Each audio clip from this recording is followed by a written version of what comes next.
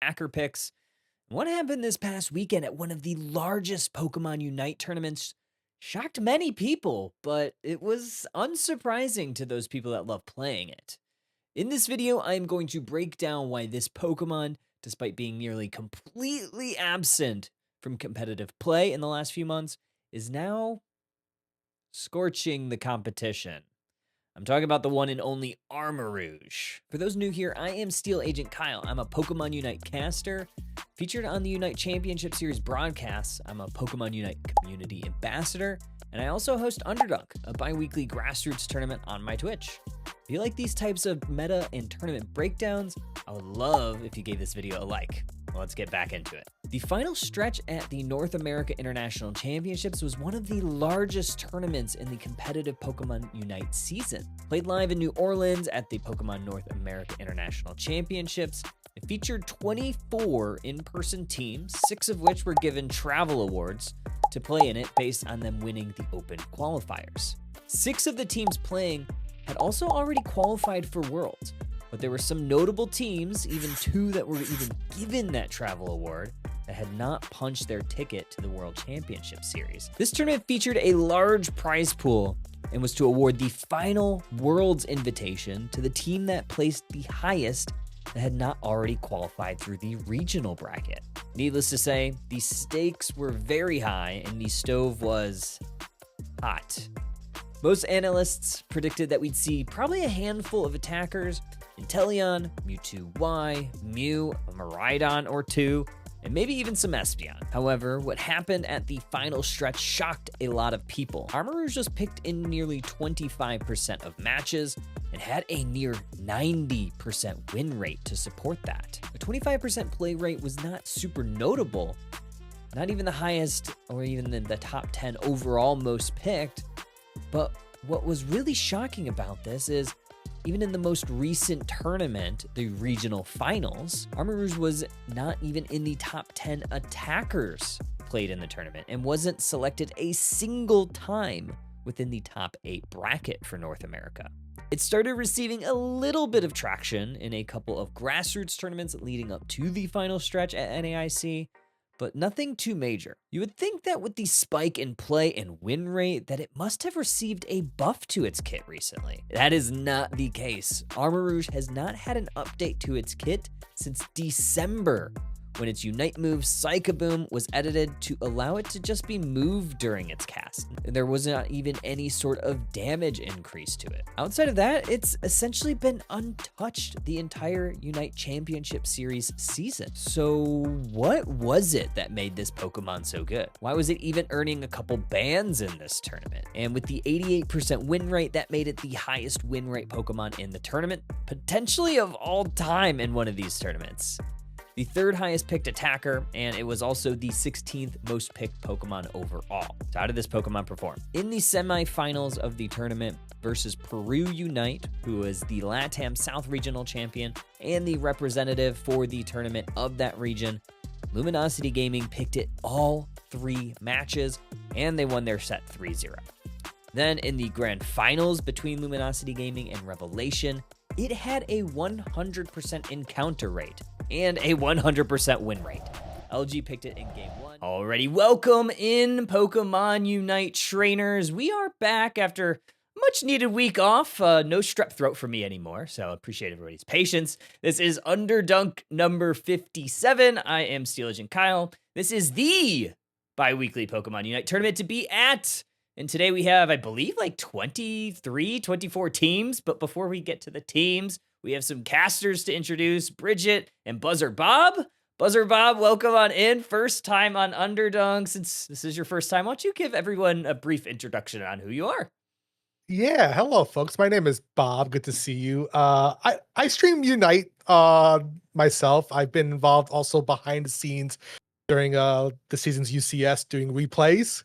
And I've also am looking to help out more with Unite behind the scenes in the upcoming seasons. But I figured I like doing these events, and Kyle's like, Bob, do you want to do casting? And I'm like, no. He goes, well, too bad you're doing it. That's exactly no. That's exactly how it went. But I am like, but by heart, I am an entertainer. I'm a game show guy. I like hosting stuff.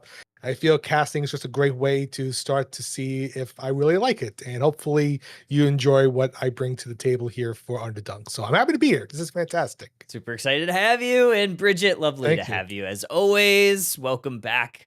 How have you been? The big overdunk pre-show, overdunk. Okay. I say it wrong one time. It was pretty fun. I got to watch it. Similar. Thank you. Yes, we did do our big mega worlds episode with as many of the casters as we could. Danily and Deep Snacks couldn't make it, but we got everyone else, which is pretty good. Especially since they keep adding more casters. So that's up on the Unite Mike's YouTube if anyone missed it or just wants to watch it again and like it and like subscribe to our YouTube. That would be like so cool. It would be very cool. I usually watch it on YouTube because sometimes I'm just like not paying attention when it goes live. So Yeah. I usually end up catching it like the day after, but I actually sometimes watch it on YouTube. Sometimes I watch it on Twitch just so I could get the pre-show because sometimes Ooh, that is the wow. fun way to go about it because you cut off the pre-show on the YouTube. So Yeah, Or Zoinks Zoinks tries to does. incentivize. Yeah, that's not on me, but Zoinks does try to incentivize the live listen for the pre-show. So that's a good hack. I'll have to let him know you found a way around it. yeah, I got it in there that way. Well, I have to subscribe, so it works out, I guess. But We'll take it. we take it. Well, we've had a nice week off. A lot of new information has shaken up and rumbled through Thea Sky. We have Worlds just a week away at this point. Oh my And god, that's crazy. We have a new Pokemon joining tonight, I think at like 3 a.m. So like things are crazy right now in the Thea Sky and maybe even in a different map or different look by the next time we see it here on Underdog. Maybe I'm not sure what the timing is after Worlds of when the changes are going. Maybe we have one more, but either way, let's talk about just quick housekeeping for those that may be new to Underdunk or watching for the first time. We are a double elimination bracket, best of 3 on the winner's side, best of 1 on that lower side of the bracket. But we have switched a little bit here just because of the late window that we are in, starting 8 p.m. Eastern. So it does tend to run a little bit late. So anytime we start a set after midnight Eastern, we call that threat level midnight, and everything will turn into a best of 1 at that point, just to kind of keep things moving along. And we do have just a singular ban today. Latios is still banned in Moratorium. Once it is out of timeout, we will let it free. But for now, still banned. That is it for our housekeeping.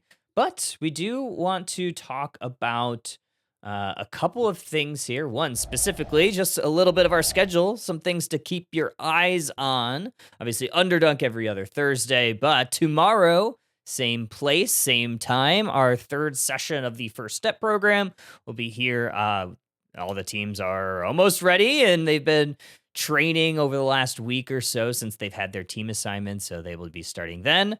We also have session 4, which will be coming up, and the signups for that will be coming up soon. !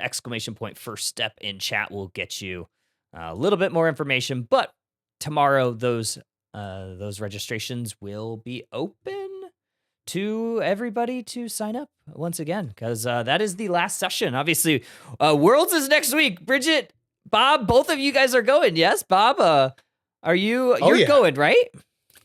Oh, I will. Okay. I will be there. I will have some special trading cards to give out. So if you see me around at the venue, stop by. Let's say hi. Let's get some photos. I'll give you a special Buzzer Bob card as a wonderful souvenir. So excellent. Yeah. For this, Bob made fun of me in a Discord server for being really late. He called me slowpoke. To be fair, I was very slow at joining. Yeah, it happens, but either way. It's all good. It's all good. Bridget, you're going to Worlds. Your first Worlds. I think it's my first Worlds too. I know it's my first World, but I think it's you said it's your first Worlds, right? Yes, I've never been. So I am really trying to mentally prepare, but I do not think I will fully be able to until I'm actually there and Mhm. experiencing it. But I'm very excited. I am also quite excited, but let's take a look at the bracket. So we are going to be getting into the first game very shortly. I think the teams are just about ready and in lobby. So, but we do have a kind of a big bracket tonight. 23 teams. We'll start with you, Bob. Is there any team that you may be familiar with here, or just excited to see any players that you may have taking a peek at? The first matchup we are going to be watching is match A, which is LB Gaming and Enthube We Trust. You know, I've been learning the last couple of weeks in some of these teams here, and I've been looking a little bit at Enthube We Trust, actually, 'cause I just love the names. Yeah. If I see a good team name, I'm gonna gravitate toward you pretty good. Mhm. There's a team that I do like also, that I've heard before. I think it's Mew World Order in Group B, I believe it Yes. is. Mhm. So I'm familiar with their lovely work. But yeah, no, I think Enthube We Trust is gonna be a good game, good team to watch upcoming. So really excited about that. Bridget, any teams that you have your eyes out for today? Obviously we have the Underdunk classics of Brouhaha and Pocket Rockets. I do not think I've ever seen an Underdunk without them. And obviously Big Uzi is the best. Smiley face is appealing to me. I think Uzi's on the team. I don't remember who else exactly is, but I know I recognize others on there. So always love an Uzi appearance, even if it is just name. But I do think he's on it. Yeah, he is. I believe that's Uzi. I think I saw Poison on there, and if I'm not mistaken, it was also Dispenza and Picadiff, so a couple Oh representatives from Revelation. So I wow! think I think you hit the nail on the head. I think that's a very much a team to watch today. I'm also like my eyes always on Barrel of Monkeys. I think they're just always such a fun Mm, team to watch. If you don't know, it is kind of the goofy goobers if you watch a lot of UCS. But with that said, nice. Bob, Bridget, it looks like we have the draft up and ready to go. So I'm going to go ahead and hand it over to y'all. I'm hand it over to Bob. So go ahead and take it away for our first draft. Oh, this is exciting. So yeah, we're heading into the draft right now and looking to see some of the bands that we are popping up here. Ho-Oh, I think, is a really solid band. We've seen a lot of Ho-Oh play, even though it got nerfed recently. I think it's been still really powerful. And then Charizard on the LB gaming side as well. Look like Suicune's coming up next. Again, another solid pick there. And then Slowbro. So I think these bands, Bridget, are pretty in line with what we've been seeing even outside of today. So Yeah, I'm definitely interested to see how the bands play out. Like you said, I feel like Char and Ho-Oh fire types are on band watch for sure. Kind of surprised we didn't see any support bands, but it does feel like the sports got lowered down quite a bit with both of the U impact patches. They just really don't like the orange backgrounds. They're all about the green backgrounds and the tanks. Enthube already kind of picking up a very scary combo in Talonflame and Sableye. I'm really scared to see what else they are cooking. yeah, no, Talonflame is very scary, and of course, Sableye is always up to some shenanigans here. So I want to see what. And right now, I see Darkrai being hovering over the Zorok, which is going to be fun, and then Dodrio. We have three speedsters on the side of Enthube, so they're really going for just aggressive and zipping around the map as fast as possible. But like you said, on with the orange backgrounds, I see Reddy with the Blissey here, and Blissey has been shown to be really impactful in a lot of these games. Yeah, I don't. Okay, at first I thought Thoob was going for like a score comp kind of thing, but then Triple Speedster. I don't know if that's been viable since like the Speedster spring we endured. I feel like it was Oh like yeah, springtime. And even then it was kind of like, okay, it kind of works, but three's a little much. Like it three's a is. It is. crowd. Three's a crowd. Yeah, Uh oh, good type reference. I thing. loved it. I loved it. Yeah. So obviously LB's comp is just looking much more normal to me. I I mean, I'm seeing a lot of goal getters. I have to assume they're score comping. I mean, I don't know if you can really do anything else with No, the Thoob you're comp.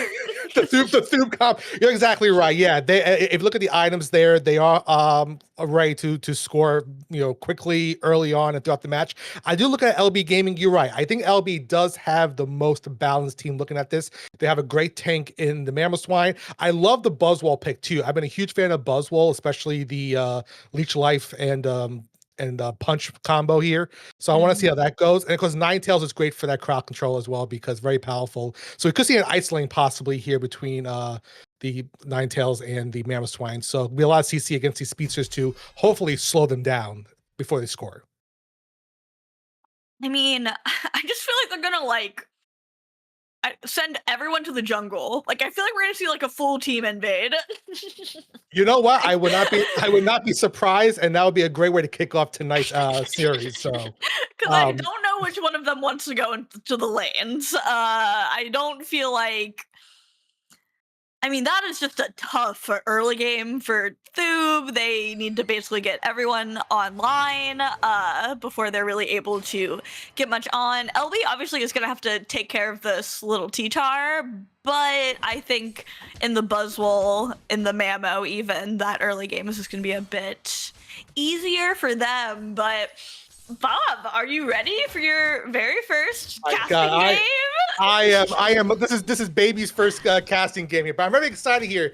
So you have LB on the purple side, Thoob on the orange side. I think you're right. I don't think we're going to see a lot. Already a jungle invade happening right there with the Talonflame and even the Sableye coming in to disrupt some of that play there. But looks like Mamoswine is trying to get rid of that Sableye pretty quickly. And looks like Talon will be hopefully maybe going down here. Looks like they may not get away, and they get knocked out from the Blissey there. But you're right. It's already aggressive early on, and I think as we head on for the next couple of minutes, we might just see some very safe play from the speedsters here. But I think, as you can see, already jungle invading and already trying to make their message known that they're here to win. Definitely. Yeah, Sableye even back at it again in this central area of the opposing team. It looks like he was maybe able to get one piece of farm. He has a little bit of, points in his pocket, but not too much of a successful invade since LB was able to have 3 of their team members in that jungle helping out. We're going to see 3 from each team in this top path for those first birds. LB having some pretty strong dominance. They seem to secure most of those, have this point lead, and look like they're going to wreak more havoc up in that top path. Yeah, that was a good opening fight, as you saw up there. That Buzzwole was trying to take down Dodrio pretty quickly there, but Dodrio was able to get out of the way pretty fast because it's known to zip around the map a lot. And this ice lane down here, not a lot of action going down. Sableye still causing trouble for LB here, but not a lot going down. I think top lane is still be a little bit more aggressive here. This Blissey here is trying to. I feel like this Blissey has something against this Talonflame here. They are on Talonflame duty for sure. They are slapping the bird as best as they can. It looks like the Buzzwole is here to help slap the bird. Bird kind of got away. He's still up there. Okay, they got him. They got him. Sorry, I had to focus on the minimap for that one. It looks like the T-Tar is going to go Stone Move, which I'm forgetting the name of, but he is starting to get a bit more online. I think, no, not quite level 8 with that dunk yet, but LB in a really great position, especially to get this T-Tar online. Yeah, level-wise, you can see LB definitely has a slight advantage here over Thoob. But here it goes. Here comes Buzzwole trying to make some plays here, but Zorik's coming in here. 4 on top, trying to take down that Buzzwole, because Buzzwole can be very aggressive early on. But Buzzwole's taking a knockout on that Sableye, and here comes the rest of Thoob trying to take care of the Buzzwole here in the middle, in the top lane, and goes down with some more points in the pocket for Thoob as they start to dunk in that tier 1 and get some new levels increased on their team to hopefully match up with LB Gaming. Yeah, I like Thoob being able to group up in that top path after bot path gets taken down. I do feel like we have maybe one too many goal getters on the side of Thoob. Just one. Yeah, maybe 3 too many. I don't know, but they are able to get these team fights in.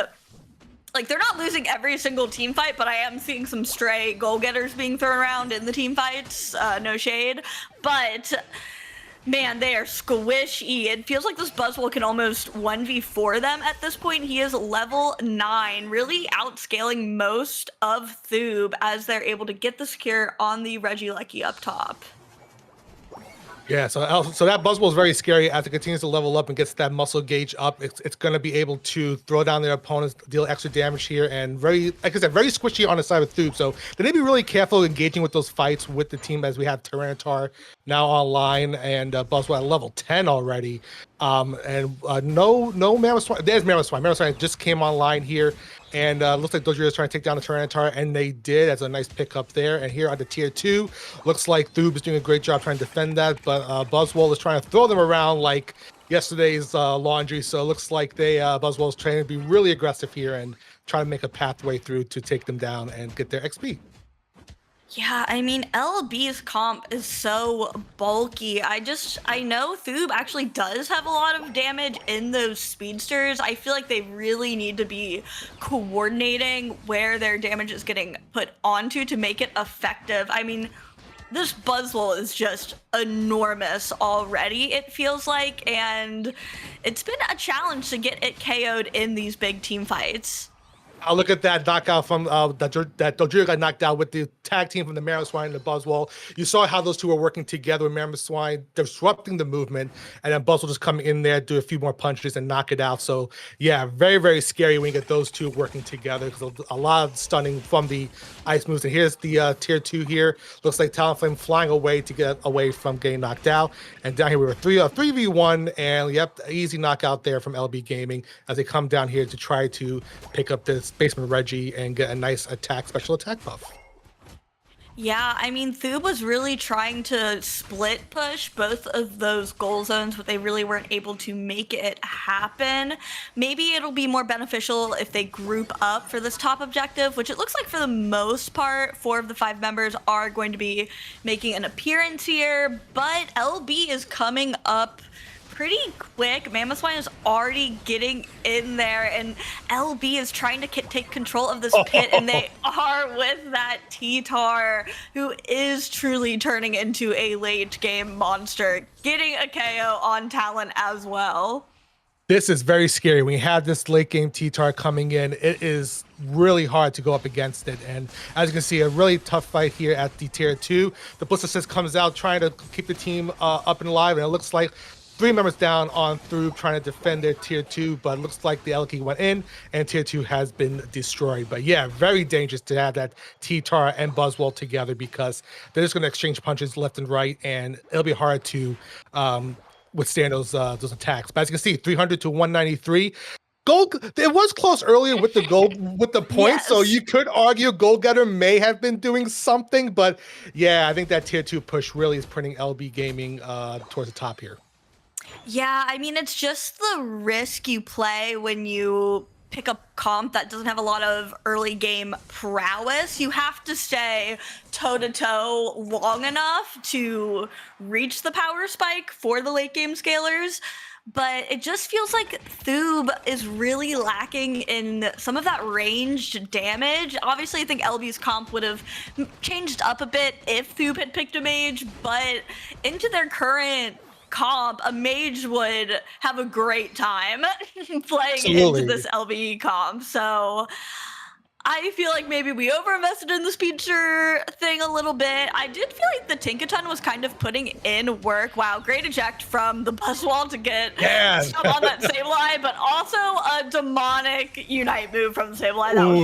That was pretty clutch. Sableye saying, nope, Buzzwole, you have to go back home. You're not going to be here. And that Sableye takes down that tier 2. Only 35 points separates these two teams as we're about 10 seconds heading into the Ray fight. Interesting to see here if Thoob is going to go all in on this Ray fight, or they're going to look at maybe doing some cheeky backcasts. But no, it looks like the fight has already started up here. With 2 minutes left to go. Let's see how this goes down. We have everyone still standing. Oh, we have one person that Thoob is down. 2 Thoob members are down. Talonflame trying to get out of there because very low in HP. And here comes LB Gaming, all 5 of them into the Ray pit, trying to take down Ray and rip it to shreds. Yeah, looks like Talonflame is lurking in the shadows, but it got bursted a little faster than the Talon could see. So in the end, that Rayquaza will be going to LB Gaming. I think I saw the Sableye and the Dodrio trying to make some backcaps while the LB gamers were ripping the Rayquaza, but I just don't think they had enough money in their pockets. 700 to 349. It is looking like LB has got this one. It was a fun comp. I have to give Thoob some credit here for giving us some 3 speedsters and some goal getters here. Like I said early on, it was good, but I think as the late game progressed, the power from LB Gaming just overtook Thoob, and Thoob didn't really have a great way to answer back from the power from Boswell and Tyranitar already at level 15 already. So when you look at levels, yes, LB Gaming definitely had that advantage, and I think they had much more crowd control on their side with the Ice Lane early on. And as you can see there, they're just chilling in tier 1, making sure to give a nice welcome notice to Thoob coming over to see any last minute message that they want to send. Yeah, for sure. Even if they were able to get this late game push in, I think everyone would have to score like 100 points. The goal getter, unfortunately, does not help with the amount of money in your pocket. So this one will be going over to LB. I think we said early on, Bridget, looking at the draft screen, and you and I said it, LB Gaming just had the much more well-rounded team going into this fight. And I think Thoob has to go back and say, okay, what can we do to come back possibly here? We may have to make some adjustments to be a little bit more aggressive, and we probably won't see 3 speedsters. That's my money on that. Yeah, it was a good effort, but it is, a much more brawly meta now. I mean, obviously these speedsters are brawlers, but man, Buzzwall with 14 KOs. I mean, no one really wants to be within like grabbing distance of that guy, so playing a team that kind of requires you to be is just not very fun. But A9 and T-Tar also with 10 KOs of their own. Honestly, a high KO game. Over 100K for Obelisk on that Buzzwall. Yeah, he was having a good time. Yeah, you look at the numbers on Thoob. That Tingatunk was tanking a lot of hits with over 101,000 damage taken. But Wow. yeah, putting these numbers side by side, definitely LB Gaming had the power spike. You saw that damage and the constant knockouts. It wasn't just 1 or 2 team members going out on the Thoob sides. It was like 3, 4 members going out at once in those team fights. So looking at this, yeah, I think Thoob might have to be aware of LB Gaming might be more aggressive with those high attackers. What else can you counter that with? Can you counter with some more bulk? And look at the scoring, pretty close throughout most of the game, back and forth between both teams. But yeah, that Rayquaza fight definitely landed in LB Gaming's lap, and that's how they were able to secure that win. Yeah, it'll be interesting to see if Thoob adjusts their strategy at all, if they're going to go for this kind of more score comp type of playstyle, which, yeah, looking at the point screen, points win the game, and they were pretty much on par point-wise for most of that game. So it's not like they really super failed at their mission. I just think going into the 2-minute mark with, like, not enough points in your pockets got them, but I do think they saw the T-Tar, I think, and they were hoping to get the T-Tar a little bit caught out as the 2-minute mark hit, but really I think a lot more of LB was with the T-Tar than maybe Thoob had realized when they had went to engage, because that is very tempting to take out the like level 14 T-Tar if you can. So I kind of get it. If you're able to, that's the question. That part. Yeah. But if you see, it's hard. I don't necessarily think engaging in the fight is the win con per se, but if you're able to get like a high level pick like that, it could have been what got them that win. So I saw the vision. I don't think it really went too bad, but I'll be interested to see if they go a more like traditional type of comp or if they're going to stick with this kind of crazy kooky score comp. I mean, I'm all for the craziness, to be honest with you. And I was thinking, looking at the comp, how much fighting would they actually engage in, right? Because with that comp, you're thinking, how quickly can I score? Can I apply pressure early on at tier 1, very early on in the game, and start dunking? Maybe team fights, like you said, aren't the win con for them. It's just trying to see how fast they can score. Can they level up at a good rate to maybe not outpace LB Gaming, but at least get on par with them. So when those fights do happen, and they will happen, they might have a good chance of taking down some of those powerhouse hitters like Buzzwole or Tyranitar. But having Mamoswine and Ninetales in there just to slow down your progress too, especially Mamoswine redirecting you with the Ice Fang, and then Buzzwole coming in just to say, "No, I'm just gonna punch you a couple of times and just take your HP down to 0." It could be hard. It could be hard. Yeah, there was really a lot of CC coming out of the side of LB with all of those things you were just mentioning. But yeah, that is the downside of running the goal getter, is you're not running full heal. And into a comp like that, I personally am not even the best at pressing full heal, but it can still save you a bit more than, I think, the goal getter. Maybe at least on a couple guys. You can maybe have it on one guy if you really want that guy scoring. Yeah, But I think you're exactly. Oh, here we go. nice. Time for I guess draft. we'll get to find out.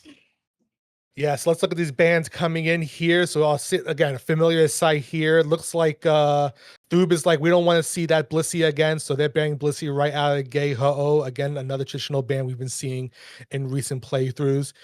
Thoob here deciding their next ban, and it looks like it is going to be, well, Latias can't even be played, so there you go. Well, just in case. Just in case, you never We don't know. want anyone clicking it on accident. I understand what Thoob is doing there. They're doing it for the good kindness of their hearts. Or maybe they just didn't want. Sometimes it can be a strategy to leave out Mon and Draft if you want to kind of like guarantee you can pick something, and then I don't know. I guess probably more of a strategy if you're on the double pick side first, but I digress. We are going to see the Charizard out here, and Slowbro and Clefable actually coming out from LB. I am liking LB's draft so far, getting some of those tanks early on. And looking at Thoob, yes, Charizard, the Miraidon is now in play, and Hooper there. So very good to see some variety there on Thoob's side. And looks like we could also have Greninja and Wiggly coming in here too. So LB Gaming, nope. See, they heard me say it. You, man. They always tease me. Trust them. I cannot be trusted. And they're going with Leafeon and Greninja to having so far 4 different roles already filled out on LB Gaming side. Yeah, hey, and so far Thoob hasn't picked any speedsters, so this was a complete switch up from the last game. Proud of them. Okay, they can pick one. I'll allow one. Yeah. Especially into another speedster. I'm seeing the draft line. Talon, I think, is a great pick. I love the Leafeon on the side of LB as well. Leafeon, I just feel like, is one that was obviously running the meta quite a bit, then finally got tuned down, kind of, and then tuned up again, I think. They won't nerf that guy enough, but it's fine. I think Leafeon is a great pick. Slasher, I think, is known for the Greninja, so not too surprised by that one. And then Obelisk actually gonna head over to the Serena this time around, which I'm excited for. I will say, Bridget, looking at Thoob's team here, I do like the Talonflame still. I think Talonflame is a really solid speedster, great Securomon there. And I think Snorlax getting some of that extra beefiness on their side to counter that Slowbro. I think having those are 2 really strong defenders here. Looking at here, I think Thoob definitely want to have some fun that first match, kind of like just test the waters out a little bit. But now it looks like this team is definitely much more well-rounded to answer what LB Gaming has in store. But yeah, Leafeon, I feel like Leafeon has always been consistently good. Like no matter how much you try to adjust Leafeon, it's still a solid pick when you play, because the fact that it can deal damage so quickly and it can move so swiftly, you can position yourself in some really good team fights and still have some great damage output with that Pokemon. So excited to see how that Leafeon plays this match. Yeah, for sure. I'm also pretty excited about the Clefable. I feel like, especially in the Western regions, we really, I would personally say, undervalue Clefable. Whereas I've seen some really successful Japanese teams, especially in their qualifiers, play Clef extremely well. And this was like pre-buff Cleft. I know they nerfed her again, but it's fine.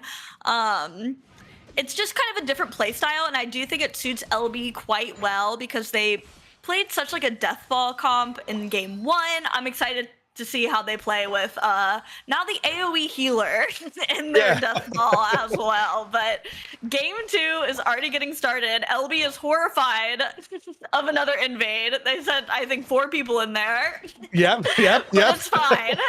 No invade, and they were able to split the jungle. Yeah, no invade going on here. So we have a nice traditional play going on here. We have 2v2 here on the bottom path. Looks like Snorlax is trying to get to that berry to get some HP back in their system, and they do that great. Up here, looks like we're going to have the Clefairy going down on LB Gaming side. So Thoob is pushing here to get some early scores into the game. But there's that Leafeon already at level 4 using the Razor Leaf to deal some damage out on Doob's side here. But yeah, early game, nothing too crazy happening right now. Looks like teams are just getting ready just to get their levels up and get ready for some of the first big fights of the game with the birds.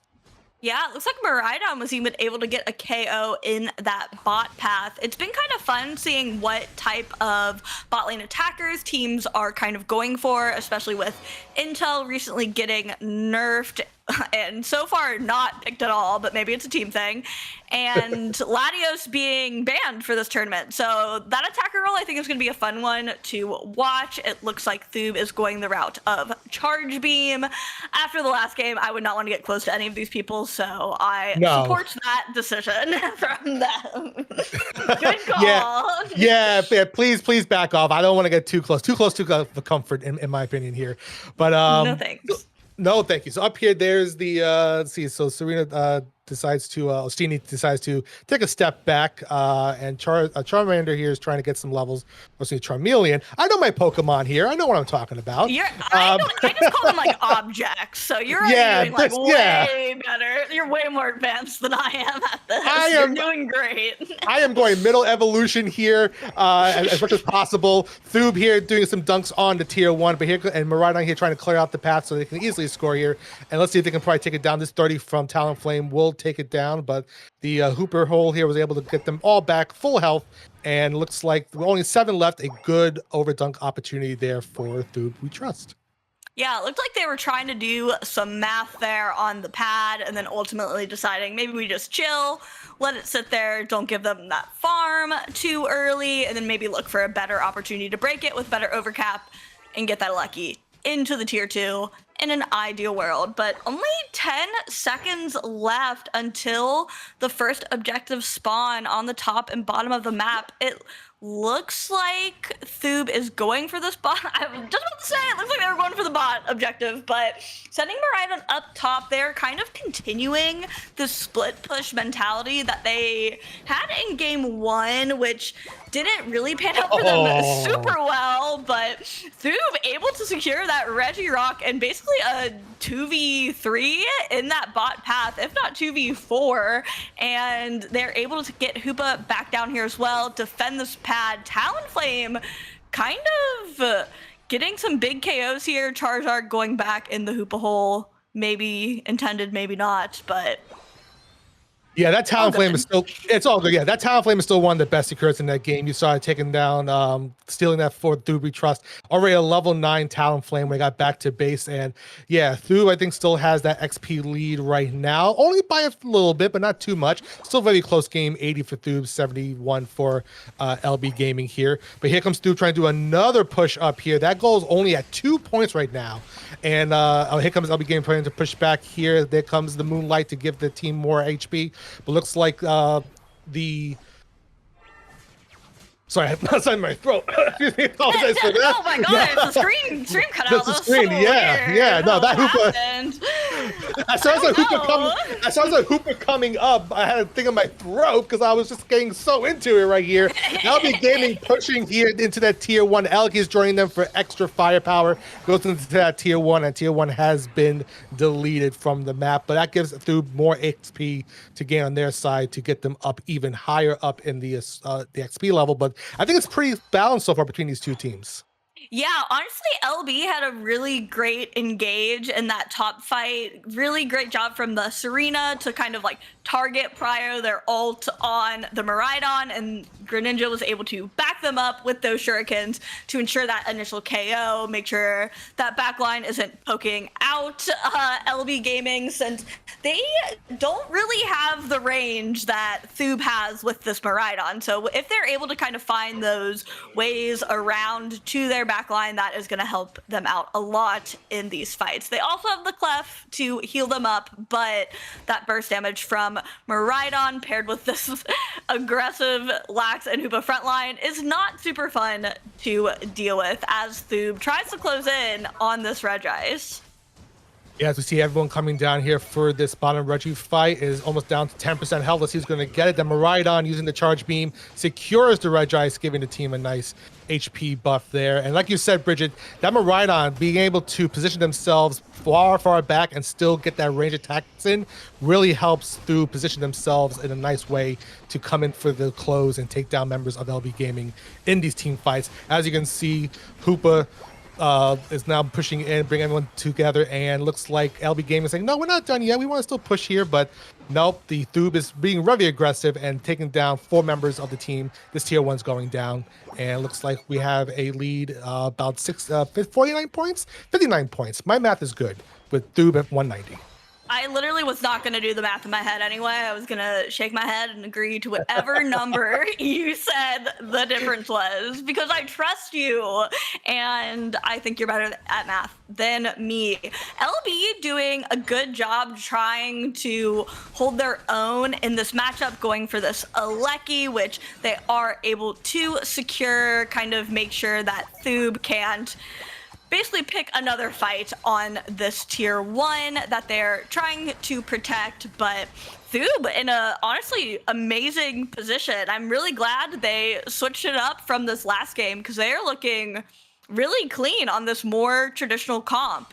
Oh my gosh. Oh, that was warranted ult, honestly. That was with murder, but I really thought the Talon had it. I'm not gonna lie to you, but good on Serena. I think it was worth it, and just for your pride, I feel like that was required.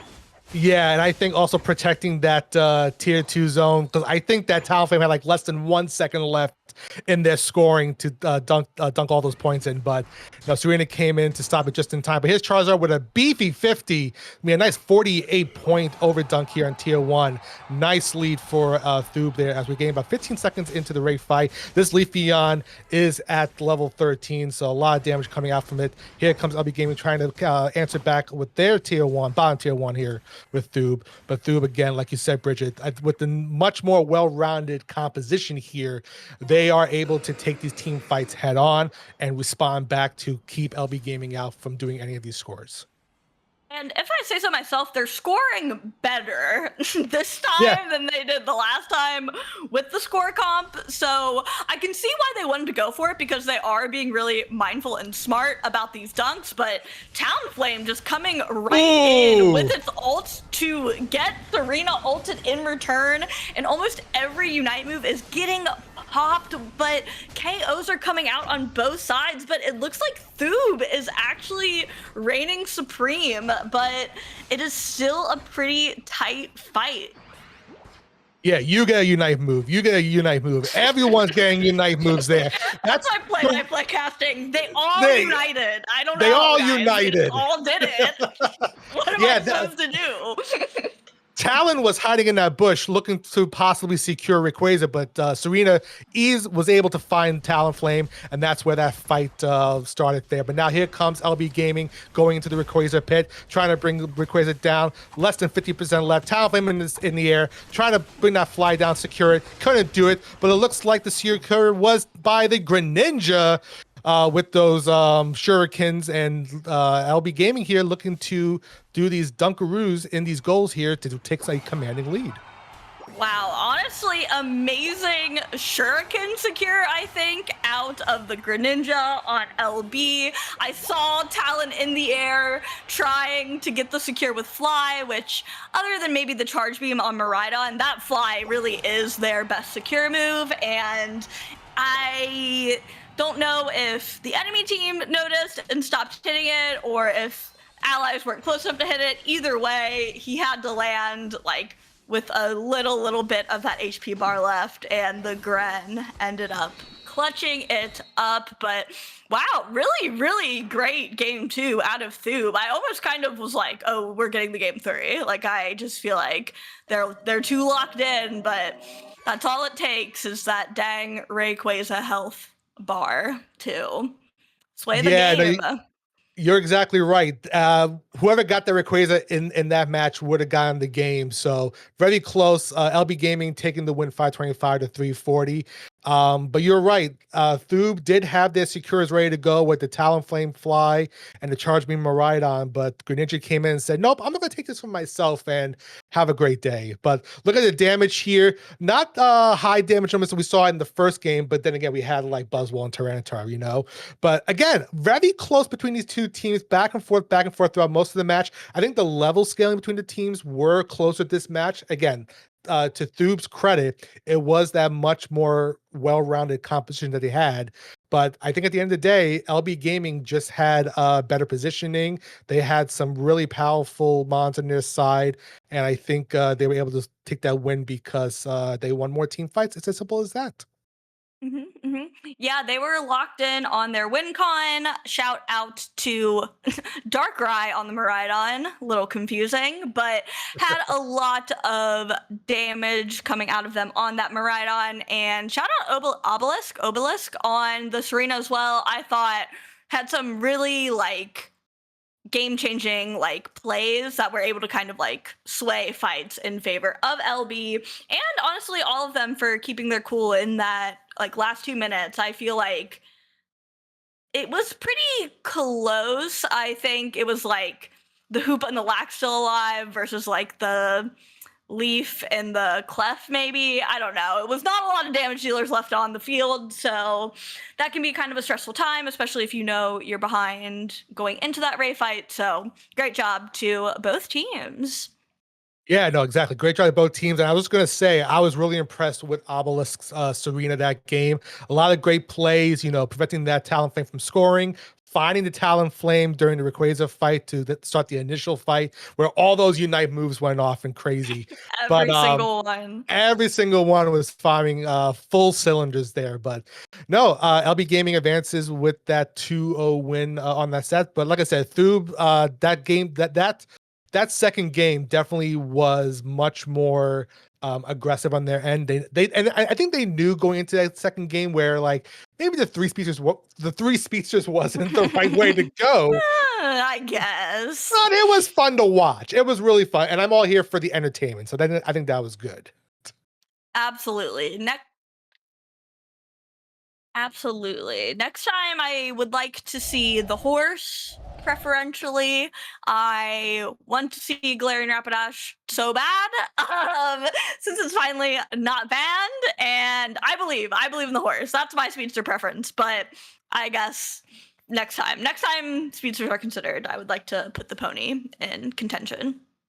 Well, maybe we'll get to see Pony for Bridget. We want to see Pony coming up later tonight, hopefully. So we'll find out if we get that wish to come true. But we're going to take a short break. When we come back, we'll have more action here on Underdunk. So please stay tuned. We'll see you in a little while. This unexpected pick just rewrote the meta. It stole the show from the usual S-tier attacker picks. What happened this past weekend at one of the largest Pokemon Unite tournaments shocked many people, but it was unsurprising to those people that love playing it. In this video, I am going to break down why this Pokemon, despite being nearly completely absent from competitive play in the last few months, is now scorching the competition. I'm talking about the one and only Armarouge. For those new here, I am Steel Agent Kyle. I'm a Pokemon Unite caster. Featured on the Unite Championship Series broadcasts, I'm a Pokemon Unite community ambassador, and I also host Underdunk, a bi-weekly grassroots tournament on my Twitch. If you like these types of meta and tournament breakdowns, I would love if you gave this video a like. Well, let's get back into it. The final stretch at the North America International Championships was one of the largest tournaments in the competitive Pokemon Unite season. Played live in New Orleans at the Pokemon North America International Championships, it featured 24 in-person teams, 6 of which were given travel awards to play in it based on them winning the open qualifiers. 6 of the teams playing had also already qualified for Worlds, but there were some notable teams, even 2 that were even given that travel award, that had not punched their ticket to the World Championship Series. This tournament featured a large prize pool and was to award the final Worlds invitation to the team that placed the highest that had not already qualified through the regional bracket. Needless to say, the stakes were very high and the stove was hot. Most analysts predicted that we'd see probably a handful of attackers, Inteleon, Mewtwo Y, Mew, a Miraidon or 2, and maybe even some Espeon. However, what happened at the final stretch shocked a lot of people. Armarouge was picked in nearly 25% of matches and had a near 90% win rate to support that. A 25% play rate was not super notable, not even the highest or even the top 10 overall most picked, but what was really shocking about this is even in the most recent tournament, the regional finals, Armarouge was not even in the top 10 attackers played in the tournament and wasn't selected a single time within the top 8 bracket for North America.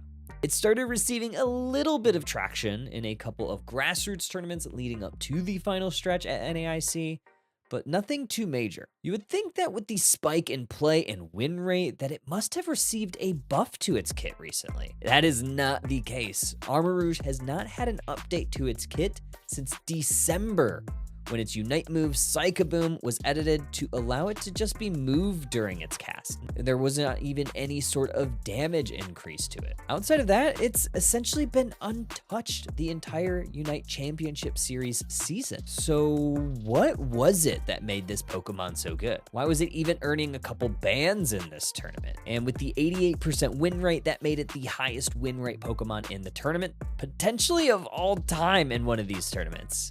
The 3rd highest picked attacker, and it was also the 16th most picked Pokemon overall. So how did this Pokemon perform? In the semifinals of the tournament versus Peru Unite, who was the LATAM South Regional Champion and the representative for the tournament of that region, Luminosity Gaming picked it all 3 matches, and they won their set 3-0.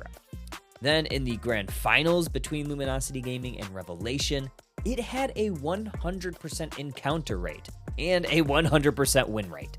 LG picked it in game 1 and won 742 to 92. Revelation then picked it in game number 2 and won a nail biter 457 to 295. LG then in game number 3, they won a blowout, 1,231 to 11, potentially one of the biggest blowouts in UCS history. Finally, in game number 4, Revelation had enough and went ahead and banned it. In the grand finals, this Pokemon was represented in all 4 games. Let's talk about the build. So the players used a little bit of a mix of builds. Most often, it was equipping Full Heal as the battle item to help avoid hindrances and crowd controls. A lot of the times, the held items were Slick Spoon, Cursed Incense, and surprise, surprise, Rocky Helmet. However, some trainers substituted Slick Spoon for more sustainability with a Focus Band. We even saw some trainers sub out the Rocky Helmet for even more damage, self-sustain, along with a little bit of cooldown with a Shell Bell. For abilities, Fire Spin was selected at level 5 and Psyshock was mostly selected at level 7. Fire Spin is an area of effect ability which cloaks Armarouge and fire. It deals damage to Pokemon within that area, and it also gives Armarouge a shield that can stack up to 6 times. It also gives a 20% movement speed increase while the Vortex is active. This ability tends to help Armarouge self-sustain in long team fights and gives it quite a big punch. Psyshock was the second ability that was mostly favored by the squads. Since you're playing with Fire Spin mostly, you're primarily limited to fighting within a small vortex. Psyshock gives a little bit of additional utility for Armarouge. What Psyshock does is it sends out 3 waves in an area of effect in front of Armarouge. It deals damage and hinders the enemies in that 3rd area. The big thing with this ability is after using it, it fills up the boosted auto attack gauge for 3.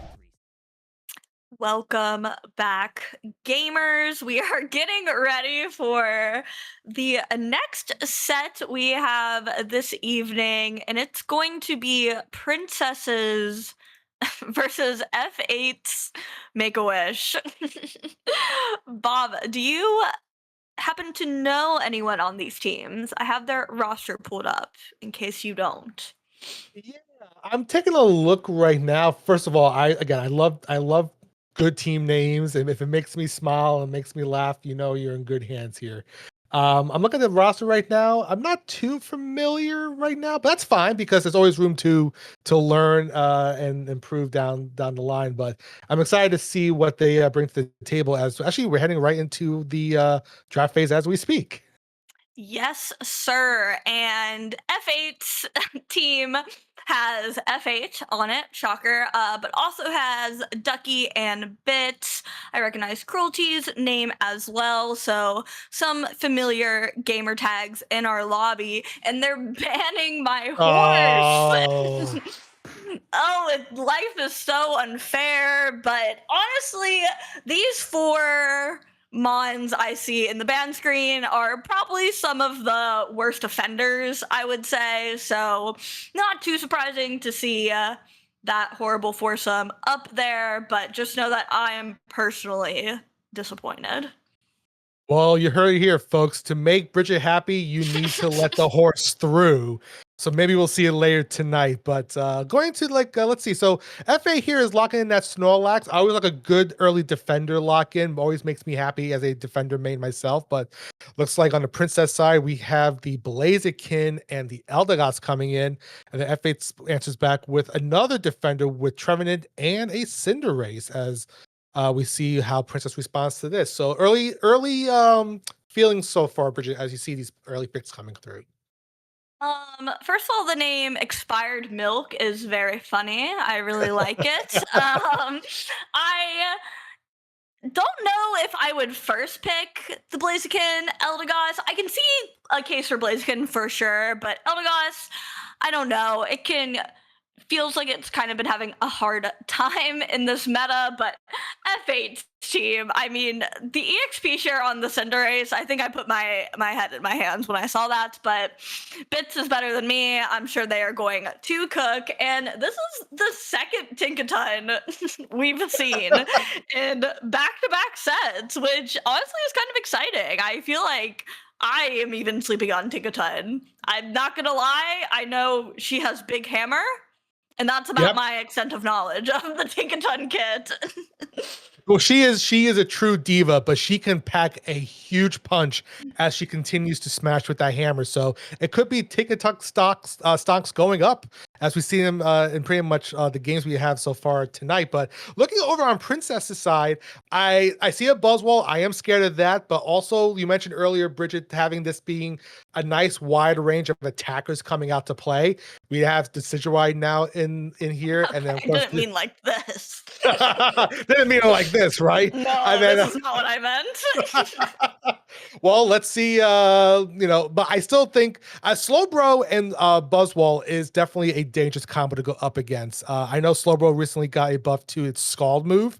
I know a lot of people prefer to play a lot of CC with Slowbro, which I do agree, but Scald can be a great move to slow your opponents down. So if that makes Buzzwole easy to come in and then smack you around, we'll see what moveset Gooeyest, which is also a great name, by the way. We see what Gooeyest decides to do here.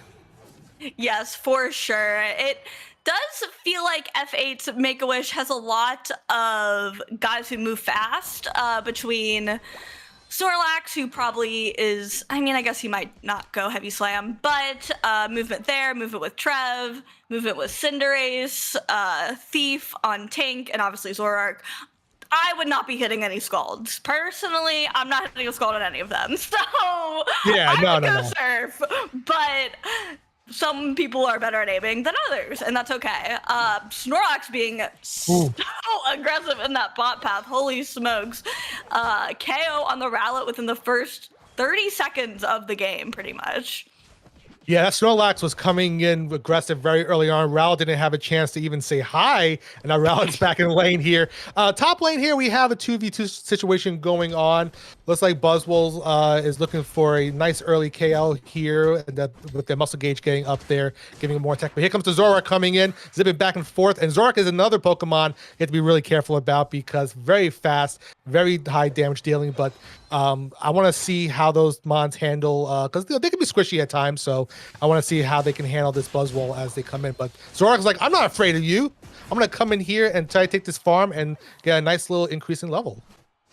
Yeah, and they're able to get a KO on that Buzzwole. F8 jungler Zoro is actually heading down to that bot path to kind of get a surprise gank on princesses in the bot path too. Wasn't satisfied with the success in the top path, needed to make some moves on bot as well. Able to get 1 KO, but that Slowbro is no joke. Zoroark able to get some dunks in, but might be all they're able to do at this point.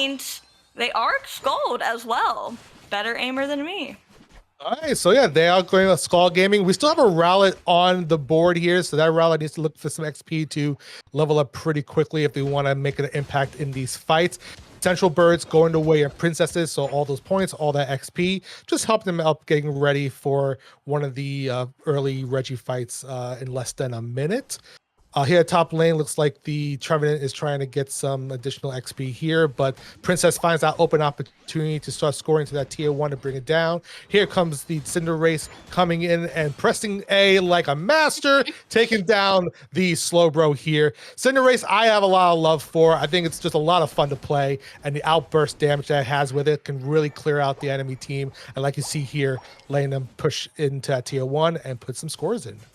Yeah, Bits did take off the EXP share on the Cinderace. I cannot be too mad about that. They're also running Pyro Brawl, which has not been nerfed. I believe it was just the Blaze Kick that got that very criminal Cinderace nerf that I've been hearing about from all of my Gold Badge Cinderace friends. They were very unhappy about it, but Bits still repping, so all hope is not lost for my Cinderaces. And it looks like Zoroark takes another knockout with that Buzzwole. Buzzwole just not getting a lot of time here to shine in this match. And here at the top with the Eliki fight, F8 making a great push here. Cinderace secures the Eliki, bringing that into the tier 1 base. And there's that hammer swinging back and forth. We talked about the take a ton stocks going up. The more she swings that hammer, the powerful she gets. And she is a diva at heart. Diva alert. Divas are up. There is a Regice still up in this bot path that F8's Make-A-Wish looked like they were trying to make a move on, but actually might try to take the fight first instead. Zoroark even letting out its Unite move just to kind of get out of there safely. Trevenant is not so lucky and gets KO'd. Princess is now with the advantage of 4 people down in this Reggie Ice Pit, and now it looks like they're going to be trying to secure this one for the team. I didn't mind that backlash from F8 as they were trying to hit the Reggie guys. They saw a fight about to break out, and they wanted to see if they could take out some members of Princesses before they take the objective. But it looks like the objective did still get captured for F8, so from the Cinderace. Cinderace securing these objectives pretty easily with their kit, and they are taking tier 1 down with them in response, and that gives XP more for Princesses to build up if they need to come back here. Because if you look at the sides of the XP game, F8 definitely has that advantage over Princesses, not just score, but in experience as well, which as we head into half game mode, it can really make a difference. Yeah, it just looks like F8's Make-A-Wish is moving with a lot of synergy. They just seem to be very aware of what everyone else on their team is doing and positioning, and they're kind of able to kite for each other during these little like skirmishes that have kind of been happening in that central-ish area. But Princesses is having a much tougher time kind of finding the same opportunities. It doesn't help when the Snorlax is trolling you in the lane. It's just not fun. Nope. Snorlax is here trying to put the Buzzwole to sleep. Zor coming in, trying to bring the Buzzwole back to the Pokemon Center, and it looks like Snorlax still can't take it down. Buzzwole, a lot of being able to just survive some of those hits, but eventually does go down to this combo. I'm really impressed by the Zoroark and Snorlax combo. I think it pairs really, really well to disrupt the other team, stun the opponent, and then Zoroark can just come in and just wipe them off the map and send them back to home base. Another secure from the Cinderace on the Eliki as it marches towards the tier 2, but it looks like Princess is there trying to stop it.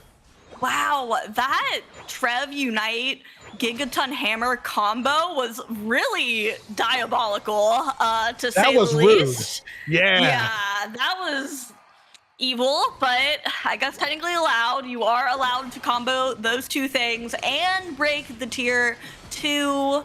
Gosh, just getting so many KOs. I just feel like they are managing their skill sets very, very well with one another. They're kind of like not wasting anything they got, which is why they're able to kind of have this type of dominance. And FA here sees the opportunity to go in. They go deep into that home base. The fight continued in lane even after the tier 2 was taken down, because you can just see FA is locked in. They're working together. They're combining their moves. Yes, it is legal to use Trevenant's Unite move and use the hammer at the same time. I did check my notes. So, Okay, but yeah, good. just making sure, we don't want to send false information out there. Absolutely But, not. But I have to give it to Princess. The Princesses is not going down a fight. They are still in this. It's less than a minute left until we have Rayquaza, but the scoreboard is really telling the story as well as the experience. Cinderace already level 15, and it's just a menace as it starts to fire those pyro balls off and pretty much wipe any HP off the map. Yeah, I mean, F8 has honestly played their position well. They, I think, did give up a KO on that Zoroark, but I was about to say, Cinderace has not given up its levels by getting KO'd, thus kind of leaving Princesses with their highest level being Eldegoss as level 12, which... Your EXP share, however, with the highest highest XP is usually a pretty bad sign going into the Rayquaza fight, but F8 has just made it really difficult for Princesses to farm, but Slowbro able to get that Unite move off on Zoro, and he goes down. It's now a 4v4 between these two teams. 4v3. Yeah, that Buzzwole just couldn't stand a chance being only at level 10 at that time, so it goes down quickly. The team looks like F8 is trying to reposition themselves back into the pit and on the edge of Princess's jungle center zone here. Cinderace again, securing the Rayquaza like it is a secure boss this match, and F8 is just going to go in here, take any more knockouts as it can, and just dunk more points into the home base. But again, Princesses is trying to still survive as much as possible in the final 1 minute 15 in this match. But here comes F8 trying to send one last message to them and just dunk on home. Dunk on home. It's really all you can do at this point. Really great job from F8's Make-A-Wish on zoning out Princesses so hard from the Rayquaza pit. I mean, they just had Snorlax and Trevenant standing in that, I call it the hallway. You know, it's like the hallway that takes you to the Rayquaza pit. It's really the worst way you could enter the pit. Do not recommend going into the hallway. Very bad time. No. And that showed you exactly why there was a Snorlax and a Trevenant simply like sitting there and waiting. So that's my pro tip. In your solo queue games, don't go in the hallway. Very scary. Don't go in the hallway. Try to find another path, because if you try to go the way that Princesses did, you might end up with a bad time with a couple of beefy defenders there ready to stun you and take you down. But yeah, I think it's safe to say F8 was clearly ahead of Princesses here in terms of just the level game, able to take down Princesses in a lot of fights. I do have to give Princesses a lot of kudos, though, for keeping up with F8, trying to make a comeback, push them back. I just think they was just slow enough to get into their potential in the game. It just didn't come quick enough, and FA just capitalized it with a massive score of 947 to 28. Yeah. Almost breaking that 1K number, but not enough money in the pocket. Honestly, I felt like Bits was a standout player. I mean, I really felt like the rest of the team was able to thrive because Bits was kind of like 1v3, like 2v3ing the other team. So that kind of gave equitable fights or even like advantageous fights on the other side of the map for the rest of the team.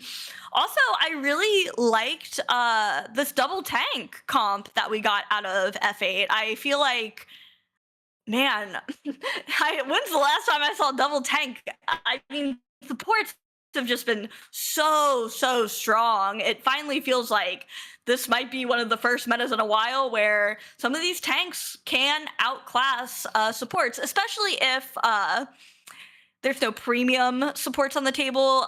For example, no Blissey, no Hoopa in this match, I think does open the door for those double tanks to thrive. But it was a pretty cool comp to see like do so well, especially since we really haven't seen it in a couple for a while, a couple metas, if you will. Probably not since top lane tank.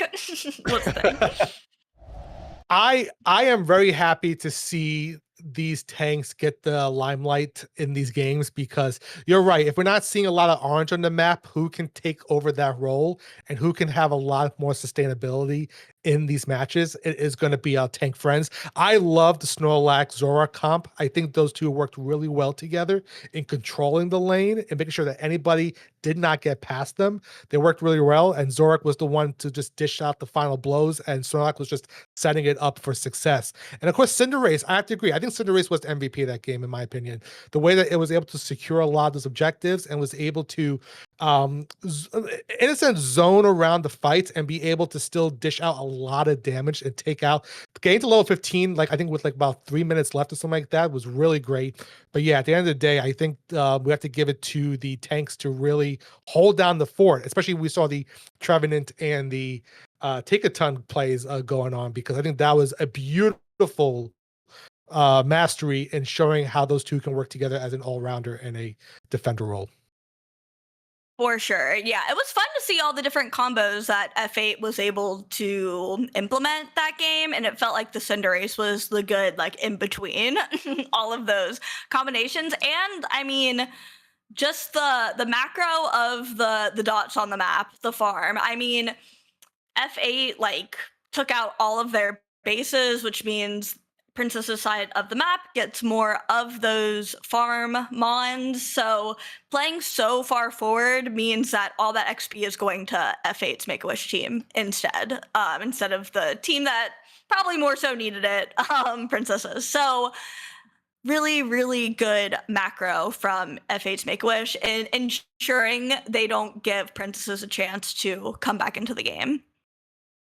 Yeah, and I know you mentioned this a couple of times too. When people are playing this game, it may be really tempting to break tier ones very early on in a game, but aside from getting a wonderful overcap value out of that, you have to keep aware that you take tier one out, you're giving your opponent a chance to come back with the additional XP on their side. So starving them from that additional experience gain can really slow their tempo down. And we saw in that last game that poor Rowlet was still level 4 for at least the first few minutes of the match. And Rowlet's one of those Pokemon where if you need to get to Decidueye pretty quickly to start making impact on the map. But like you said, Bridget, F8 just starved them from any XP from in that game. And I think just the overall composition that they were able to apply that early game pressure and take the lead and take advantage of it really helped them in the end game. But I hope maybe in response we see a horse. I'm still hoping we might see if they allow it through. Yeah, I just think thinking of like what Princesses can do next, obviously we are going to find out quickly here. It looks like Princesses has opted for first pick. We're gonna see similar bans so far in that Suicune, Charizard. We'll see if there are any target bans that emerge after that last game, but so far the only target ban is targeted at me, and they banned the horse again, which is fine. I don't even care, really. I still believe. But yeah, you know, Charizard and Suicune is definitely the story so far of bannings, and we do see another support mon, Mr. Mime, which has been seeing a lot of. I've been seeing a lot of gameplay of Mr. Mime in my matches too. Still a viable supporter if you need it on your team, but. Let's see, and that does open up Ho-Oh back. We've seen Ho-Oh being banned early on in tonight's games, but Ho-Oh is the first pick for Princess's side. And looking at F8 here, they're bringing back the trusty Trevenant, and then Talonflame is now on their side for F8.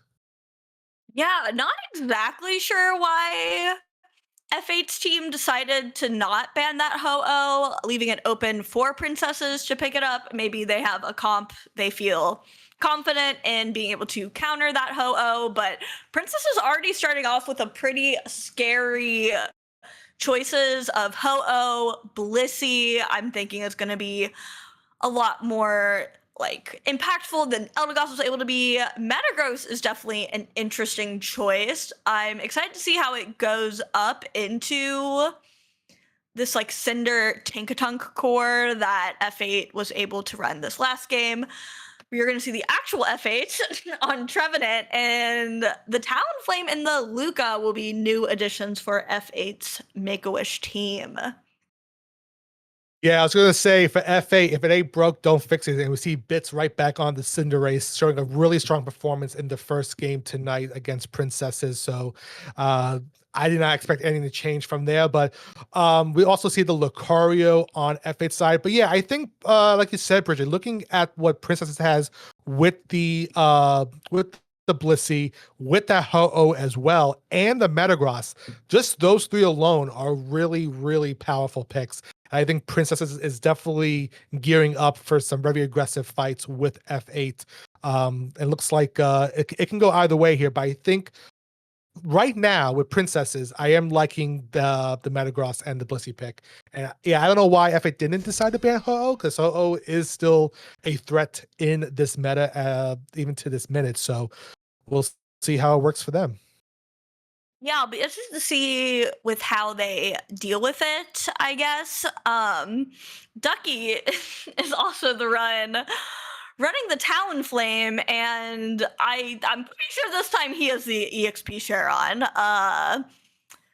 So I haven't seen the EXP share Talonflame, but I'm always open to learning. I'm a lifetime learner, so Ducky, teach me something new, and we can get into this game number 2. And here we go. We have Princesses on the purple side. F8 is on the orange side. They're beginning their traditional lane here. Looks like we have the Talonflame looking for a possible center invade, as we see this, maybe Ducky might interrupt the progress of this Torchic. And it looks like that Ducky was able to secure that first buff, and the poor little chicken has to run away and is in trouble. So really great early aggression from Ducky on the Talonflame. And you're right, it is experience share. So let's see if we can turn Bridget into a believer here. Hey, I'm very pro putting the light bulb on anything. So Talonflame's just a different one, but it is definitely working. Good call on F8's team for looking at Princesses comp and realizing that honestly none of those carry mons would appreciate being invaded by that Talonflame, but it is not going to last as long as I think we would have liked. But Cinderace able to get the KO on the Torchic and in turn that red buff, but that one doesn't look like it's going to be long for this world either. So not quite the most successful invade, I would say. Definitely wasted some time, wasted some resources. Got Princesses kind of away from their lanes, but honestly, I would say overall getting those KOs back were really, really solid. But woo, Top Path just got a whole lot stronger. It is triple KO. Look at that experience just pouring on F8's side. But you're right, Bridget. This wasn't the most successful invade, but yes, the time it took off of the clock of possible growth definitely would hinder Princess's opportunity to level up and keep up with the game, because FA is just leading with the experience here. And here comes the Luca trying to take out more of that farm as we head into the center for some birds. Cinderace trying to survive a little bit, but cannot and goes down. And here comes the Lucario coming in and with the bones, and nope, not able to get anything else. So it returns back to the bottom lane here. And I feel like FA here is still showing the dominance early on. You can say by the score, obviously, from 106 to 35. But yeah, that early triple KO in the top lane, I think really is just setting the tempo to tilt in F8's favor.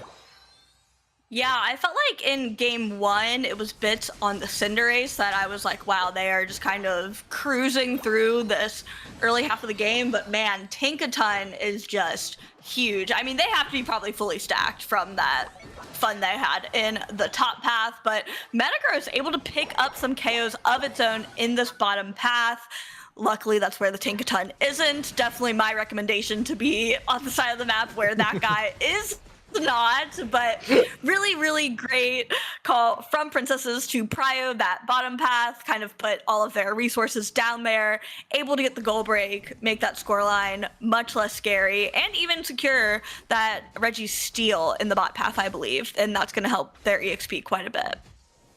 Yeah, really nice push from Princesses. I think they had to do that to get the tier 1 down and get the buff there. So they at least have some additional firepower to work with as this Eliki is going to march into the tier 2 on Princess's side. We now go into center where a fight is breaking out. There's that Blaziken trying to go back and forth between different modes to take down members of FA, but FA is still holding on as it takes that Talonflame going in, swiping back and forth to take out members of Princess, and tier 2 goes down pretty much effortlessly with F8 there. So a lot of great control from F8's side on the map, but Princesses did put up a good fight, but just couldn't withstand some of those punches coming from Lucario and the Talonflame. Yeah, actually, I felt like I was kind of surprised to see the Blaziken and the Decidueye choices again, because I didn't like see their impact as much in game 1, but even during that top push, I felt like both of them were getting a lot of damage out. It was just kind of a shame the Ho-Oh wasn't positioned quite in front of them. Like, he was kind of like late to the party a little bit. I didn't see the pathing exactly, which is kind of like what Ho-Oh wants to be. You want to be able to revive your teammates, but I don't think Ho-Oh quite had ult yet. I just think the timing wasn't quite in their favor, or else they probably could have had a really sick Ho-Oh Unite and save that top goal zone, but alas, they'll have to get the farm instead, and just have to defend this bot goal zone, which they are trying to do as F8's team is making a siege, but they are taking a lot of damage from this Decidueye. He is much more locked in this game. I think having that Blissey safeguard is just so valuable. I mean, the helping hand boost to help get you away. I think you can just do a lot more for your carry when you are on that Blissey, except if the Talonflame Brave Bird's you. Was he Brave Bird? Yeah, it looks like it's a Brave Bird there. Talonflame. Okay, yeah. So no, yep, it is a Brave Bird build there on the Talonflame. And no, you're right. Blissey having Safeguard and Helping Hand really does help out your teammates last a little longer and gives them an extra bit of juice to handle those team fights. But so yeah, that Decidueye definitely looking much stronger this game. But FA just now pushing and taking down that tier 1. Eliki has been secured by Princesses here as it goes into tier 1 effortlessly. Blaziken's going to have a nice little 18-point overdunk there to bring the score up to 202, but still trailing a little over 100 points to F8's 325. But yeah, FA here still looking pretty formidable as they're heading down to the central area of Princesses and looks to be maybe going to the home base to do some scores possibly. Yeah, devious work on the side of F8. They were trying to do a cheeky home base push, which honestly isn't going too terribly for them. Lucario does get KO'd. Princesses is expending some Unite moves just to fight them off. It is really close, but man, the Tinkaton is large, but luckily Blaziken is able to get some heals and hold down the fort in that push. Yeah, that take a ton is looking really, really powerful. So they need to be careful. And like you mentioned earlier, Bridget, that Ho-Oh needs to make sure it is positioning itself effectively so that when it's ready to fire off its Unite move, probably in as we head toward the Rayquaza fight in about a minute, it needs to be in vicinity to resurrect its teammates, but also make sure it has enough Eos energy at its disposal to get their teammates back into the fight if they are going down. So that Ho-Oh is probably going to be a target for F8. But as you can see here, Princess is trying to keep F8 back by not progressing any further in the lane. This could be a semi-early pre-Ray fight, trying to set the message here, set the mood, and looks like that Princess is trying to back off a little bit, but not going down without taking down the Cinderace, which is huge, down for about 20 seconds here. And we have an Eliki at the top coming in 10 seconds. I don't know if they're going to contest it or not. These teams have to be really careful as we're heading close to the Rayquaza time, because if they get knocked out right now, it could be detrimental. Yeah, I really wish Princesses had waited a little bit before they did the previous Aleki. Then this one wouldn't have had enough time to spawn if they had just waited like 10 more seconds to do it. Luckily, it looks like they were able to poke out F8's Make-A-Wish, so they weren't able to have that horrible Aleki walking toward the home base in these last 2 minutes of the game. But F8 looking like they looked like they were ready to rip it, but then maybe they said, okay, just kidding. Nope, FA was trying to play a little bit, tease the Rayquaza a little bit. Here comes everyone. The fight is about to start. It's actually already starting. The Decidueye is letting the Unite move fire off to capture any people from FA. And it looks like that the Tinkaton Hammer is trying to swing, take out as many people as possible. When Tinkaton goes down, everybody on FA has been sent back to the Pokemon Center. And Princess is now trying to take down Rayquaza all by themselves. Easy peasy. And now they're going to make their way to the goals and dunk those points and retake the lead with about a minute 15 left in the game. Yeah, hopefully they're able to get these dunks in. They kind of bursted through that fight pretty quickly. Princesses is able to take the lead, not able to get another dunk in. I mean, F8's Make-A-Wish does have quite a bit of damage. They do know that they have a small lead at this point, but I'm not sure if anyone else has a shield left on the side of Princesses, and F8's Make-A-Wish definitely wants to make a push here. They have 45 seconds to make this happen. Metagross still has a shield. Brother, what are you doing? Sprint. Make-A-Wish really wants to make a wish here. They're only down by 28 points. You don't need a lot of points here. This is where the fight's probably going to end the rest of the match here. FA's trying to come in. Here comes the Unite move from the Talonflame, trying to brush them out, but they got a few people. And there comes the Brave Bird coming into the home base. One member down on F8 down. 2 members down from Princess. We're down about 15 seconds left. FA is going down here. Metagross's shield was taken, and all the Princesses has been eliminated with the final 10 seconds. Here comes FA making the dunks into tier 2, going back to the tier 1 base. A hundo from Lucario. That pretty much seals the deal here. And F8 with that final push at that bottom tier 2, saying, we did not Rayquaza, we did not care, we still stopped you, took out Princesses, and came back at the last few seconds of the match to win 572 to 378. That was insane. Ducky did indeed go loco on that Talonflame. I felt like he was doing quite a bit in that push. Brave Bird is wild, but man, he was kind of making that Decidueye have a bad time, but God, Noel on the decky was definitely my standout player that game. I felt like he or she was hitting those snipes over 100K, but also over 100K coming out of that Tinkaton, who I still think was fully stacked.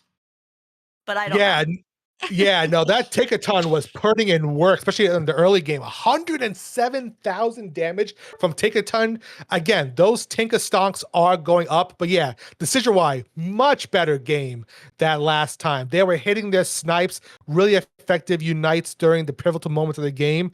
But looking at that Brave Bird Talon coming in and just eviscerating their opponents by just the insane damage. Absolutely amazing comeback from F8 there. They were able to stay focused and take off the shields from the remaining Princess players. We did see that Metagross hiding behind the bottom tier 2, still having that shield. I don't think it lasted long. I think once that fight started, it pretty much depleted within a few seconds. So kudos to Princesses for the fight at Rayquaza and answering back at F8, but F8 just showed that even though you don't get Rayquaza, the game is not over. You can still push back as a team. That's the key word. As a team, you push together and you can get amazing things done. And that's what they did to take a 2-0 in this set.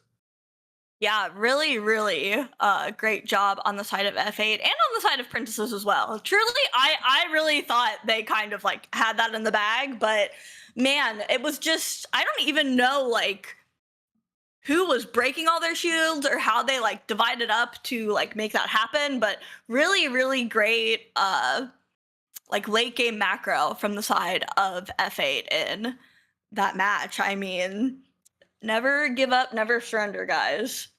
It is possible. So there you go. F8 is moving on in our lovely competition here with a 2-0 win over Princesses. So I think, Bridget, we got to take a little time to take a step back after that really intense final 1 minute. And I'm sure we'll get a lot more moments coming later on. Maybe some horse. We'll see what happens. We'll take a short break. When we come back, more Underdunk action on this beautiful Thursday evening. We'll see you in a few. This unexpected pick just rewrote the meta. It stole the show from the usual S-tier attacker picks. What happened this past weekend at one of the largest Pokemon Unite tournaments shocked many people, but it was unsurprising to those people that love playing it. In this video, I am going to break down why this Pokemon, despite being nearly completely absent from competitive play in the last few months, is now scorching the competition. I'm talking about the one and only Armarouge. For those new here, I am Steel Agent Kyle. I'm a Pokemon Unite caster. Featured on the Unite Championship Series broadcasts, I'm a Pokemon Unite community ambassador, and I also host Underdunk, a bi-weekly grassroots tournament on my Twitch. If you like these types of meta and tournament breakdowns, I would love if you gave this video a like. Let's get back into it. The final stretch at the North America International Championships was one of the largest tournaments in the competitive Pokemon Unite season. Played live in New Orleans at the Pokemon North America International Championships, it featured 24 in-person teams, 6 of which were given travel awards to play in it based on them winning the open qualifiers. 6 of the teams playing had also already qualified for Worlds, but there were some notable teams, even 2 that were even given that travel award, that had not punched their ticket to the World Championship Series. This tournament featured a large prize pool and was to award the final Worlds invitation to the team that placed the highest that had not already qualified through the regional bracket. Needless to say, the stakes were very high and the stove was hot. Most analysts predicted that we'd see probably a handful of attackers, Inteleon, Mewtwo Y, Mew, a Miraidon or 2, and maybe even some Espeon. However, what happened at the final stretch shocked a lot of people. Armarouge was picked in nearly 25% of matches and had a near 90% win rate to support that. A 25% play rate was not super notable, not even the highest or even the top 10 overall most picked, but what was really shocking about this is even in the most recent tournament, the regional finals, Armarouge was not even in the top 10 attackers played in the tournament and wasn't selected a single time within the top 8 bracket for North America. It started receiving a little bit of traction in a couple of grassroots tournaments leading up to the final stretch at NAIC, but nothing too major. You would think that with the spike in play and win rate that it must have received a buff to its kit recently. That is not the case. Armarouge has not had an update to its kit since December, when its Unite move Psychoboom was edited to allow it to just be moved during its cast. There was not even any sort of damage increase to it. Outside of that, it's essentially been untouched the entire Unite Championship Series season. So what was it that made this Pokemon so good? Why was it even earning a couple bans in this tournament? And with the 88% win rate, that made it the highest win rate Pokemon in the tournament, potentially of all time in one of these tournaments. The 3rd highest picked attacker, and it was also the 16th most picked Pokemon overall. So how did this Pokemon perform? In the semifinals of the tournament versus Peru Unite, who was the LATAM South Regional Champion and the representative for the tournament of that region, Luminosity Gaming picked it all 3 matches, and they won their set 3-0.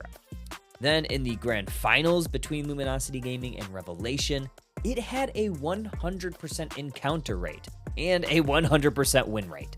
LG picked it in game 1 and won 742-92. Revelation then picked it in game number 2 and won a nail biter 457-295. LG then in game number 3, they won a blowout, 1,231-11, potentially one of the biggest blowouts in UCS history. Finally, in game number 4, Revelation had enough and went ahead and banned it. In the grand finals, this Pokemon was represented in all 4 games. Let's talk about the build. So the players used a little bit of a mix of builds. Most often, it was equipping Full Heal as the battle item to help avoid hindrances and crowd controls. A lot of the times, the held items were Slick Spoon, Cursed Incense, and surprise, surprise, Rocky Helmet. However, some trainers substituted Slick Spoon for more sustainability with a Focus Band. We even saw some trainers sub out the Rocky Helmet for even more damage, self-sustain, along with a little bit of cooldown with a Shell Bell. For abilities, Fire Spin was selected at level 5 and Psyshock was mostly selected at level 7. Fire Spin is an area of effect ability which cloaks Armarouge and Fire. It deals damage to Pokemon within that area, and it also gives Armarouge a shield that can stack up to 6 times. It also gives a 20% movement speed increase while the Vortex is active. This ability tends to help Armarouge self-sustain in long team fights and gives it quite a big punch. Psyshock was the second ability that was mostly favored by the squads. Since you're playing with Fire Spin mostly, you're primarily limited to fighting within a small vortex. Psyshock gives a little bit of additional utility for Armarouge. What Psyshock does is it sends out 3 waves in an area of effect in front of Armarouge. It deals damage and hinders the enemies in that 3rd area. The big thing with this ability is after using it, it fills up the boosted auto attack gauge for 3 seconds. And it won't decrease after using a boosted auto. Allowing Armarouge to do multiple boosted autos helps also increase damage to enemies. This also helps prolong the use of Fire Spin because the duration of Fire Spin increases by a second every time Armarouge hits an enemy with a boosted auto. So we see this moveset getting played a lot of the time together. Now let's talk about why this Pokemon came seemingly out of nowhere. Well, for the longest time, in the West at least, teams often have shifted away from having double poke compositions, or compositions where there are 2 ranged damage dealers. Since Armarouge with the Fire Spin build thrives in up-close battling, this opened the door for this Pokemon to be selected. Armarouge is an incredibly safe pick. Even if picked early in the draft, Armarouge can flex into the central area or even in either the top or the bottom paths. We saw multiple trainers take this Pokemon for Luminosity Gaming. Not only their normal bot lane attacker Kyrios selected it, but we also saw Trainer take it into that central area. If the enemy also does not have a singular range damage dealer, Flame Charge can be selected, opposed to Psyshock for even more sustainability and firepower. The other part of it is the draft strategy has changed. The teams that drafted Armarouge knew its strengths and weaknesses. They knew that they would need to draft other Pokemon that would fill the gaps in its blind spots. Seemingly, if the enemy team did take a couple other attackers, they can either choose to find a range damage dealer of their own or potentially go with some speedsters to take down that backline. The buffs to Rocky Helmet were also pivotal in this Pokemon's presence. In the second part of the Breath of Evolution patch, which was released right after regionals in mid-May, Rocky Helmet was reworked. Previously, it had a 2-second cooldown and required to take a single instance of damage that would do 10% of the max HP in order for it to proc. With the changes, it would deal less damage each time, but it would proc more frequently. Instead of 2-second cooldown, it was a 0.6-second cooldown, and instead of 10% HP worth of damage, it would only need to be 3%. With it activating more frequently, it plays into Armarouge's brawly playstyle, which is why we saw a handful of Armarouge players equip this item. Let's talk about its biggest strengths, weaknesses, and the gonna like. 1v1 matchups. Armarouge thrives and wins a majority of the 1v1 melee matchups. You'd honestly be a little bit surprised at how many even level matchups Armarouge wins. It has a great Cursed Incense application to self-sustaining Pokemon or healers. Armarouge is good in the early game, especially once it gets level 5 with Fire Spin, but it also scales quite well into the late game once it gets Psyshock Plus. While it doesn't have many weaknesses, and it is a relatively safe pick, it does have some. Multiple ranged attackers. If enemies can deal damage from afar, it prevents Armarouge from doing what it does best, just brawling with the enemy. Zoning defenders, they tend to do a great job keeping Armarouge at bay. Think Pokemon like Trevenant, Surf Blastoise, Slowbro, and even Pokemon like Blissey that can cleanse hindrances with Safeguard. Armarouge is a fantastic Pokemon to play not only in your ranked games, but also in competitive play. It has the track record to prove it. Use Armarouge into brawly compositions or against those with dedicated healers on the team. If you pick it early, be flexible where you play it and which build you play. Chase down your enemies with Fire Spin as you increase speed when you're moving towards an enemy Pokemon. Avoid playing this Pokemon against teams with 2 or more ranged damage dealers. Armarouge does tend to struggle when it cannot brawl with the enemies and it gets chipped from afar. If you do elect to play it into that type of composition, look to play some Armor Cannon. Armarouge is... Welcome back, everyone, to Underdunk here. We're about to get into our winners quarterfinal match with Brouhaha and M8. I am Buzzer Bob, and over there is the awesome Bridget. Yeah. Hoping for some horse. We're hoping for some horse. Hoping for horse. We are excited for this set with Brouhaha and M8. We have returning champs here. Bridget, any early predictions you think as we getting ready for these teams to gear up and head into draft? It should be a pretty good matchup. I am a little more familiar with some of the members of Brouhaha. They are an Underdunk classic. They are here often. I am a big Reggie161 fan, so hopefully he's on the roster. I think he is. So excited to see what these teams bring to the table, but we know it won't be Charizard. Charizard just not getting any play today, but I'm not surprised. Suicune the same. There's the horse again, not leaving the stable, unfortunately. Rat. So I'm very, very sorry to see that. But yeah, Reggie is on Brouhaha's side. So we do have also an Inteleon ban as well. So the first pick going to Brouhaha. We'll see what they are selecting. This might set the mood for the rest of the game. Looks like we're hovering on the Dodrio here and having locking his piece up. But no, they're like, nope, we're going to fool you. Ho-Oh. Ho-Oh is back because we all know Ho-Oh is powerful. So I'm not surprised by that first pick, to be honest, if it's available to you. Yeah, it's interesting that is the one that's kind of sneaking through these ban phases. I feel like more often than not. Inteleon gonna be on the bad list. The bad list. I meant the ban list, but I guess he's also on the bad list in the sense that he's banned from the game. So interesting because I don't really feel like we've seen Inteleon from the other teams yet, but we are gonna see Psyduck and Blastoise, who I don't think you and I have seen yet today.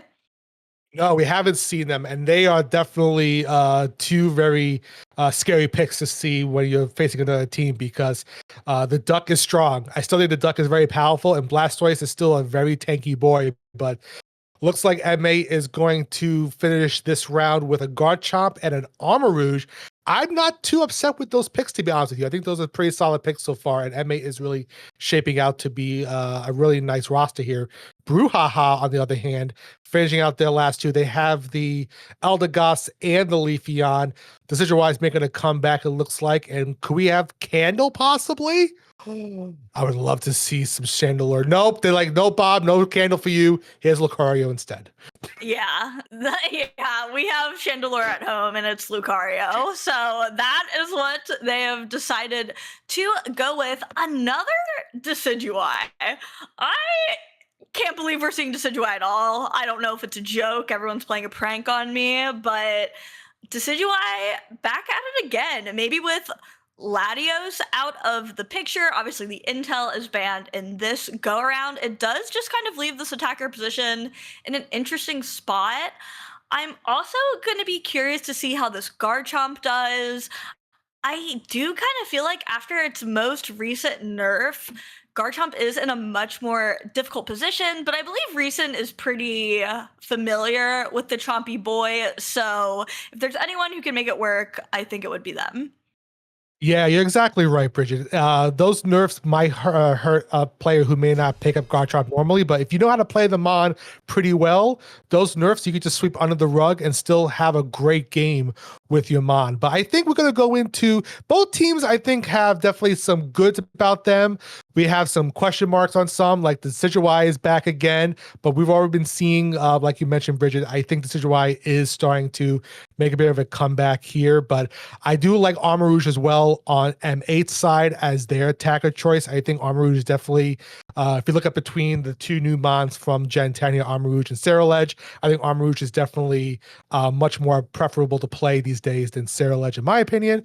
But I'm happy to see, I'm waiting to see how it performs here with Duck and Blastoise. I call Psyduck Duck. Like, it's a duck, you know? That's okay. Kind of short, Yeah. we'll shorten the names a little bit.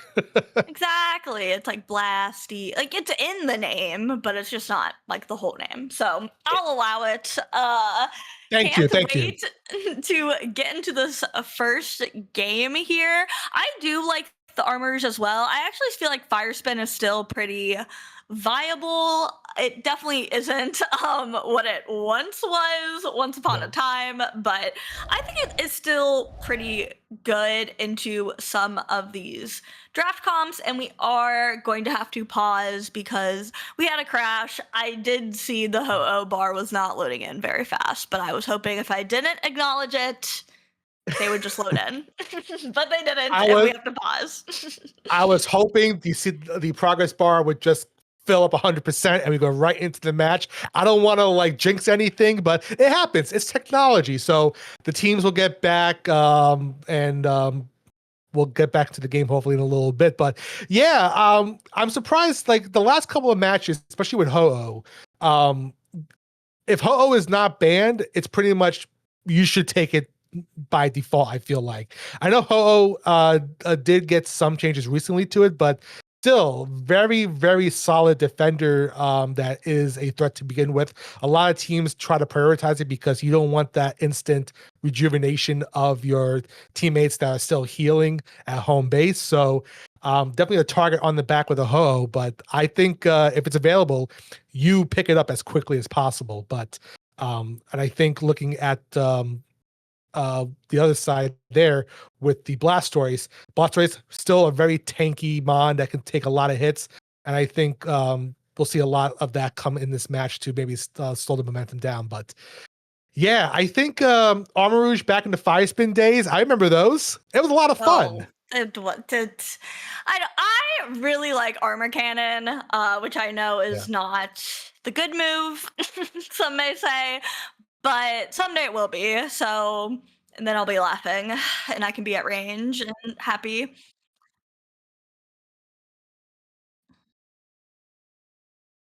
Oh, we are getting we're getting word that we're back, but we can't change the view from Ho-Oh. We only have Ho-Oh POV. So it is Ho-Oh gaming. We should cast this. If I was a better caster, I would be like, we should cast this as a first person Ho-Oh POV, but I'm absolutely not going to do that. But it would be funny if we did. Now we're in our first game of this set, Bob. We're finally here. We did it. Yay. MA is already putting points on the board and is already in triple digits as we're about 20 seconds away from the Reggie spawning in the top and bottom portions here. Here comes Brouhaha pushing against MA to make a pathway to that tier 1. Ho-Oh is putting them on fire. And here comes the Dunks coming to tier 1. Again, not taking tier 1 down as of yet because they want to get the XP over to M8 side. and has a nice overdunk opportunity there. But looks like with the zoning from the Ho-Oh here to disrupt the movement of M8, easy secure from Brouhaha to get that Reggie steal.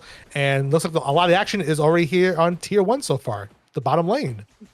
Yeah, it actually, like, loading into that game, we were like about 3 minutes in. It looked like M8 actually had the level lead and they have the point lead as well, but we kind of like tuned in right as it looked like Brouhaha was making its comeback, getting that bottom objective, trying to make a push on that bottom goal zone, not quite successfully, but also still able to defend their tier 1 as well. So kind of a good time to tap in. It does look like most members of each team are heading to that top path, trying to get the Aleki. However, Ho-Oh is farming middle birds first, so we are going to do that with the Ho-Oh. We can only watch the Ho-Oh. We can only focus on the Ho-Oh for now due to technical difficulties, but we're still giving you the wonderful play-by-play here as the Aleki is already still hiding in the bush, trying to secure itself and try to not get knocked out by MA here, hiding in the bush, but obviously it's still trying to make a push there. MA still trying to put up a fight there here, but we're focused on Ho-Oh, trying to keep the team, trying to keep MA out of that zone so the Elky can walk in and take it down there. So Ho-Oh still trying to get as much AOS energy as possible here, so in the event that it needs to use its Unite move to bring back its fallen comrades, they'll be able to do so here. We have a nice jungle evade going on here from Brouhaha, trying to steal any XP around them. And Ho-Oh does have that buff underneath them, stealing it away from M8, which is a good play to limit their experience gains. Yeah, we can even see that Eldegoss is running Cotton Spore, kind of to give that added disruption. It really caught that Absol off guard, kind of ruined their escape plan, and Brouhaha was able to get the KO. Decidueye absolutely ripping the Reggie steal. I almost called him a Lecky, and then I looked him in his eyes on the overlay, and I was like, that's not what you are. I'm really, really sorry. But really, really great prioritization from Brouhaha. They're keeping the pressure on. You can see they're trying to control the middle area of the map just to keep M8 pushed back as much as possible and defend their central area as well, because it looks like M8 is kind of trying to make this skirmish happen. Decidueye definitely putting a stop to it. We are seeing the Decidueyes pop off a little bit in this tourney so far. Yeah, Decidueye is definitely getting a lot of airtime here, which is great to see, because you mentioned earlier, Bridget, this is the room for attackers to really shine right now in this meta here. So Decidueye is like, now it's time for me to come out here and prove what I can do. We don't need Inteleon, and I'm the better sniper, is what it's saying. And there you go, taking the Elky at the top right there. It's going to try to march into M8's tier 2. Ho-Oh is looking to possibly get another buff here to take away from M8, and it looks like M8 is preoccupied with that tier 2 protection from the Eleki, as members of Brouhaha are going back to protect their tier 1. And that, looking at the map here, that Leafeon already level 14, very close to level 15. That is a menace. You have to be careful to not get hit by the Razor Leafs from that Leafeon. Yeah, M8's levels are looking pretty rough. Garchomp level 12, but really, that's it. I mean, Absol level 11 at this 3-minute mark is rough. I mean, he is the same level as those supports and tanks on the side of Brouhaha. It just makes Absol's job as an assassin really, really difficult when you are that far behind. We do still have 45 seconds before this Rayquaza spawns, and M8 is going to try to make something happen on this tier 1 on the top side. I do really like this play. They need to make something happen fast, since Brouhaha's already ripped that objective bot side, but it doesn't even really seem like many dunks have gone in from the side of M8 for that push. No, that Ho-Oh was putting in the work, and I think during that fight, the Decidueye was taking down the Regice, which gave that HP buff to the rest of the teams, giving Ho-Oh a lot more sustainability in that team fight, and didn't even go down once. So great job from Brouhaha to give the team a little bit of an advantage there to keep that tier 1 still intact. And as we head into the 2-minute mark, Rayquaza is on the board. Teams are getting ready to get into a fight probably soon. So keep an eye on that, Bridget. Yeah, you can see the Eldegoss's pollen puffing into bushes for visibility. If there was a mon in the bush, the pollen puff would attach to it, giving visibility to the side of Brouhaha. So doing everything they can to keep their Decidueye safe. Brouhaha has really, really great control of the central area right now, but Blastoise trying to get a dunk in the top path, making Brouhaha kind of give up that position a little bit if they want to crash on the Blastoise, but they actually turn and stay in Rayquaza pit and instead get a KO on this Armarouge. Garchomp trying to Unite move back, looked like he wanted the Decidueye, and he does fall to the Absol, but not too fast before Ho-Oh decides to res them back to life. And it looks like Brouhaha is coming out on top in this fight. Yeah, very nice play from that Ho-Oh to bring the team back at the right pivotal time. So the resurrection had enough energy there to bring the teammates back. And yeah, I think the 30 points that the Blastoise went in doesn't seem as impactful as of yet. I felt like Blastoise should have been maybe there in the fight to help out MA. But as you can see, the Decidueye is taking the snipe on the Rayquaza and securing that for Brouhaha. Now Brouhaha is on a mission to score those points into the zones, and they have their guards up to put this game away with those Hundo burgers. Big burgers on the board for Brouhaha. I'm Bridget, that's Bob. Lots of B's. I just kind of wanted to keep going. I really liked it. But great job on the side of Brouhaha. During that whole end game, I'm like, wow, like, Ho might be my star player this game. They're doing great. And then I was like, oh, I've only been able to watch the Ho-Oh because we had a bug. So I don't know if there was a bias because of the bug, but I do think Ho-Oh did amazing. Great job, Brouhaha, in that endgame fight especially. It was really, really fun. And Sacred Fire. Oh, no Awesome. Stats. I'm hearing. That's all good. We'll be trying to fix the bugs for the next match, but man, listen, Ho-Oh's Sacred Fire is such a great move. I know it was readjusted a little bit, but you saw that giving Ho-Oh a little bit of that fly ability to get out of some of those fights and reposition itself. I still think Decidueye was a star of that game as well. We saw Decidueye securing those objectives, getting some of those snipe shots off to sorry, that's Inteleon. Inteleon has snipe shots. The sniper itself, yeah, so much.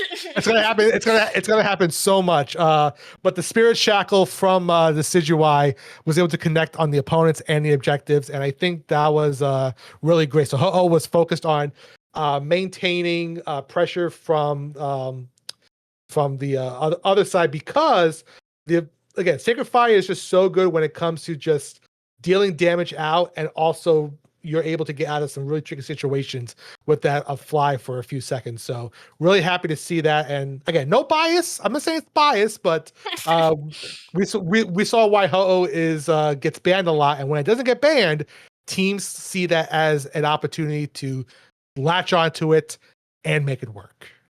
Yeah, it's definitely first picked for a reason, but we have seen some teams not use it to its full power. I feel like in that game, Brouhaha was really able to showcase why Ho-Oh can be a threat and why, like, tanks are deserving of these bans, because they can have that big of an impact on the game for their carries. So, really great job from Brouhaha. I don't feel like M8 did like bad necessarily. It just feels like Ho-Oh is a problem. I do really like the fly rework that is now Sacred Fire. I mean I like giving Ho-Oh hindrance in general, even with Fire Spin, even though I don't think I've seen Fire Spin since the rework happened. But I do like that they gave that to Ho-Oh's kit, because it's already such a unique tank in the sense that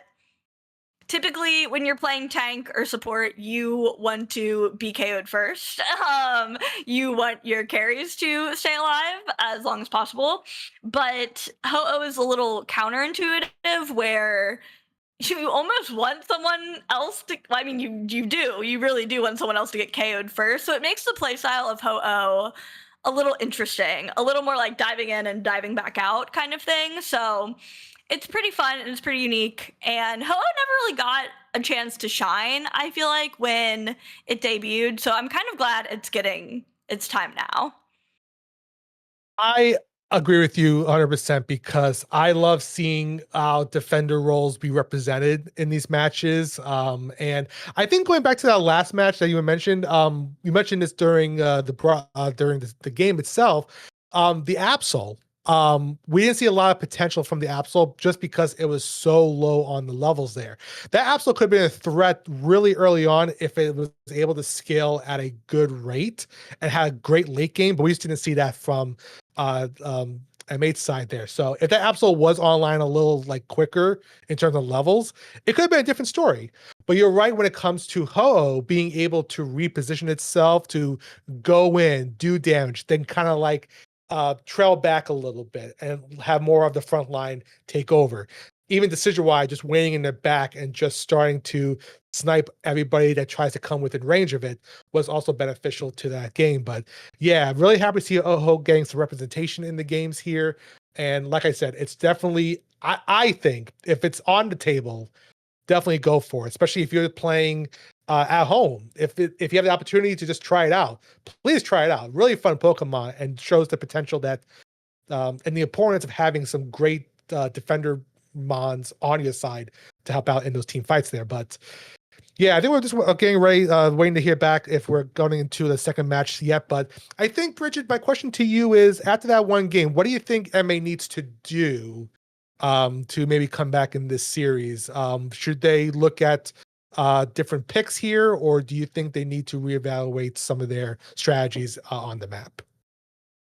Yeah, I mean, clearly, I don't think Ho-Oh is worth dealing with, I would say. So, personally, I would just get that off the board. Sometimes I can understand risking letting it in because, I don't know, it is kind of a unique tank. If the other team's tank player maybe has only started playing it recently, isn't as, not saying it's like, I don't know, I'm playing Ho-Oh in my solo queue lobbies. It's not too terribly hard, but at this level, those little mechanics make a lot of difference. So, typically in a competitive like environment, you want to go with comfort over kind of what you perceive as like the strongest, because from my viewing experience and minor play experience, that tends to be more worth it. Ultimately, IMO. So I definitely think they should just go ahead and ban the Ho-Oh unless they feel comfortable in playing it and want to go for that first pick. But I feel like Inteleon is worse or is worth risking over the Ho-Oh, but we will find out. And it does look like M8 is first pick this round. So maybe looking to try to get that Ho-Oh for themselves, but definitely no Suicune. Suicune has been, I think, just about permabanned in the games we watched this evening. Yeah, no Suicune action, I don't think anytime soon. And unfortunately, Bridget, no horse action. Looks like Bruja is shutting that down also on their end. But yeah, I want to see where these bands go because it's going to see how M8's going to respond. And we see right there V on the M8 on side. Ho-Oh has been banned, so Ho-Oh is off the table. And of course, Charizard. So no Ho-Oh this game. So it looks like Bruja might need to adjust some of their strategies here to see how they want to fill in that extra slot. But with the first pick, M8 looking to fill that defender role early on and get some good tank on their side. Yeah, and honestly, there's such a variety of tanks right now that I feel like are viable. We may see some rise to the top. I feel like as the meta gets a little more developed and solved during Worlds next week, but I think Snorlax is still in a great position. I know it got some nerfs, but from what I can tell, it still is looking pretty good. And I think it actually didn't it get like a blurf? Like it kind of got both.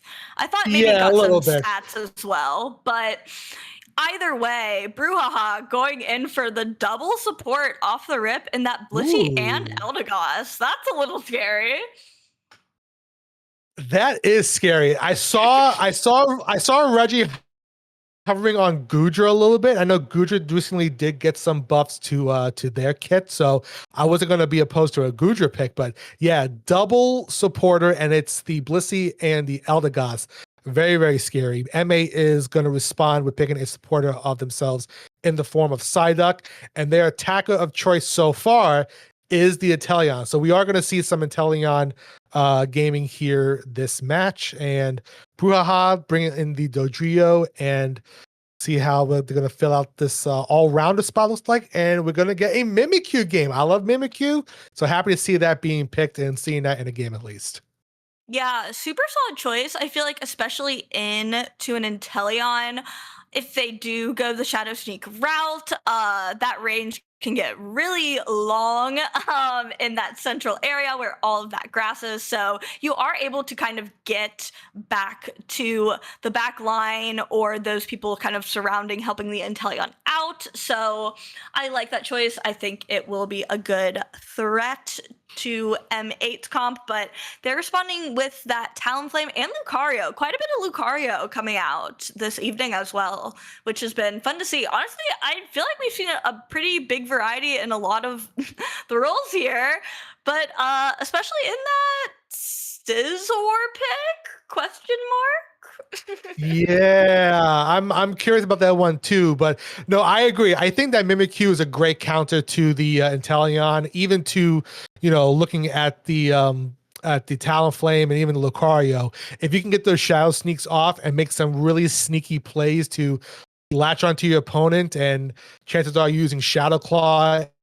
In addition to that, you can just rip through them pretty easily, unless you get stopped by one of the two tanks on M8's side. But yeah, I like seeing Lucario a lot more. Very happy to see a representation of Lucario here. But that Scizor, I think, is a giant question mark so far. So I want to see how the game unfolds and see what happens with the Scizor.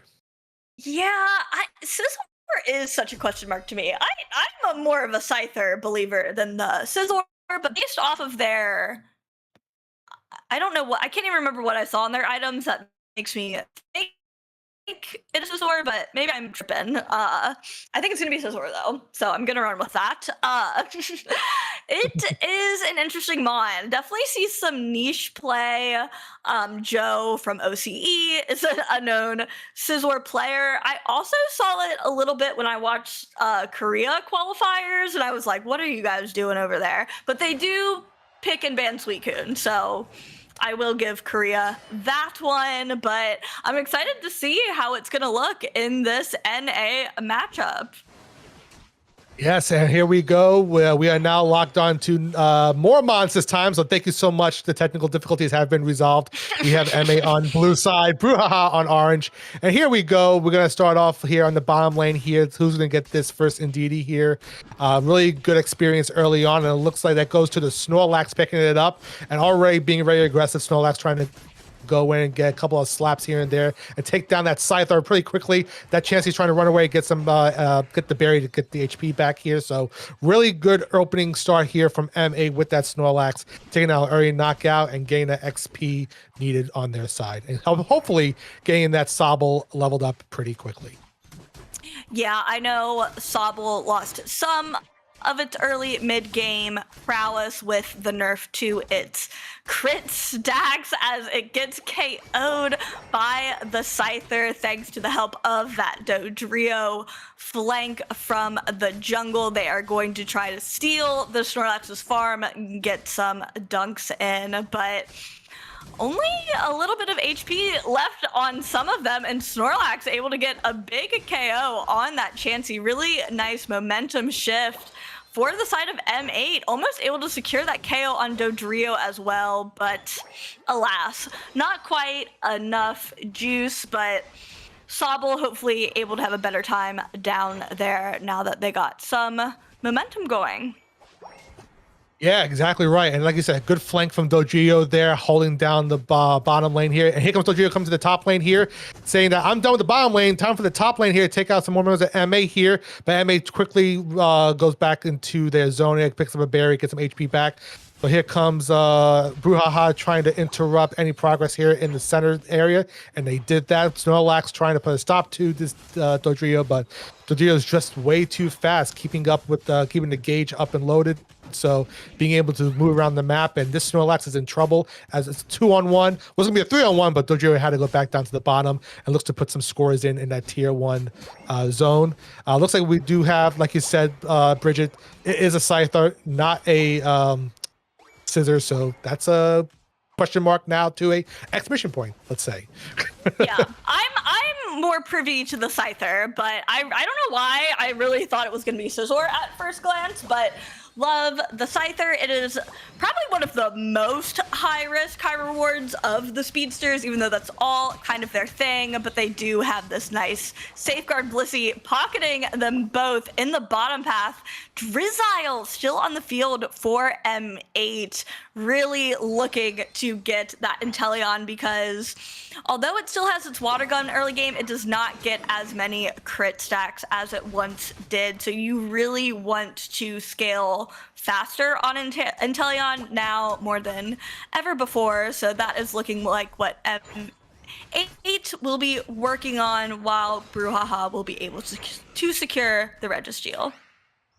Yeah, that level starvation for M8. M8 really is putting a hindrance on the Inteleon scaling. Inteleon is now online at level 7 as we head to the top lane here. MA trying to secure this Regiella key. Dodrio doing some scores at tier 1 here. Let's see if they can try to interrupt this with the nope. Looks like Inteleon's going to come here and take out. Oh, I didn't even see the Talonflame. Talonflame was right there the whole time. Look at that. That bird is being very cheeky and sneaky. But here comes the Unite from Talonflame, trying to swoop on in to disrupt Brouhaha's movement here, coming in, and looks like Dodrio is picking out some of its members. And Dodrio is trying to get away here, but Lucario has its eyes on it. We have the Trick Room up from the Mimikyu to hinder the Brouhaha's movement here. Snorlax putting up a block, but cannot get away from there. It gets knocked down by the Mimikyu as well as the Lucario, and it looks like Mimikyu is trying to make up some time there to get the Psyduck, but nope. Dodrio's like, I'll take that, thank you very much, and start putting some more points into that tier 1, and we'll see if M8 can come back and respond from that. Yeah, I'm kind of shocked, obviously, that the Mimikyu decided to go Trick Room. I usually have seen it in response to speedsters, especially during that speedster meta I have bad memories about, and primarily in eastern regions was where they really liked Trick Room, so I love seeing it applied to the west. I also think it's a pretty good counter to Lucario. I don't think he enjoys being in that Trick Room either, so happy to see it kind of pop off and have this pop off potential in this game piloted by Brouhaha. They've been really running this middle area for this middle part of the game. We saw a triple speedster comp earlier not quite go super well, but Scyther and Dodrio are running all over this map right now. Yeah, I really like this Trick Room play that Brouhaha is doing here. Really setting up some great positioning for Scyther and Dodrio to come in and take out members of MA here to slow down their progress here. And it looks like we had to have a 3v1. Mimikyu's in trouble trying to slow down the progress with that Trick Room firing it back up. But it looks like Psyduck is trying to surf their way out of that. Going down to the bottom lane here, Dodrio and Lucario still going at it 1v1. These two have been at it for the most of the game together. Snorlax here trying to disrupt the movement of the Dodrio and push it way back from that tier 2. And it looks like top lane, we have Brouhaha taking the Elekey down here. It's going to fall to that and try to move their way to tier 2. We'll see if maybe Brouhaha is going to have some pressure and push that Elekey in, but Psyduck is waiting for them if they decide to move on. Yeah, it looks like they are going to leave the Alecki, let it shoot its thing, and instead make a push on this bottom tier 2. I mean, Scyther's broken. That's what I'm seeing the Scyther and it looks broken. I don't know. Like maybe I'm crazy. I just feel like he's level 14 at 330. It just looks like these opponents are getting deleted. It's really, really impressive. Yeah, Scyther at level 14, very scary. And looking over at the M8 side, Inteleon just hit level 11. Lucario is at 11. So they definitely need to pick up some more XP here because having a potentially a level 15 Scyther at Rayquaza is something that I do not want to go up against, especially when you have Trick Room popping up to hinder your opponent's movement here. And the block coming in from the Snorlax to push him away, but they got caught right there in the bush. Members of Brouhaha is going down. There goes the Dodrio. There comes the snipe shot from the Inteleon. The rest of Brouhaha is trying to get away from that fight to preserve their energy and experience before heading into Rayquaza, which is about 30 seconds from now. Yeah, Scyther kind of in a tough spot, wanting to defend this tier 1, but there's not a lot of time before this Rayquaza. Talonflame and Snorlax have now united on the side of M8, but Lucario is going down, and Inteleon trying to make this push worth it, but also gets KO'd, and now it's just the tanks kind of trying to survive, trying to stall, but this is kind of not a great time to get KO'd. I mean, yeah, they're ripping it. They're ripping it. Why would you not? Just rip Nope, it. you have to do it right now. All five Inteleon just came back online as soon as they started ripping, but Brouhaha took that opportunity to take down Rayquaza, get their shields, get their points, and looking to close this game out as those Hundelburgers start to rain in at the tier 2s and the home base. And there is the surrender from M8, calling it quits right there. And there you have it, Brouhaha taking it 2-0 in this set, with a very, very scary comp that I think we're going to see a lot more as the tournament continues. But 420 to 105, Brouhaha winning 2-0 in that set. Yeah, really, really demonic and evil stuff out of Brouhaha. I feel like someone in chat said it was Brohaha, but it's Brouhaha. So, but I am sorry if I have been saying it wrong, but I am not changing it at this point.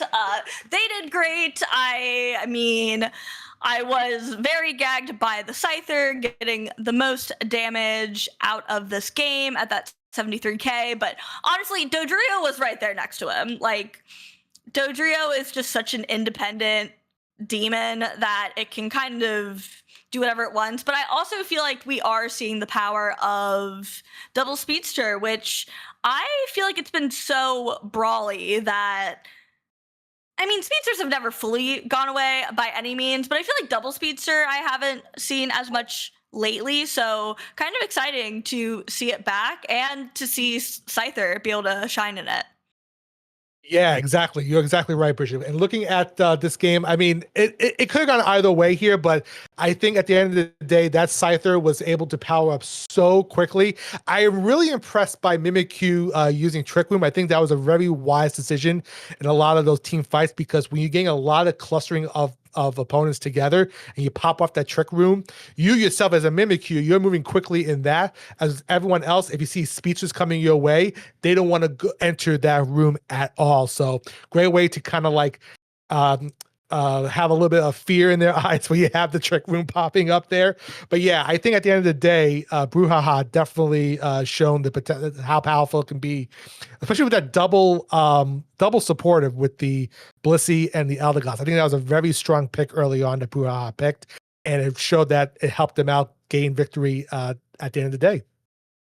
Yeah, for sure. I mean, it is so nice. It's almost like slotting Blissey in that like almost tank-esque role, but really it just felt like Blissey and LD were able to almost like double pocket the Scyther and then help out the rest of the team as needed, but both operated pretty independently. So really, really great stuff. I do like the discussion of how to pronounce brouhaha. I'm seeing multiple reports of what it should be.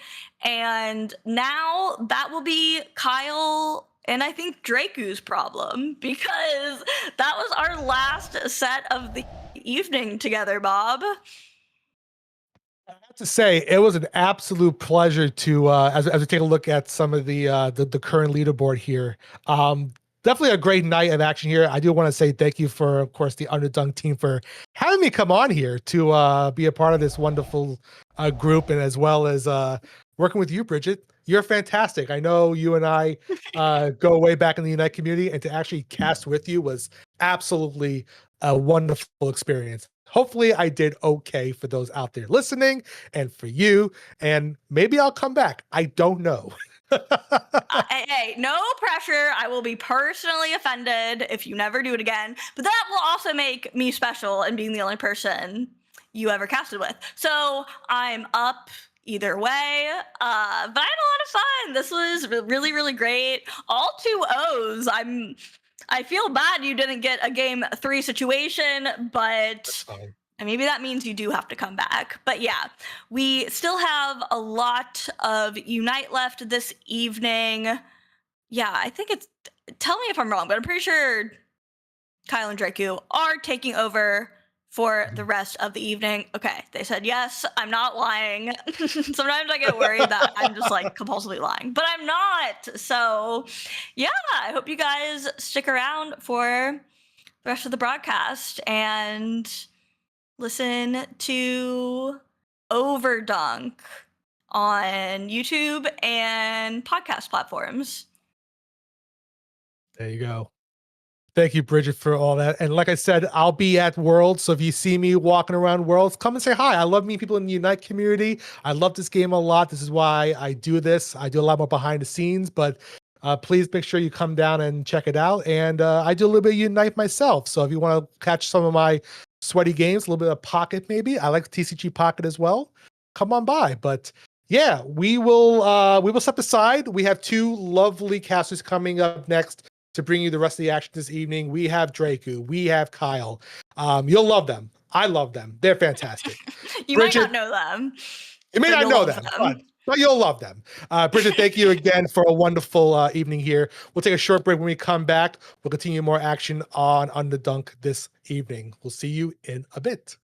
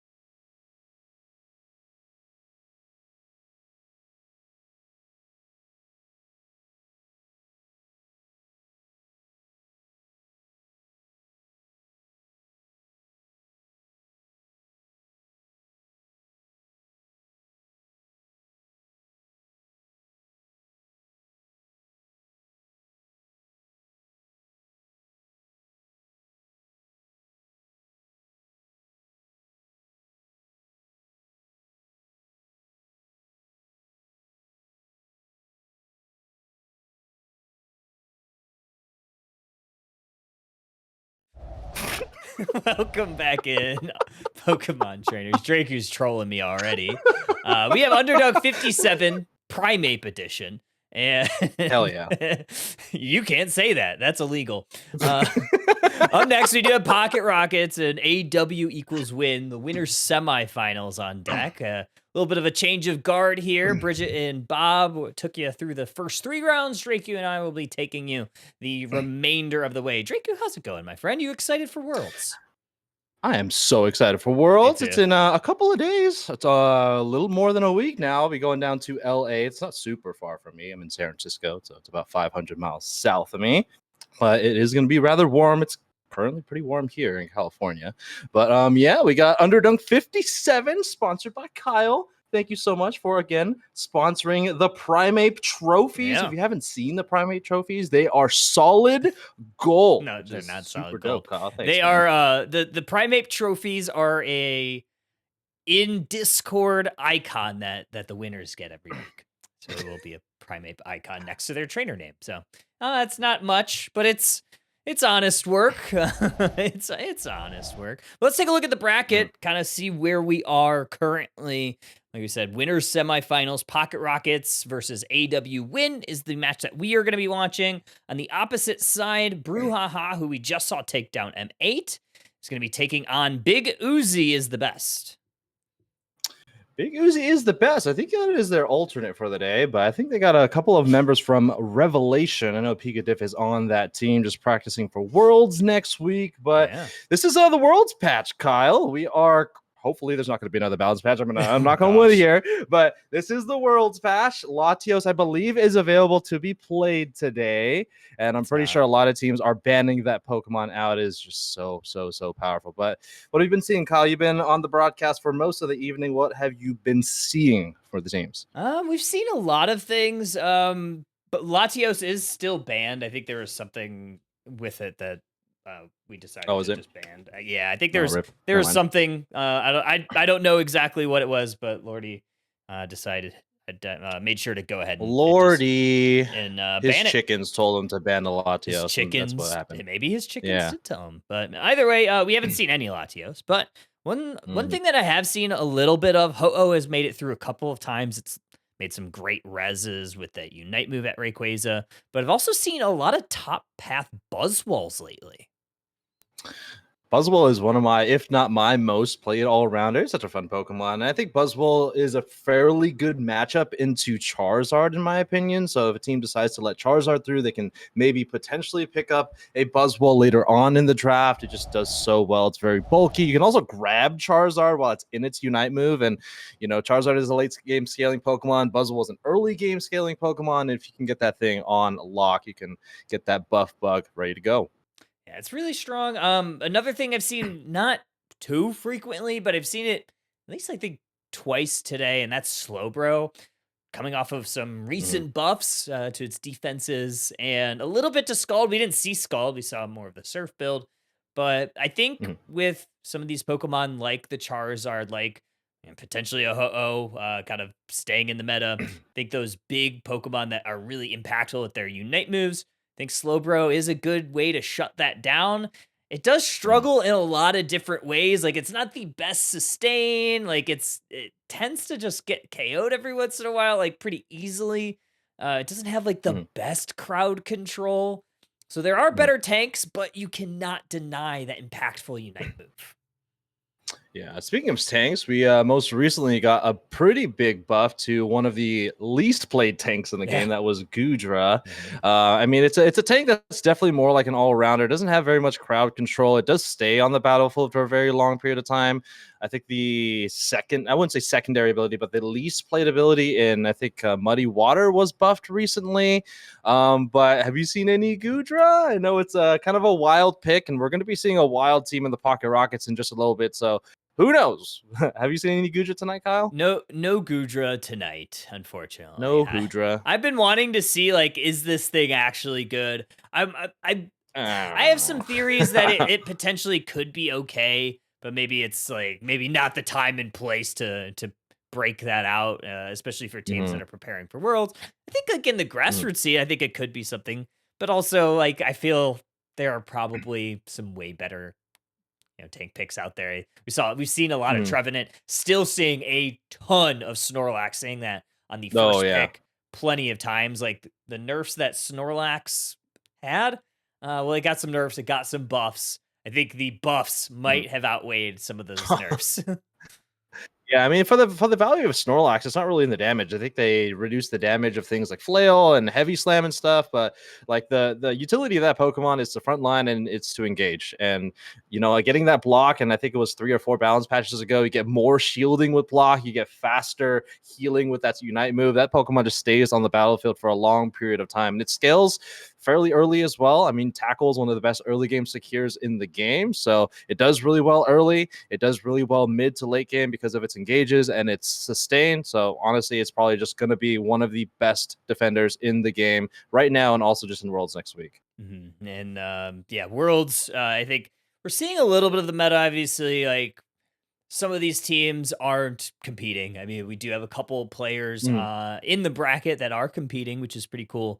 But I think a lot of the players that are competing at the highest of high levels may have at least a little bit of a different opinion on certain picks. But I think generally speaking, there are going to be a lot of that same meta that we're seeing. We've seen quite a bit of Galarian Rapidash bans. I think it's one of those Pokemon that some people feel is like S tier pick, but there's not a lot of people that are like really comfortable piloting it right now because over the last few months, like it's either been banned in those big tournaments or maybe it just wasn't strong enough at the time. I think speedsters are somewhat taking a back seat right now. I think it's even their weaknesses are even more so accentuated because of how bulky the metagame is right now. I think speedsters tend to do not so well when it's an all-rounder and a defender dominant metagame, and I feel like that's what we're kind of reverting to. That's what it was right before the speedster penetration buff was added, and then once that was removed, there are some speedsters that are still really strong because of the gorilla-like gameplay, but these all-rounders are just not going anywhere. Kind of an archetype that I'm interested to see maybe start to come to fold is potentially a poke composition. Poke is really strong. It's a very bulky composition that doesn't have a whole lot of mobility, but getting into game number 1, we got Pocket Rockets and AW Win on our orange side. Sableye, most likely a counter pick or a target ban for Falsoon. I don't know which one of that is Falsoon. I think it might be Toddler, but I could be wrong. I'm pretty sure Anti-Hero is Pooty. I don't know. They're all different names right now. Yeah, it makes it only like slightly difficult. But yeah, I'm not super surprised seeing those very targeted bans on a team that does love to invade the enemy central area. But that does leave a couple of picks open for play. And that first one being the Charizard that we've seen banned so many times this day. Yeah, a lot of supporters still available to play. We've got Blissey, Hoopa, Alchemy, Clefable even still available to be played. Only supporter being banned out right now is that Sableye. We also got Psyduck, so a lot of different supporters available to be selected early on in this draft. And we know Pocket Rockets, they got some wacky compositions. They might not even pull out a single traditional support. They're going to be and I wouldn't say rounding out their offensive core early, but they're going to be pulling out an Armarouge and an Alola Ninetales with that EXP share. I think Alola Ninetales is quite a good candidate for an EXP share. It has that level 4 evolution, and its real big advantage is not always the damage that it can output, but it is the crowd control that enables so many strong plays and allows your teammates to shine. So not super surprised there. But what I am really excited to see is the resurgence of Umbreon. With a lot of mobility, I mean, this Pokemon, you can obviously still play that mean look, but I personally have been playing it a lot lately, and that foul play combination still seems quite powerful.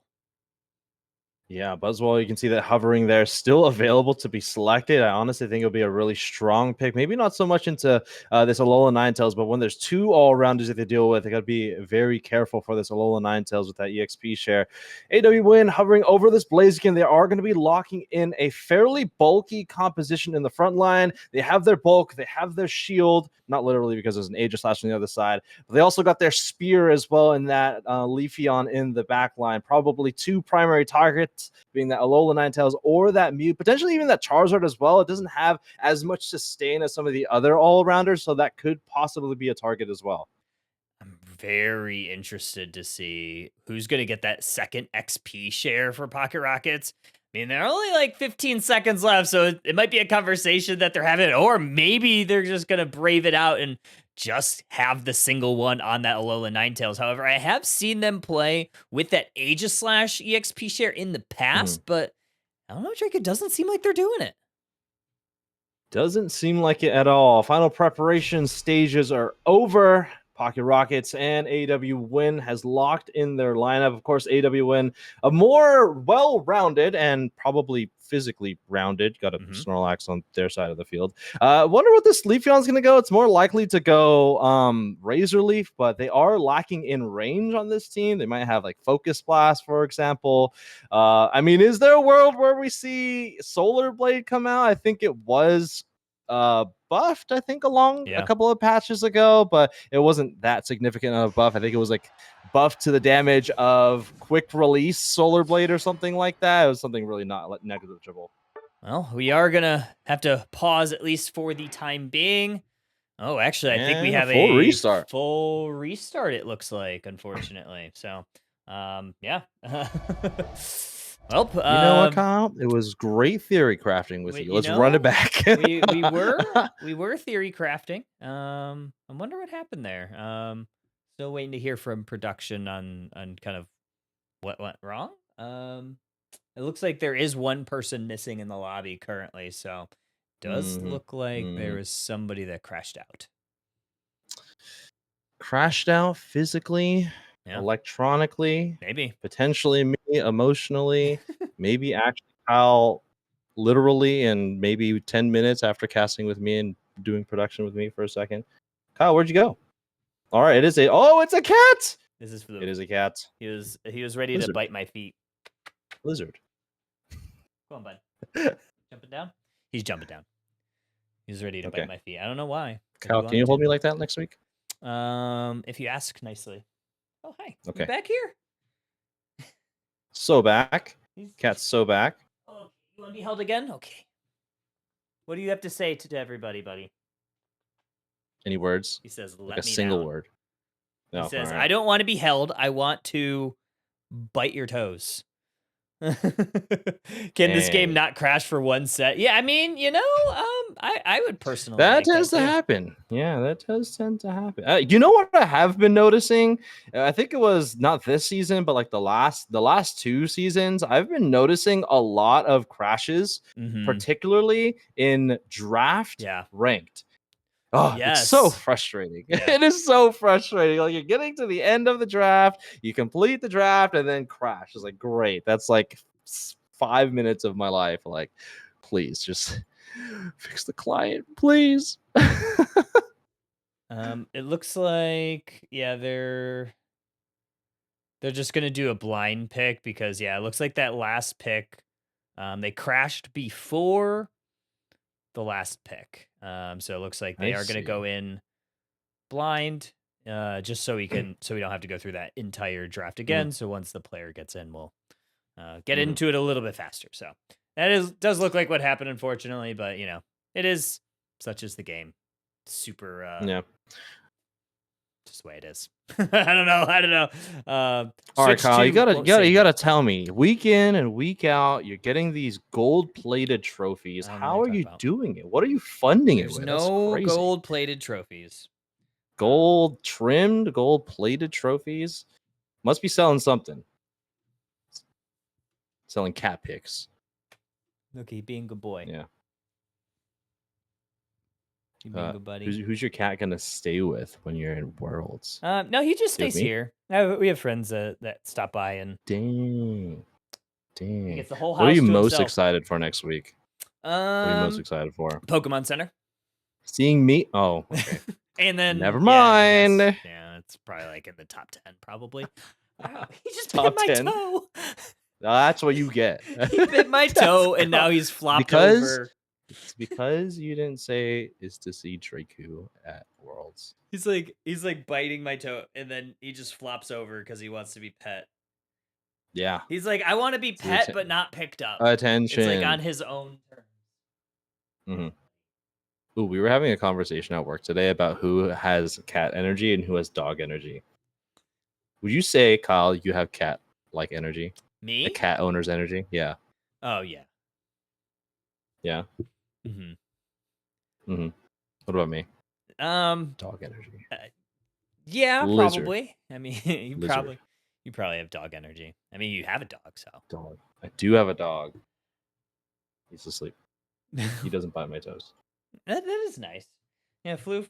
Wait, can we get a feed of your cat biting your toes right now? No, that's extra. That's extra. All right, how many subs? 10 subs? 10 subs? That's crazy. I don't want to say number because it'll happen and then I have to do it. And then I have to find a way to get my camera to be pointing down, and that's like a whole ordeal. Not that I won't do it, Yeah. but that's a lot of work. Yeah. If I had a separate same cam. here. Definitely don't want to point the camera down on the side either. Is it hot where you are? Let me just say, me and Primate have more than one thing in common right now. Waiting to rampage in this freaking game, clearly. Yeah. Nothing else. So Actually, my hair is kind of long, so Primate's hair is kind of long. True. I'm getting a haircut on Saturday. Nice. That's why I'm wearing like this bucket hat. It's to cover my hair and for emotional support. Fair enough. More so the second one. It looks like somebody on Pocket Rocket's Switch is quote unquote blowing up. I don't know what that means. I don't know what that means either. Blasting off again. I don't know. Let's do you want to just send it to break real quick? It seems like it's we could probably just go right back into draft when it gets back, because it seems like we're having quite whatever you'd like to do, Chief. Quite an extended break. So we're gonna send it to a quick the end of the earth. Oh, that's really We could nice. just sing. Sing? I can't Yeah, sing. we can just start singing. You can't sing? I can. I just don't Well, want to. if you watch K-pop Demon Hunter with me, you can sing the songs. Smash was talking about finding a karaoke bar. Since you don't have to cast this down. time. I know. You This can sing guy karaoke. freaking texted me at NAIC. He's like, hey, you want to go karaokeing Friday night when I had a cast on Saturday? It's like, boo. Casting sucks. Why do you have to cast? Yeah. Why did you? I don't know. You should have just blown out your voice. Yeah. What the heck? No dedication to the only thing getting craft. blown out that weekend. Talking about revelation and scoring. Yeah, But, that was rough. yeah. Yeah. Yeah.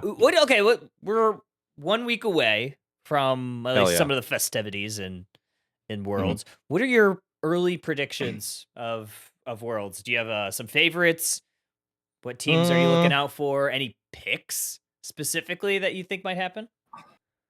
I don't know. When I look at the group stage, it seems like there's a clear 1-2 out of each group, in my opinion. Like the only one that's maybe questionable is the one with 3, right? That's like the number 1 team in Brazil. It's Zeta Division, and I forget who the last one is, but I'm pretty sure that is like I wouldn't call it the group of death, but like I think you just don't know with that 3. Because I don't think they've ever played each other before as well, so it's hard to say. But yeah, I'm excited to see the teams play again. Like I haven't been following like how well they've been doing in scrims or not. I don't know. There hasn't really been any major tournament in the last 2 months. Yeah. So it's kind of a blank sheet, really. And Latios is probably going to be played. I think so. And I think there's a lot of really strong picks in the metagame right now. So that's going to be most likely just a free ban. So that opens the door to a lot of other things. Yeah, I think Galarian Rapidash is going to have a lot of play, either in the ban slot or within the first couple picks. I think it's really strong. I think there's not a ton of things that seem like it counter it very well. At least like the times that I've been playing it, it seems like obviously Umbreon seems like it can be really strong, but like if you're Mhm. really strong, you could kind of play around it, or Mhm. just decide to ban Umbreon if you know you want to play Galarian Rapidash. Mhm. Other than that, like yeah, the Slowbro, obviously a really good shutdown at Rayquaza, but yeah, there's not Mhm. a lot of things that can shut down. Floof left. Shut Mhm. down that Galarian Rapidash. I think it's probably like in the S tier for me of like things to Yeah, watch I think out so. for. Unless it's bugged Mhm. again, like it was at NAIC. I thought it was going to get played a lot at NAIC, and then Yeah. And I think a lot of teams were preparing to Mhm. play it a Yeah. lot during NAIC as well, or at least banning it outright. Gary I mean, says. I don't. Gary Sorry, Gary I'm sorry. says that I hardly know her clears the bracket or clears the group. Oh yeah, Honestly, yeah, should have been that last group. yeah, should have been. I didn't get an invite. I thought for sure, like, yeah, I thought, You know who you should have asked? You should Hmm. have asked. You should have asked Mazza if he can take a spot. He's going to Man. Worlds now. Did you see the tweet Yeah, that I he's did see going to that. Worlds again? Which Yeah. is pretty cool. Which team is he going with? It's a new esport team. Who's from Brazil? yeah. It's Aegis Flames and Krios to Jake. something. Yeah, I think one of those teams was sponsored, which sounds like the second one, Crazy Jake, because it was like a formal esport announcement. Mm-hmm. Yeah, I did see that.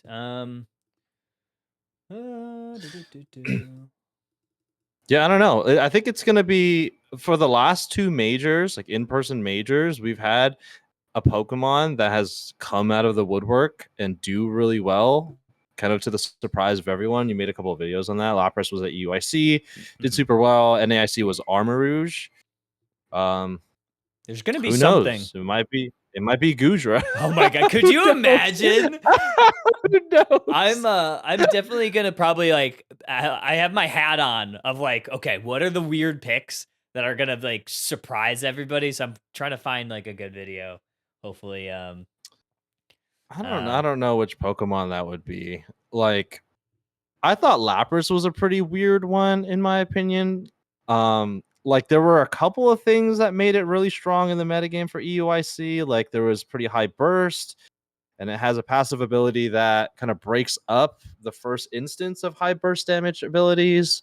mhm. There were a number of special attackers that were really strong in the metagame. So it has really high special defense. But like it's all kind of secondary things, right? It's not like it has really strong crowd control or it has like it stays on the battlefield forever. Like it's kind of these secondary, it's this passive ability, and then it's like it's defenses, right? I always thought that Lapras was kind of a weird one. I don't know what it's gonna be. Like if we can like kind of theory craft Gudra, right? I don't know. It kind of falls under the same trap as like Scizor, for example. Like Scizor stays on the battlefield for a long time. It's an all-rounder, but it doesn't really have any crowd control. Same thing with like Gudra. It can stay on the battlefield for a long time. It doesn't really have a lot of crowd control. Its Unite move is more of a self buff rather than a damage buff. Um, I don't know. Do we have a game? So I have a What's little bit of going an on? update. Yeah, just getting some update on from the Star GG chat. So there's some crazy stuff going on with the Switch. We are gonna pivot down to the lower bracket before we go to the grand finals. Or not the grand finals, the winners finals. That way we're at least not like just sitting with our hands behind our back. So we are gonna go down to that lower bracket. We're gonna check out the Loke Weft and M8. So the Loke Weft, they just got taken down by the Big Uzi squad, and then Brouhaha took down MA in the match that we just saw just before this. So we are going to go down to that. It is a best of one, so just a heads up to all the viewers there. Yeah, just some technical difficulties on their end, so just very, very unfortunate stuff, but that's kind of where we are. Don't worry, this is the start of the Eel Agent Kyle and Reikusan podcast. Reikusan. Yeah. There's like a Scooby Doo podcast. Reikusan. Reikusan. So that was my Scooby Doo impression. Was it good? Tell me it was good. Yeah. Tell me it was good. Tell me it was good. It was like a 6. Okay, cool. out of 7. Nice. That's Yeah. awesome. I love it. Okay, yeah. I do Lower that fake bracket out all the round time. I give 4. him like a really low number. Like, yeah, I was a 5 out of 6.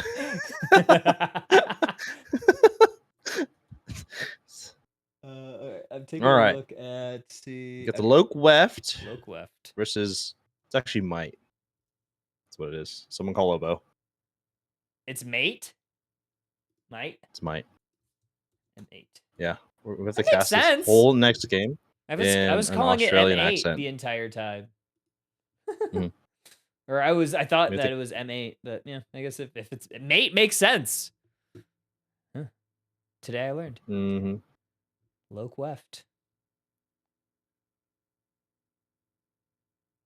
All right. I'm getting my overlays updated because now we had to pivot mid-set. The Loke Weft. I think Hell this is a pretty interesting squad. I don't know if you're looking at the start GG exclamation point We bracket. got Sobi. We got Himothy. We got Sky and Bats. Bats actually like cooked me on ladder. What was it last? Like Low bar. very low bar. Made it look really not the easy too. vampire bar. I was Better just than a vampire sitting bar. duck. That's the vampire bar. The vampire bar. The Loke Weft. Man, they're about to gerrymander Thea Skyward Ruins right now. Gerrymander. Hell hardly yeah. know her. Yeah. Eventually we'll get this. All right. So it looks like we got 9 out of 10 in the lobby. So we are cooking. We're getting there. Mm-hmm. Yeah, sorry about the all the technical difficulties, folks. It looks like I'm not sorry. Oh, Draku's not sorry. I do apologize. I'm not We sorry. try to make things as smooth as possible, but sometimes the switch be switching. Pokemon Unite be Pokemon Uniting. It does look like based on timing, it looks like the Pocket Rockets were issued a game loss. Oh no. So that is part of that in the upper bracket. So let's see if you see here. I'm going to get us to the bracket. Everybody can see. Yeah, so 1-0. So that's what you're seeing there. So if you do see the bracket, 1-0, AW Win getting that game 1 victory because of the rule set of not having players ready, unfortunately. 1-0 for Big Uzi squad taking Brouhaha in that first game. And then we are down in that lower bracket. So losers round 4. And winner of this single game will be moving forward to that lower quarterfinal.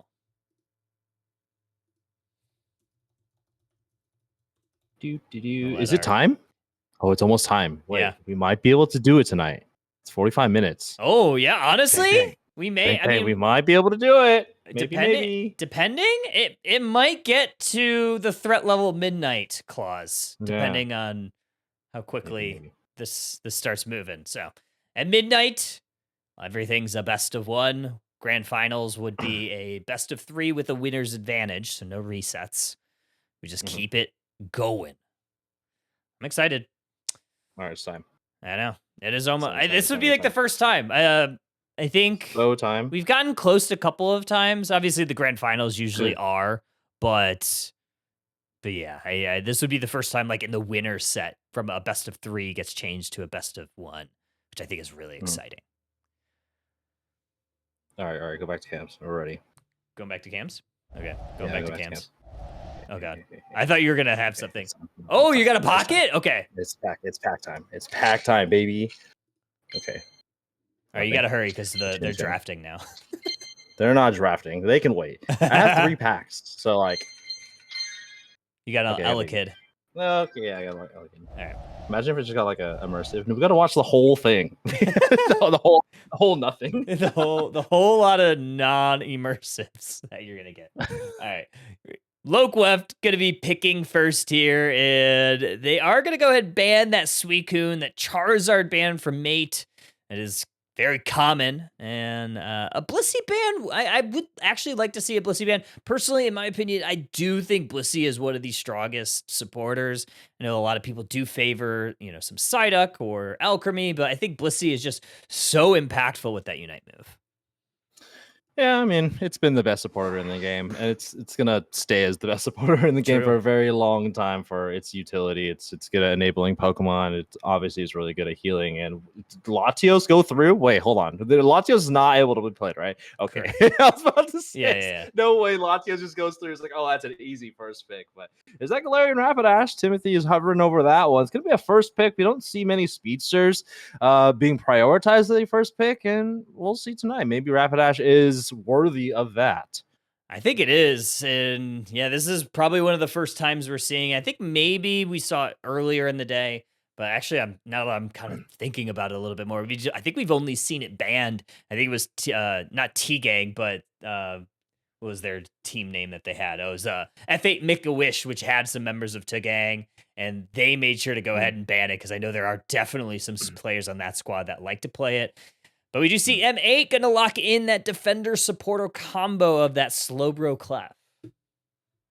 Yeah, so I'm going to start out with their more conservative lineup here. Expect to see a pretty strong artillery attacker here, or potentially towards the end of this draft. Maybe something like a Gardevoir would look really well, especially into these more specially defensive Pokemon here on the other side. They're going to be rounding out their supportive core with a Mamoswine and a Hoopa.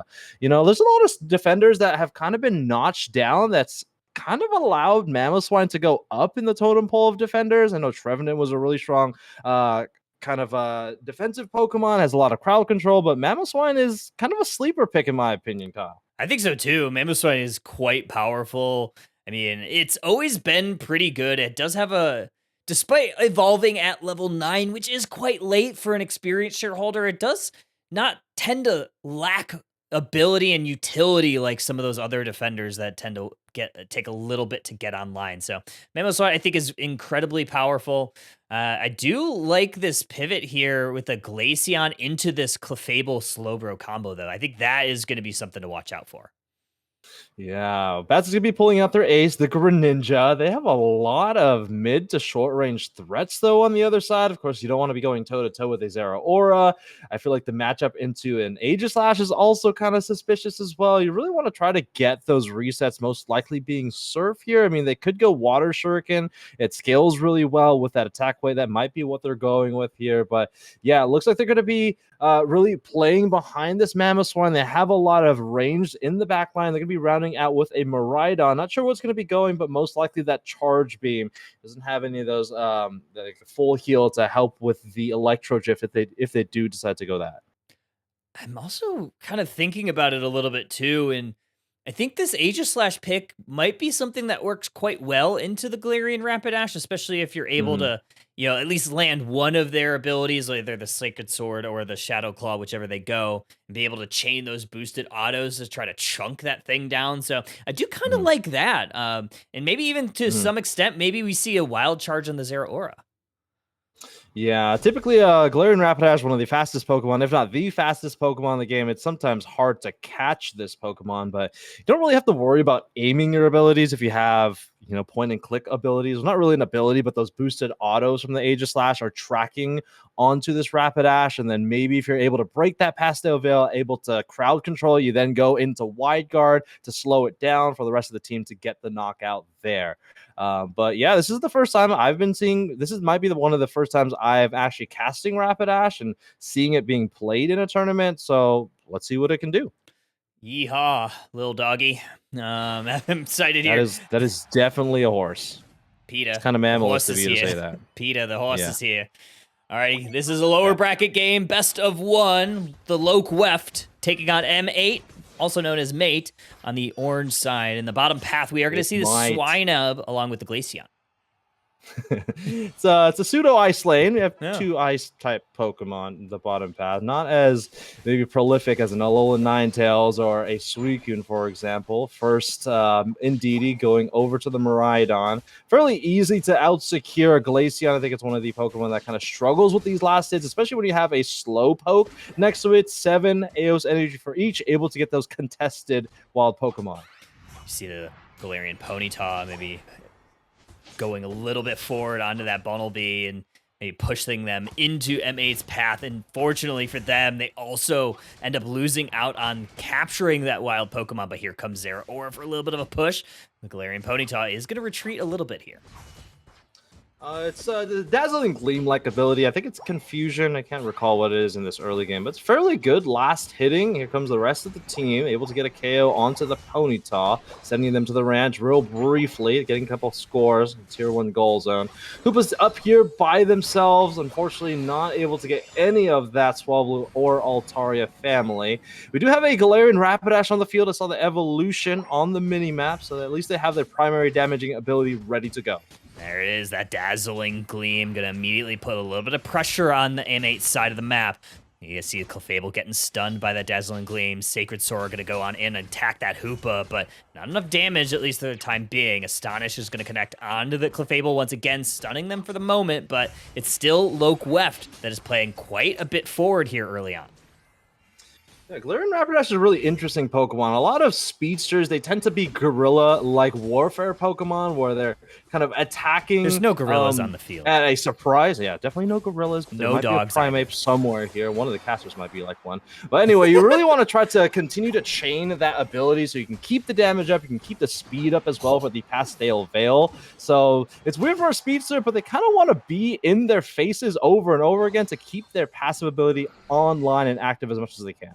I think we just saw a surf here from this Greninja, chaining those KOs, getting 2, getting another one on that dual blade, and look at these points starting to rain on in. It's going to leave the goal at 21, but here comes the response here from Zeraora. Wild Charge, going to try to damage the Hoopa portal. Is perfect, though. Bats living on 1 HP in a dream, going to try to hit some autos to try to regenerate their health, but they are level 9, have access to that Unite move if things get a little bit sticky.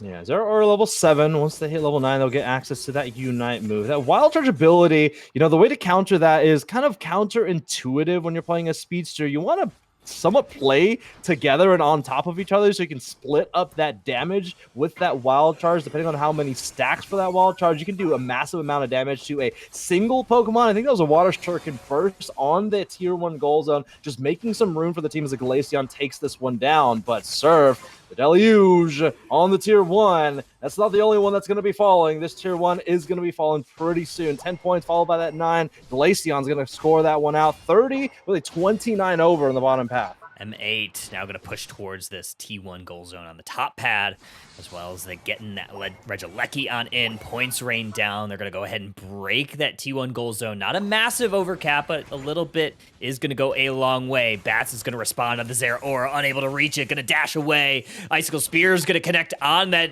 Aegis Slash, and no deject play from the Mamoswine. Bats closes the door on them. Got the Rumble, got the Earthquake, and the eject button. Here comes a Bright Future Meteor Storm to defend their tier 1 goal zone, but they're going to be put in a triangle, not a bubble this time, and eat this Gleam as they're sent back to the Pokemon Center. Potentially make that 2 as a Slowbro trying to retreat to their goal zone. Here comes the Plasma Gale trying to blow them away. The defense holding on strong here for M8. Piloswine going to get sliced down. Zeraora taking that KO, but it is 175-98, advantage the Loke Weft. Here comes the coup de grace from the Aegis Slash, but a nice Hoopa portal is going to allow them to escape for the time being. All 5 members kind of hovering this top path for M8. No real objectives on the map right now, though. Disappearing Act. It is Magician, that passive ability for the Hoopa. Not only can they make berries appear and make them disappear, sometimes you can make yourself disappear through a Hoopa hyperspace portal. One thing I am worried about for this Greninja, especially when they start to pile up like this, not even mad, they're going to burst that bubble, followed up by a Mammoth Mash to mash that one up while charged, finding that Zeraora, finding a 2 KO as well. The fight continues to break out, and on top, the Loke Weft. Yeah, it's the Galarian Rapidash kind of cleaning up the pieces. So Greninja find a couple. Zeraora responds with a couple of their own. Then it's Galarian Rapidash that takes the final blow. Good stop here from Clefable. Going to prevent all those points from going on in right before Regieleki hits the map. But it is going to be the Registeel with a little bit of attention here from the Lokeweft. It's Glaceon going to shred that through with that Ice Shard, Icicle Spear combo. Zeraora looking for a way in. They're going to try to wait this one out, try to find a secure. Here comes the Unite move, Plasma Gale. They're going to take that Registeel. Reggie stole it. Oh. They're going to teleport up to the top path through that Hoopa hyperspace portal with the unbounded stay. Doesn't even matter. MA is going to push on forward. Galarian Rapidash very quick to the rodeo. Kentucky Derby. Here we go. Let's see where the Regieleki goes here. But the Greninja is going to stuff that one up. It's going to continue down to the tier 2. The Slowbro and the Clefable just getting to the tier 1 goals. And this should be an easy defense as we head into the final quarter of the game. About a 2-time score here between the two teams. 176 to 98. 4 minutes remaining. Like this Glaceon stealing that red buff away from M8. Slowbro gonna try to slow them down, keep them from pushing forward onto this Aegislash. Icicle Spear's gonna lock on. Greninja's locking on a little bit harder. That's a double KO, make it a 3-piece combo. The Lokeweft is doing quite well here, and no objectives really to be found. It is the Hoopa just doing their best to clear that Regieleki in the top path. Yeah, Greninja, level 14. Get faster auto attack speed at level 11, even more at level 13. Get all those plus abilities as well. And for attack damage carry an ADC like this Pokemon, you definitely want to be at a level ahead. Here comes those auto attack shurikens flying onto the motorcycle as they retreat back over to the left side of the field. Zeraora's trying to find them in the backline. They are going to use their wild charge, not fully boosted up onto the Mamoswine. Doesn't even matter if you're a ground type Pokemon, electric types zapping in the bottom path. Nice smoke screen right there to prevent any KOs. His 4 members it was in hot pursuit of Bats trying to take them down, but Zeraora gonna lock on to that Galarian Rapidash with that wild charge. Basement objective, 15 seconds, but the push is on the T1 goal zone. Aegislash gonna wide guard, but Glaceon's gonna take them down instead. Mamoswine gonna try to defend the rest of their squad, locking on to Zeraora, and it is Hoopa that takes them out. Yeah, mythical Pokemon. Yeah, they're definitely a myth there. Zeraora getting knocked out. And unfortunately, that gamble is paying off in dividends for the Lokeweft. They are able to get a Regirock. Maybe not as powerful as a Registeel, for example. But one thing they do lack on their team is some bulk, 2 attackers and a speedster. That boost in defense for the next 90 seconds, I think, is going to be pretty valuable when you're going up against an Aegislash and a Zeraora that's doing a lot of damage in that short range. Is Mamoswine looking for an engage? They see 3 members in this top part of the path. Make it 4. Good Earthquake right there. Gonna try to go on in. Bats just does find a little bit. Gonna have to inject into a little bit more safety. Aegislash going down. Zeraora the next to fall. It is Mamoswine trying to do the heavy lifting here. Meteors falling from the sky from the Miraidon, but it's no match. It's just this Clefable and the Slowbro. Clefable trying to retreat, but Hoopa's got hands. The hyperspace fists fly with a double KO. Dropping these meteors and finding the stars. Lokeweft gets a full ace on M8. Unfortunately, nowhere to be found is our orange team. And there goes the white flag as the Greninja, star of the show. Meteors down from the opposing team, but nonetheless, they were astronomical this game. Insane stuff. So the Lokeweft going to be moving forward in our lower bracket, 176.98. Additional points likely inevitable at that point. So the white flag, as you said, woven? It waved Woved. very high. Something like that. I don't know. There were 176.98. waves. There was a Lokeweft. surf. There was a lot of waves in Yeah. that game. Exactly. That's what That I'm saying. Mamoswine was making waves too. Ground waves, Real. tremors, epicenter, bears. Other earthquake. Worlds is in California, and there are earthquakes there. That's kind of scary. There are earthquakes all the time. Yeah, That's not. I am on the 3rd floor, so watch out. Oh gosh. Yeah, You look live at on the the 3rd damage floor. numbers. Bats kind of popped off there, 102K. The surf game, I mean, you saw some of those chain combos with those surfs, just really finding the groove there. Yeah, unfortunately, Aegislash really not having a game for themselves. 30,000 damage, about the same as their defender on their side. I mean, that's kind of your other source of crowd control as well. I was expecting it to maybe try to lock in onto the Greninja or that Galarian Rapidash, but unfortunately, the sword just a little dull in this game, and it's going to lead them to a loss, and unfortunately, out of tonight's tournament. No primates for them. No primates for them. But Yeah, it does look or like cans. the winners finals matchup is going to be ready here for us. So before we yap any further, let's take a quick break and we'll get you back up to that top side of the bracket for those winners finals. So don't go too far, folks. More Underdunk 57, the Primate edition. We'll be back very shortly. I'm going so far. Don't go.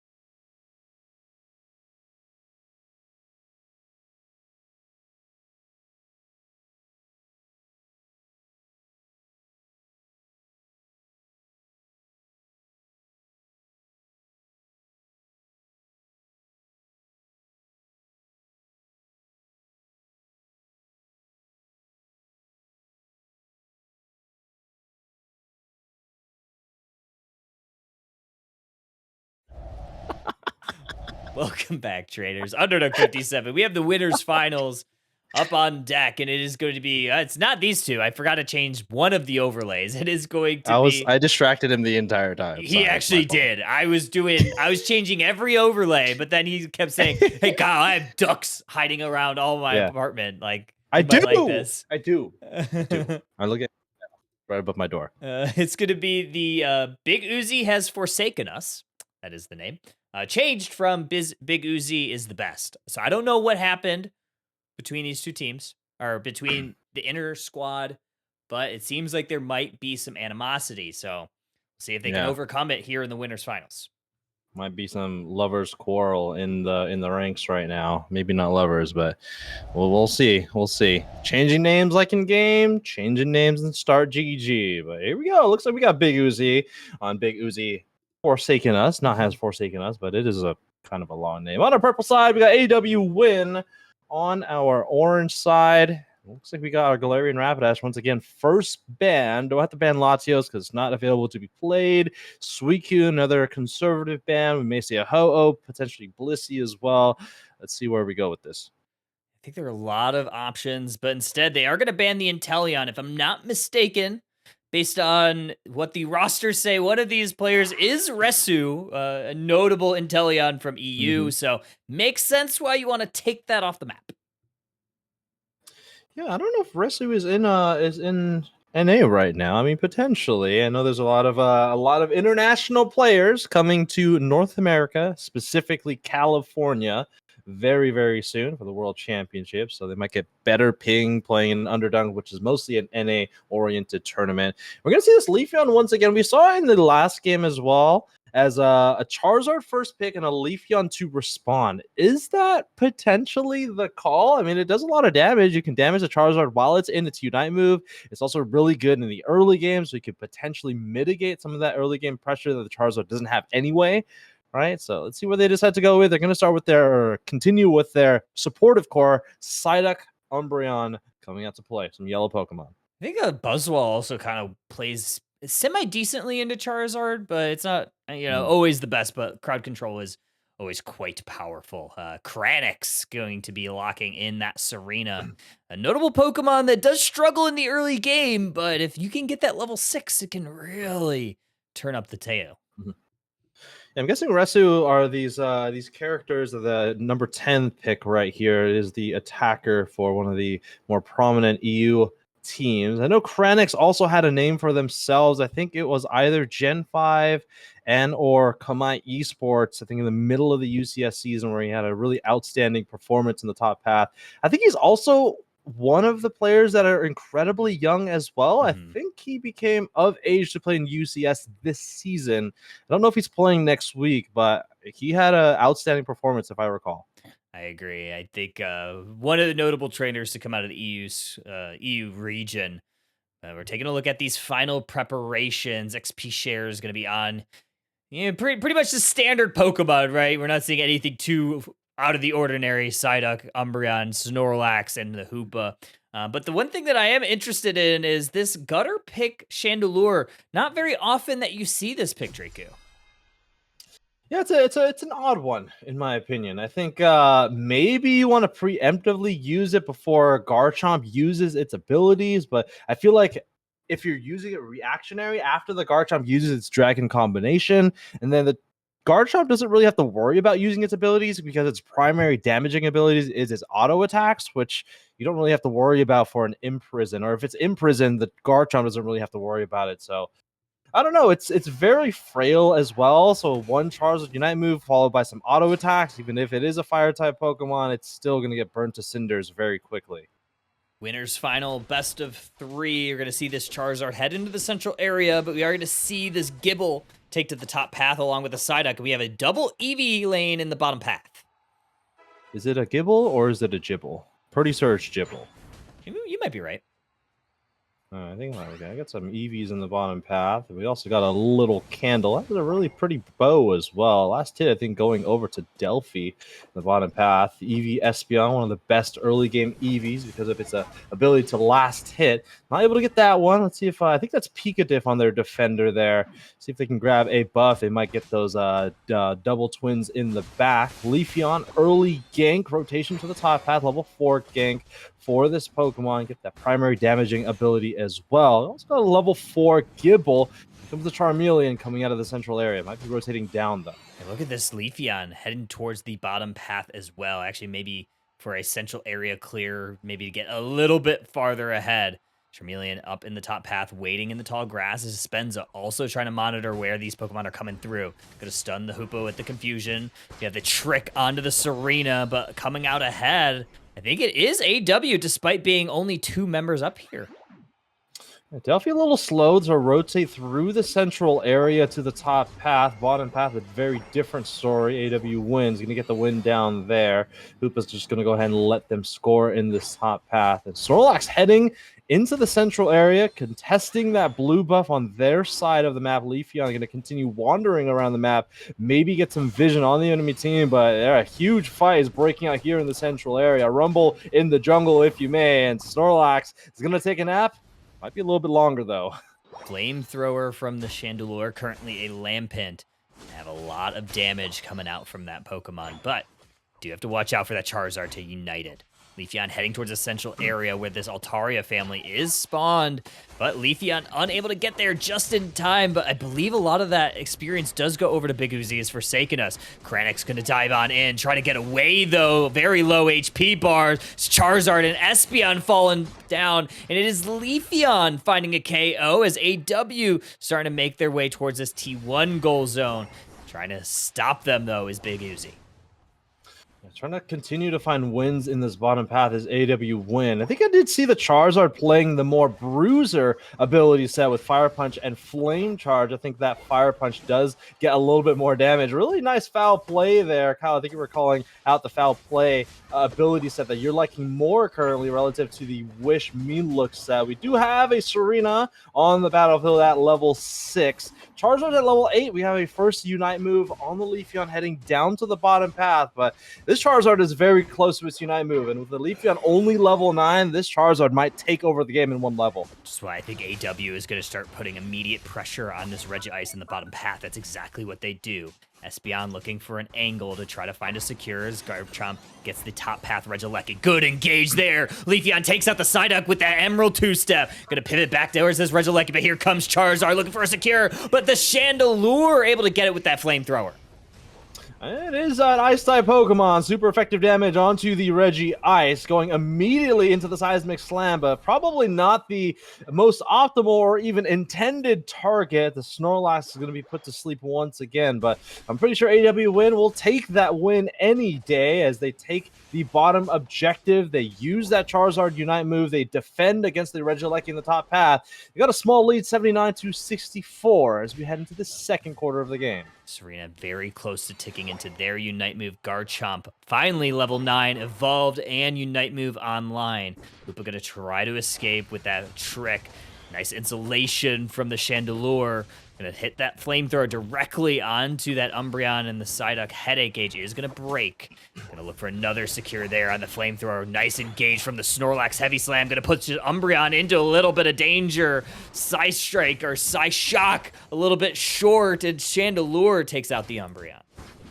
Also playing Poltergeist as well. It's going to be a little more difficult for this Umbreon and maybe even this Charizard and Garchomp to maybe maneuver around that field that it puts out. Here comes the Unite move. Sai is turned into an for that Serena, as they are going to get taken down there. Fight is continuing to break out in this bottom path as well. Somewhat 2 frontiers of battle is going to disperse on either end. So we head to the halfway point of the game, 86-135. Let's take a look at our field state for levels really quickly. Level 10 on our Charizard, level 12 now on our Leafeon, continuing to have a level ahead. Same thing for that Chandelure at level 11. Still not getting as much impact with that Charizard Unite move. This might be the time to do it, though.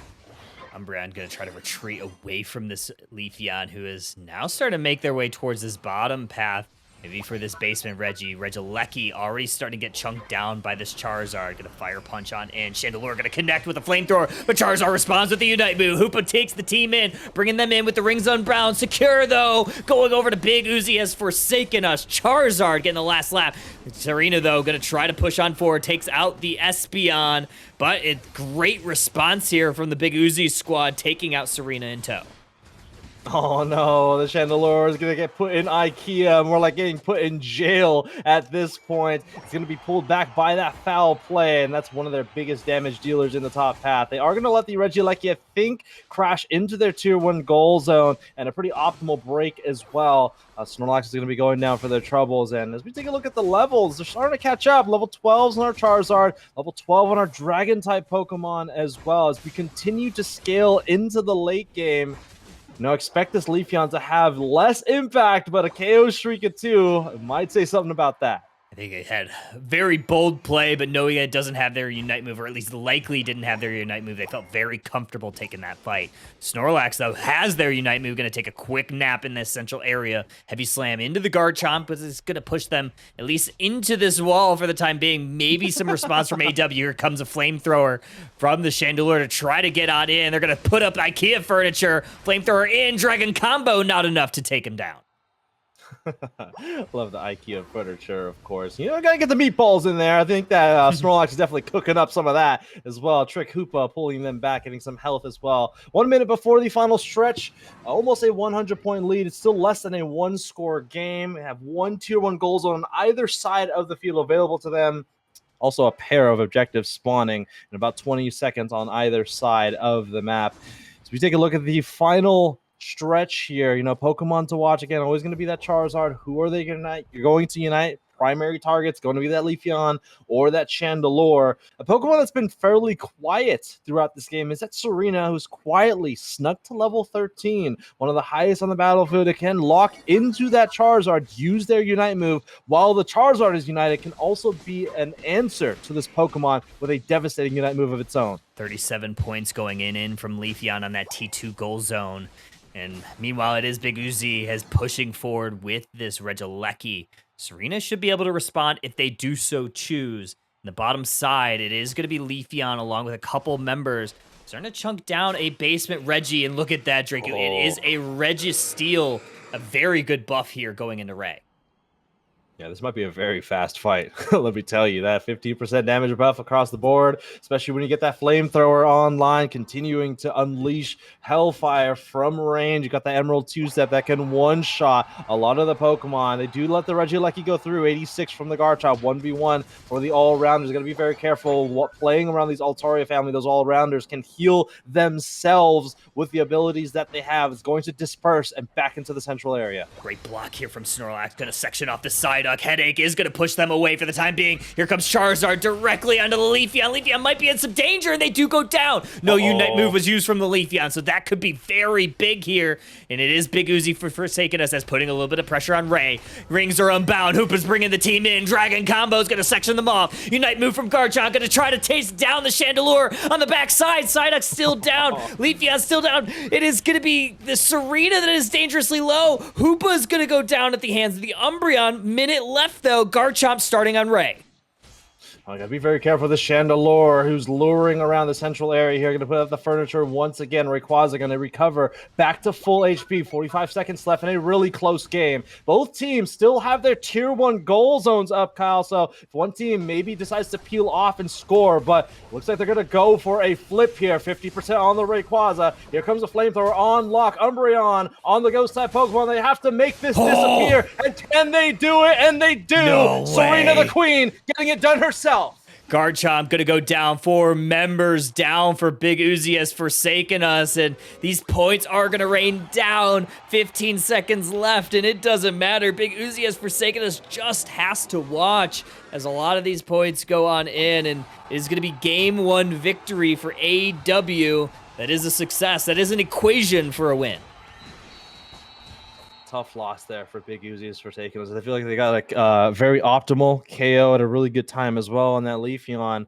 And I think, unfortunately, they just could not capitalize off of that one. One thing I did want to point out, brilliant Unite move by that Chandelure play. I think that was Resu on that Chandelure. That Garchomp was in its Unite move, turned out the lights, put a blindfold on him with that Midnight Ignite Unite move, and Momo was scratching the wall.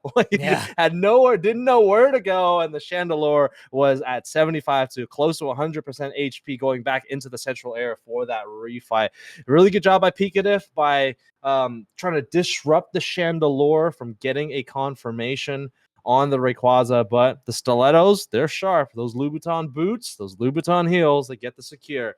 Pretty quiet game for that Serena, but got the MVP nonetheless, at least for the Rayquaza secure as that MVP for me. Super fun game to watch. I mean, like you said, it was a very close game. I think there was a couple moments there where there might have been a little bit of hesitancy from Big Uzi because they did have a numbers advantage, and you saw Garchomp starting to rip it, but it was just unfortunate that they did not feel confident enough to go ahead and just take it off the map. You have at least a little bit of secure tools with that Espeon, but outside of that, that was kind of one thing that they didn't have too much of. I mean, you think about other secure tools, I think maybe you have a little bit better securing from AW, considering what they had online with that Chandelure, but yeah, just very unfortunate that they couldn't go for that rip there.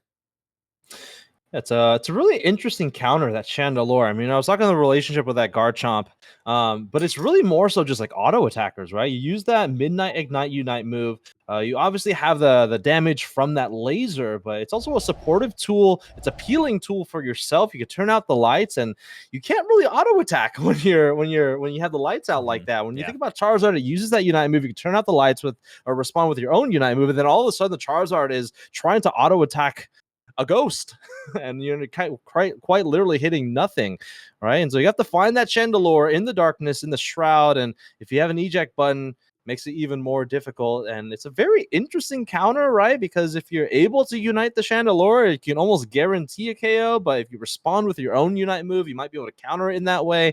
So who knows, we might get a interesting counter and something that we haven't really talked about with Chandelure and Charizard, or more Chandelure and auto attackers. Yeah, I mean, it's kind of a good call out because, yeah, maybe that may be the secret sauce. Maybe that's the Pokemon that we may see a little bit more of at Worlds. I don't know. I don't know. I don't know. Well, I mean, we'll see. I mean, when you think about Chandelure too, like it does really well into a bulky comp, right? True. Flamethrower, you can get those resets. You hit something, wild Pokemon, enemy Pokemon, get a 2-second cooldown on it. You can continue to fire off, and it does a lot of damage. It does. It does a heck of a lot of really damage. does. And especially when you have a Registeel buff as well, you're two-shotting things for the most part. If you're an attacker, you're a supporter, you're a speedster, you're two-shotting things.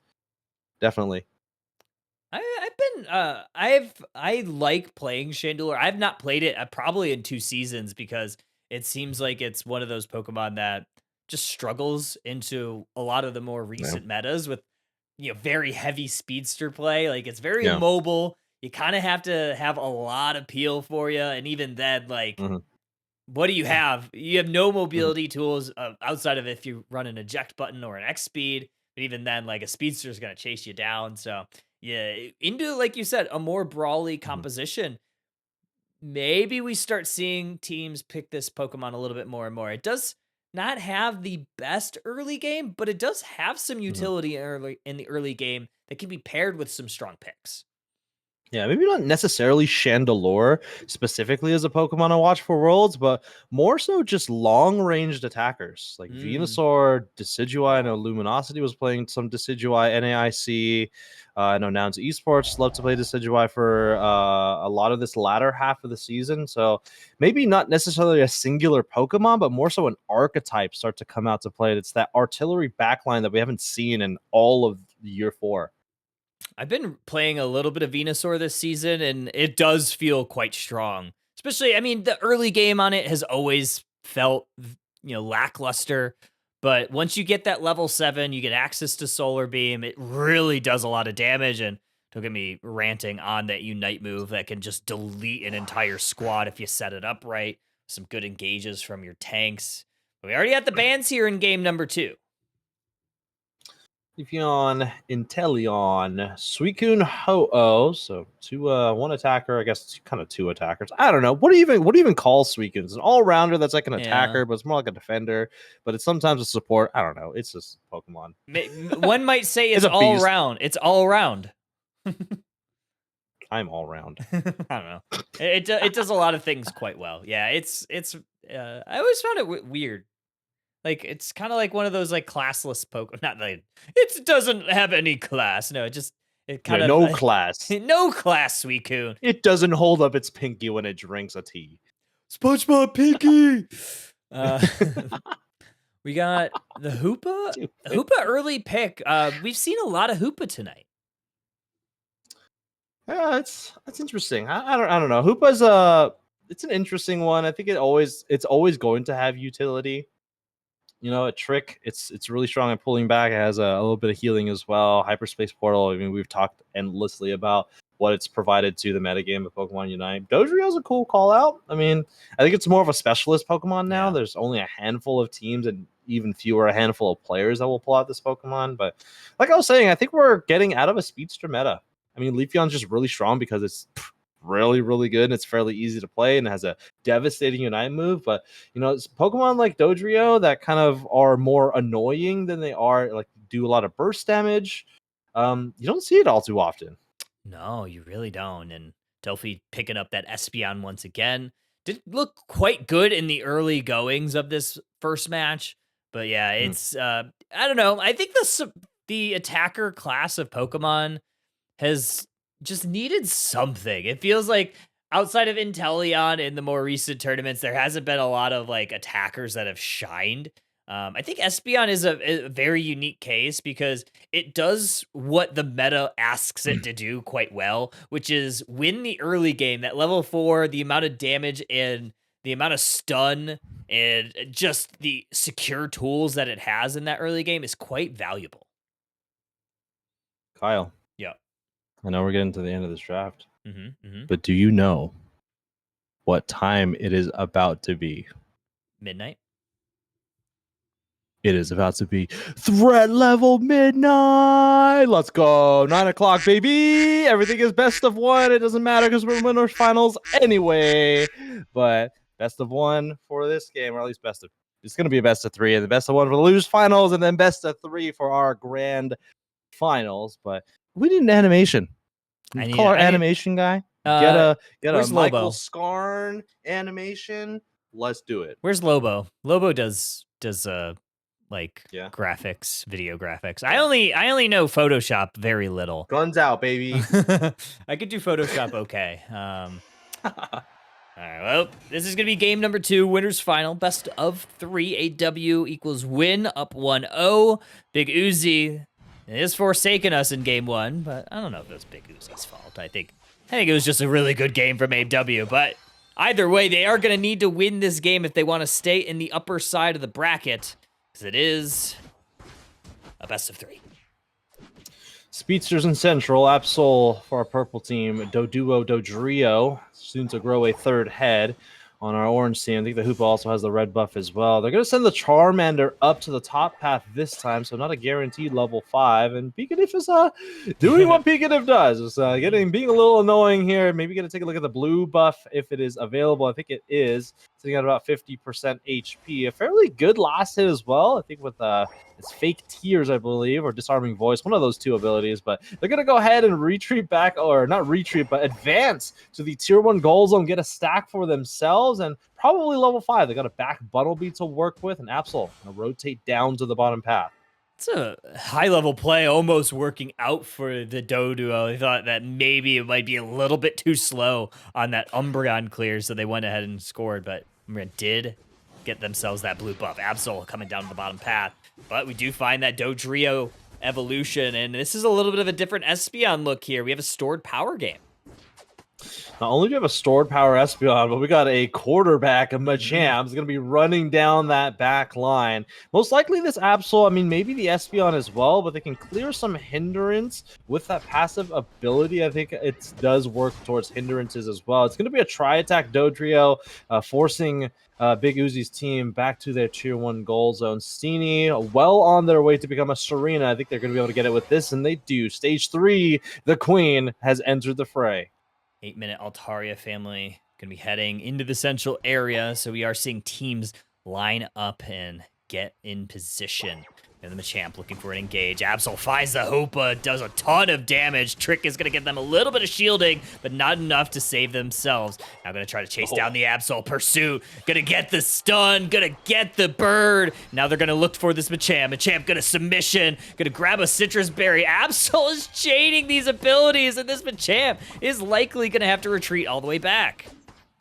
Yeah, into a Dodrio. That matchup between Pursuit Absol and Dodrio heavily favors that Absol, but they are going to run way too deep and not able to stay on the field as that Absol. Same thing with that Charmeleon. Defense is looking pretty good. I think they left about maybe a 20 or so point overcap. I think that's fairly decent for AW win. You know, they have a fairly high scaling team. They want this Machamp to get to level 9. That Unite move is pretty devastating when they do have it on the field. And it's also a fairly early break as well, so they're going to get a number of Indeedis into the end game. 3 members of Big Uzi down in the bottom path. Going to press forward on this basement. Reggie, immediate damage found on it. Halfway down already. Machamp Hoopa leaning towards that T1 goal zone. None the wiser, so Registeel going to be awarded to Big Uzi. And Regilecki going to get taken by AW. Yeah, AW working more so on this top path. They're going to break that with a smaller 12-point overcap. Just get some positioning there. Also take that Indeedee. Score 40 on the tier 2 goal zone. Everyone's going to watch this one go in. Don't know if they're going to be able to get this mean look in. It's not mean look. It is going to be a foul play. Cannot chase down the bird, unfortunately. Nice peel there from the Serena.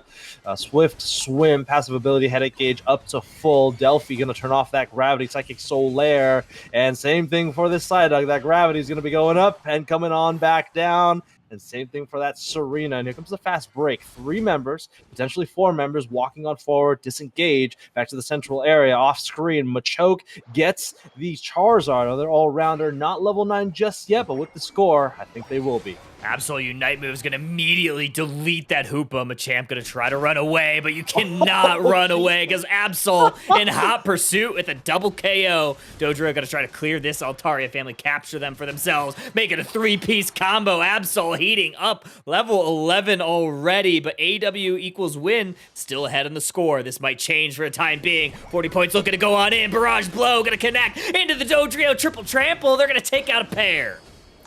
Yeah, really nice combination there by the Dodrio and the Barrage Blow. They may get an ace here, at least for all the Pokemon that's down here. Pikachu once again just running through to the tier 2 goal zone just to try to distract the enemy team. But on the other side of the map, they are going to break with a 5 score. I don't know if that was the most optimal there. Charizard with a last-ditch Unite move with an eject button in the air. It's going to save that one, but here comes the Machamp, the savior with the sleeveless. They are able to get that knockout. So we head to the halfway point of the game, 129-19, a 90-point game by Big Uzi has forsaken us. Ooh, nice little tech there from Hoopa, allowing Machamp to go back to base, get immediate health, and then teleport back with that Phantom Force trick.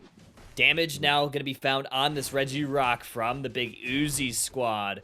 And in the top path, Regilecki getting chunked down. Likely, actually, it looks like they peel off of that in the top path, so they might be going for a little bit of a delayed play here with this Hoopa. But it is still a Regirock buff awarded to AW win.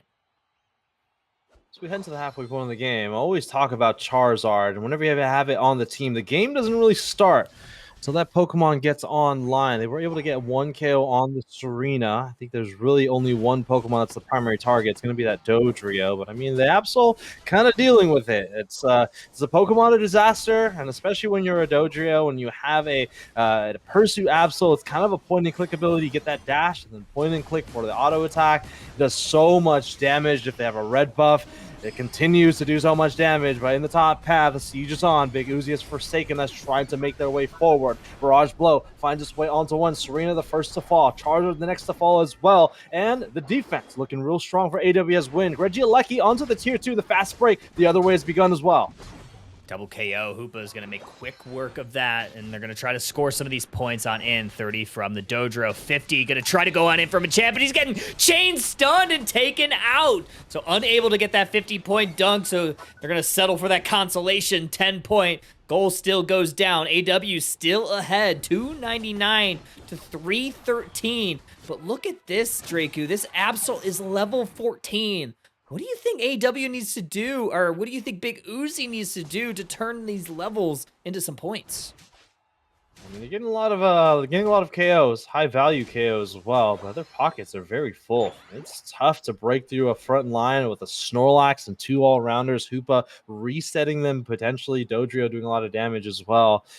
I mean, the Absol is getting the KOs, but this game is not won by KOs. It is won by score. Don't tell Rubby Goo Girl I said that one. But I mean, God. They got to get some scores in. They have a tier 1 and a full top path to work with. Here comes the rotation down here. There's going to be one more Roulette Reggie. It's a big gamble. Let's go to the game corner real quickly. Oh, man. Delphi going to take out that Machamp. Here comes some Unite moves. Absol is going to utilize it. Serena going to have to retreat back. Snorlax going to take a quick nap. Try to get that health bar reset. And I think the writing's on the wall here for Big Uzi. They're not going to be able to take this Reggie Rock, so they are going to go ahead and retreat back to base to refill their HP bars. Regirock is going to remain standing, or well, it's going to disappear in the bottom path. It's a score game at this point. 2 minutes remaining. The rendezvous at 2 has begun. The levels don't look too bad for AW has win, or AW equals win. 13s for their Pokemon that need to be. Level 14 on the Dodrio, level 15 on that Absol. I think the big question here is, can that Barrage Bro find the knockout on the Absol? That's the big question for me. Nice little pivot here from Big Uzi. Otherwise, Machamp was waiting with likely a Unite move. Charizard is going to try to poke and prod at this tall grass. Psyduck, good play here from Dispenza, is going to spot the Machamp trying for an ambush. But it is Snorlax getting chunked down, already down to half. Going to look to go on in. Rings unbound, Snorlax down. We're going to see another Unite move. Absol gets it back. They're going to be able to take out the Hoopa. Serena is going to get this shield stolen. Psyduck takes them out, and you get 3 members down for AW. Dodrio on the backside, going to look to get a Hundo Burger on in. Rayquaza going to get taken down, but no! Machamp steals the show, Draku! The champion finds the crown, and as you can see there, not happy about that one. Big Uzi has forsaken us, and unfortunately, that Machamp has forsaken the win for the team.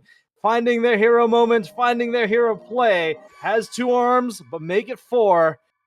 Machamp has found the champion. Holy. I thought for a second, there's a moment in there where I was like, I think even if Big Uzi gets this Rayquaza, they're going to have a hard time depositing all that Eos energy into the goal zones, because that 100 points on the home goal zone from the Dodrio. But at the end of the day, when the Machamp is able to steal that Rayquaza away, it didn't matter. You saw that white flag. And, oh man, Big Uzi has forsaken us. They put up an excellent fight at the Rayquaza. Just unfortunate that they couldn't convert there. But their night's not over. They do have an opportunity down in that lower side bracket where it is a best of 1. And if I'm not mistaken, we'll be likely seeing them next down there. I'm interested to hear what was going on in that VC chat, whether they're most likely in after the Machamp stole the Rayquaza there. But definitely an unfortunate fall there for Big Uzi has forsaken us. They've definitely won that final stretch fight. Dodrio nowhere to be found, scoring on the tier 3 goal zone. But I mean, that's one of the strategies for, I wouldn't even say it was a score composition team, right? The Machamp didn't have any XP share. They just had such a lead in score going into the final stretch. Rayquaza wasn't that much of a factor. And they got a couple of KOs. That was Big Uzi's team got a couple of KOs, but their pockets were full, but that lead might have been insurmountable, and it was stamped by that Machamp. But we're going to be going over to the losers final, where they got one more opportunity to run this back in the grands. Yeah, they will have at least one more shot, one more opportunity. Well, Pretty much from here on out, it is going to be best of ones. I think we may be able to even get a lower bracket semifinal. Looking at kind of where we are in the bracket, I think one game's finishing up, so we might be able to get 2 lower bracket games here before we get back to the Wow. grand. So we are going to take a quick little break here. So get recharged because we have plenty of Pokemon Unite coming up forward. Lower semifinal, lower final, and the grand final still on deck. So don't go too far, folks. More Underdunk 57 back very, very shortly.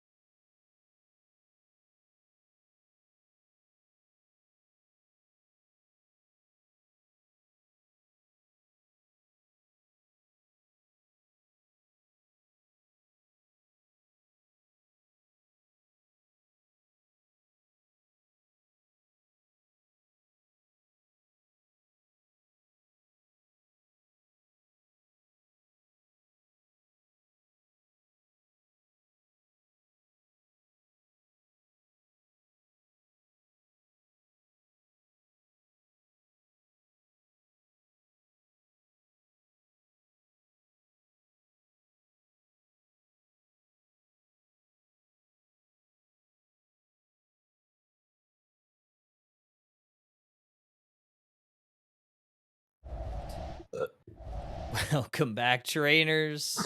You didn't say anything. I said all right. You didn't say anything. Too bad. Hello, everybody. bracket. Welcome back. Best of one. He's like, oh no, we're going in. But immediately we are seeing a Comfey ban. Lower semifinal. So we have this one. Winner of this match will be heading towards that lower final to take on the Big Uzi squad. We're seeing some very common bans. I think the only thing I haven't seen banned today is the Comfey out of these bunch. Yeah, Comfey's a weird one. It might be a free ban. It's also just an annoying Pokemon to deal with when you have a team like Pocket Rockets who don't play a support themselves. So, yeah, it looks like Jolteon, who's the sub for T3, they are going to be coming on in to play for Pocket Rockets today. But the Rockets, Brouhaha, like you were saying, Kyle, a time as old as Tail itself. They have been playing each other all the way through since the Indigo League and has been rivals ever since, in my opinion. Time. I said that right? Time as old right. as Tail. No. Yeah. Tail as old as time? Yeah. No. The first one was right. The first one's right? Okay. Yeah, I don't know. yeah. I didn't know time was Tails, but yeah. Either way. Yeah. Either way. Rollout Wiggly likely, possibly. I think the Pocket Rockets are generally rollout believers. I love watching it because it just sets up some really funny plays, especially if Brouhaha is not expecting it. But given these two teams' history, they probably will expect some rollouts. Yeah, not only that, but they're going to be stealing away the Machamp from Pocket Rockets. It's a really weird sentence to say. They're going to steal the Machamp from the enemy. Yeah. I don't know. There's some Pokemon that are aces to some of the players that are here on the Pocket Rockets. I think Sableye one of them, or not. It's not banned, and it looks like it might not be played here as well. Machamp is Pootie's number one. Pokemon is ace that he's most known for. And this team is going to I think this game is going to be kind of a circus show. I mean, it's a best of one. Mm-hmm. We may see something like a score comp. Yeah. Like, not going to lie. Like this rollout Wiggly is going to be scoring quite a bit. Same thing for these double speedsters on the side of Pocket Rockets. This Machamp could potentially be scoring a lot. Same thing with this Dodrio. I don't know what to expect here. I think we're going to get a lot of information once we see what ability sets they go. So probably 1 to 2 minutes to determine what type of gameplay they want to go. I mean, you're already seeing the float stone on the Wigglytuff that immediately tells me. I mean, I could just knowing that Pocket Rockets, they like to invade. You see the float stone, you really do think that that's a Pokemon that wants to stay on the opposite side of the map, run away quite a bit, get vision for everybody. So a little bit extra movement speed never hurt anybody. And, well, maybe it'll hurt Brouhaha if Toddler's able to get some of the vision that they're looking for. Not a single amulet coin, score shield on either team, so maybe they might be going for some brawls in this game, but I mean, this is probably the most conventional comp that I've seen Pocket Rockets ever play. They're actually playing a supportive Pokemon that is that Wigglytuff. Of course, I think a lot of people would say this is more like a defender supporter-esque Pokemon, but this is going to be really interesting. I would say it's both kind of bulky, but also kind of frail at the same time. It's a Rockets comp. What could I say? It is. Lower semifinal, best of one. Pocket Rockets on your purple side. Brouhaha looking to get the last laugh. Going to be on your orange side. Immediately, you do see Wigglytuff skip some of this Bunnelby family. Head towards that central area, Brouhaha.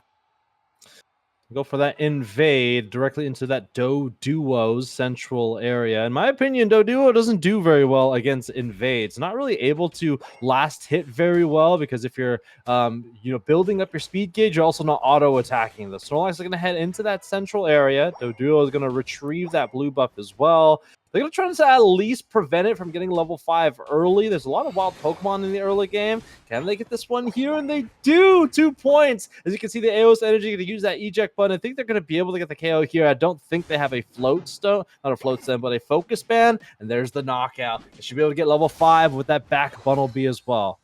Looks like Lucario was able to take that one away from the Leafeon there. Snorlax still pretty good early game, has good early secure as well. And this is a power-up punch Lucario, so very good last hitting ability of their own right. Zoroark, along with the Dodrio, so Speedster is going to be up in the top path. A lot of that experience is captured by the Pocket Rockets. Dodrio just going to go ahead and retreat back to Central.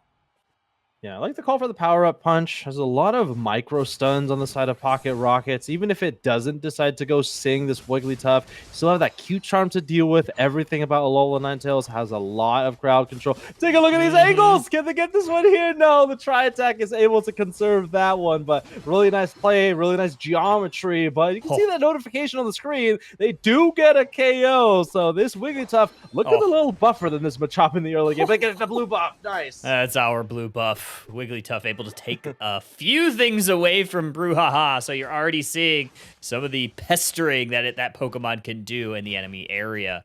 Central area, though, Altaria family looking to be captured by these squads. It is Zoroark taking the handful of them.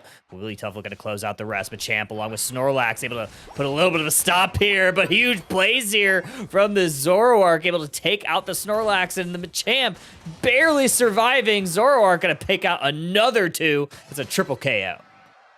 Really nice triple KO by that Zoroark. This is going to be a submission Machamp, so taking a page out of the book, taking a book out of the page. We're just going to flip up all of the phrases here, Kyle. Pocket Rockets here is a submission Machamp. It's going to be, in my opinion, a little difficult. Submission has a really weird hurt box. Like, sometimes you can get the grab, sometimes you don't. And when you have these Pokemon with a lot of dashes like this Leafeon and the Zoroark, sometimes that hug, that submission can grab the air. Goal zone down. Pocket Rockets putting the pedal to the metal. Gonna put forward a little bit of pressure on this T2 goal zone. 9 points, followed by another singular score. Gonna go on in. Leafeon, though, however, gonna pay the price. Lucario taking the KO there. Dodrio on the top path, able to score a little bit of points. Regieleki up there as well. Hooper gonna take the team up with that Hyperspace Highway. Gonna send some people to the top. Alolan Ninetales looking to freeze the competition. Able to stall it out, at least for the time being, but secured over by Brouhaha. Really nice secure there by the Hoopa. It gives them a moment of reprieve. It looks like the Gap Bite is making some combos here. Immediately goes into that Unite move with that level 9 stage 3 evolution. Regieleki can go bouncing the other way. 12 points gonna break this goal zone with unfortunately not a single overdunk. Not an overdunk as well. A clean break on the tier 1. Snorlax is going to just distract. A little bit of slowdown here as we continue on, as we head to the halfway point of the game. You know, I would say that, you know, this is to be expected for Brouhaha. They have a late game scaling team with that Machamp at level 9, but it's kind of the same thing with this Garchomp. So right now, Pocket Rockets is winning this pretty convincingly. 4 goal zones to 2, not counting that stage 3 goal zone. This is exactly what they like to do. They like to put on a lot of pressure on the enemy side of the map. We're going to put on even more. 40 points, almost going on in, just a sliver short. Zoroark going to have to use their Unite move. Barrage Blow, unable to get the Zoroark, but they take the Leafeon as a consolation prize. Hoopa with a great portal reset, going to take this Machamp back to base. Full HP bar in hot pursuit of this Zoroark. On the backside, though, Garchomp able to get a nice 33 points on in. Zoroark going to try to take down the Machamp. They're living on 1 HP. So we have the Dodrio trying to make a move on that Zoroark as well, but it is Ninetales. It's going to take out not 1, not 2, but 3 members of Brouhaha. Yeah, massive defend there for that Alolan Ninetales. I believe the animation startup time for Blizzard is very, very low. You know, using that ability to stop 3 members of Brouhaha is exactly what you want to do. Use that Blizzard directly into the Avalanche after that one, into that Unite move, does so much damage. KO Shriek of 3, now 226. You know, for Brouhaha, they really need to break a goal zone to at least unlock a little more of the map, but that Garchomp getting a 33 in tier 2 is going to continue their score 226 to 87 halfway through the game. Regice looking to get secured here. Alolan Ninetales with a good effort, but Dodrio had a better one. Zoroark, Wigglytuff down. Now the pressure is going to be put on this Garchomp, getting caught between 3 different members of Brouhaha. Nice little block there to section them off. The top side, though, we're going to see Leafeon try to 1v1 this Machamp. It's not going to plan so far. We got the Machamp with the last basic attack is going to take them out. They're also going to take this Regieleki for themselves and put Brouhaha in a position to start coming back. Head into the central area, try to take some of that lunch money. You're able to get at least that blue buff. The Machamp is going to go into another 1v1. I think that was a barrage blow. Lands onto the Alolan Ninetales. Not enough time to get the stop there. Midnight Haze. Can they get the days here? And they do. But they continue to score on the tier 3. So here comes Brouhaha with a big flip of their own. And that does give them the lead. What a thunderous comeback from Brouhaha. Just a moment ago, they were down by nearly 200 points. They've completely flipped the script, breaking that T1 goal zone, putting, I think, 40 in T2 on the bottom side, 30 in the T2 on the top side. So now 330, they do have a little bit of a score lead, but look for Pocket Rockets to put a little bit of pressure on them now. You know, Pocket Rockets always known for their macro on the field. Brouhaha, in my opinion, watching them for almost a year now, really strong on their team fighting. I feel like these two teams have played each other a lot, both against in competitions like this, but also with each other. They've started to learn some of the tricks of the other team. Brouhaha making a macro play of their own to perfection. It does give them the lead going into the final stretch. Wigglytuff gonna sing the song of despair on that one, and they're gonna pull the Snorlax over here as well, maybe baiting them out. But more importantly, they do break that they force the eject button out, so they will need to play a little more passively in the final stretch. It's a long cooldown timer, 80 to 90 seconds. They won't have that for the early parts of the final stretch. Taking out the Alolan Ninetales and the Zoroark, those are two big pieces here for Brouhaha. They've also netted themselves a Regice for this Rayquaza. 20 seconds until Rayquaza in the final stretch spawns, and it is a little bit of an advantage for Brouhaha. 226, 274, level 14 on that Machamp. It's a massive number to be hitting for this late game scaling demon with 4 arms. Landing at barrage blow, especially on those double speedsters, or even that Alolan Ninetales, can guarantee a one-hit knockout. It's a very close game. Right side team winning by a small margin. It's going to be up to the Pocket Rockets to find a team fight win here. They're not up ahead in points as they usually are. They need to find a win somewhere.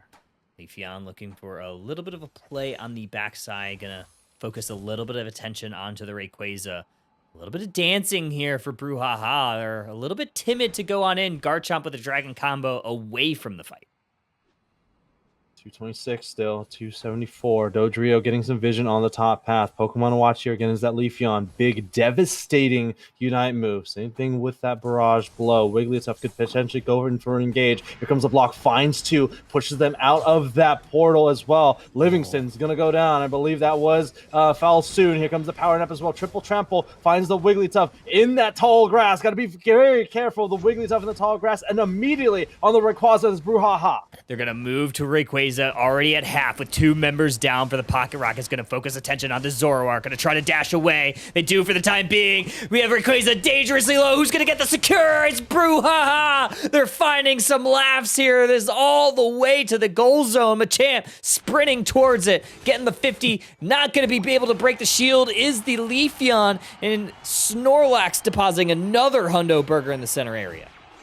Yeah, massive team fight win, honestly, for Brouhaha. Always between the two, always found them to be a better team fighting team. And unfortunately, Pocket Rockets just could not find the lead they normally find themselves in. It's one of those teams that really leans into a score composition for the first 8 minutes of the game. They lead so far ahead in score that the Rayquaza is kind of not so much of a factor for them in the later stages of the game. But like I was saying, not a normal position for the Rockets, and kind of found themselves floundering the last 2 minutes of the game. 686-226 going to be your final here in the only game of the lower semi. So Brouhaha advancing, earning a spot in that lower final. They'll be taking on Big Uzi has forsaken us. Looking for a little bit of a comeback after losing that winner's final set. So should be a good matchup between these squads. I'm very interested to see how this next one plays out. Will always say I love seeing these two teams play each other. They're like so opposite in the way that they approach Pokemon Unite. And I mean, obviously we've seen Pocket Rockets so much. They have such interesting team compositions. They have score comp in their pocket. Sometimes they can get a more conservative lineup with some of the more meta picks, but always love to see these teams in grassroots playing against each other, continuing to get better through the offseason. And that was that lower semifinal. We are gonna take a quick break while we get this next match set up for y'all. So don't go too far. It's gonna be a very quick one, obviously a best of one. So go grab a drink, grab a snack, and we'll be back very, very shortly. Drake is already on it. Mm-hmm.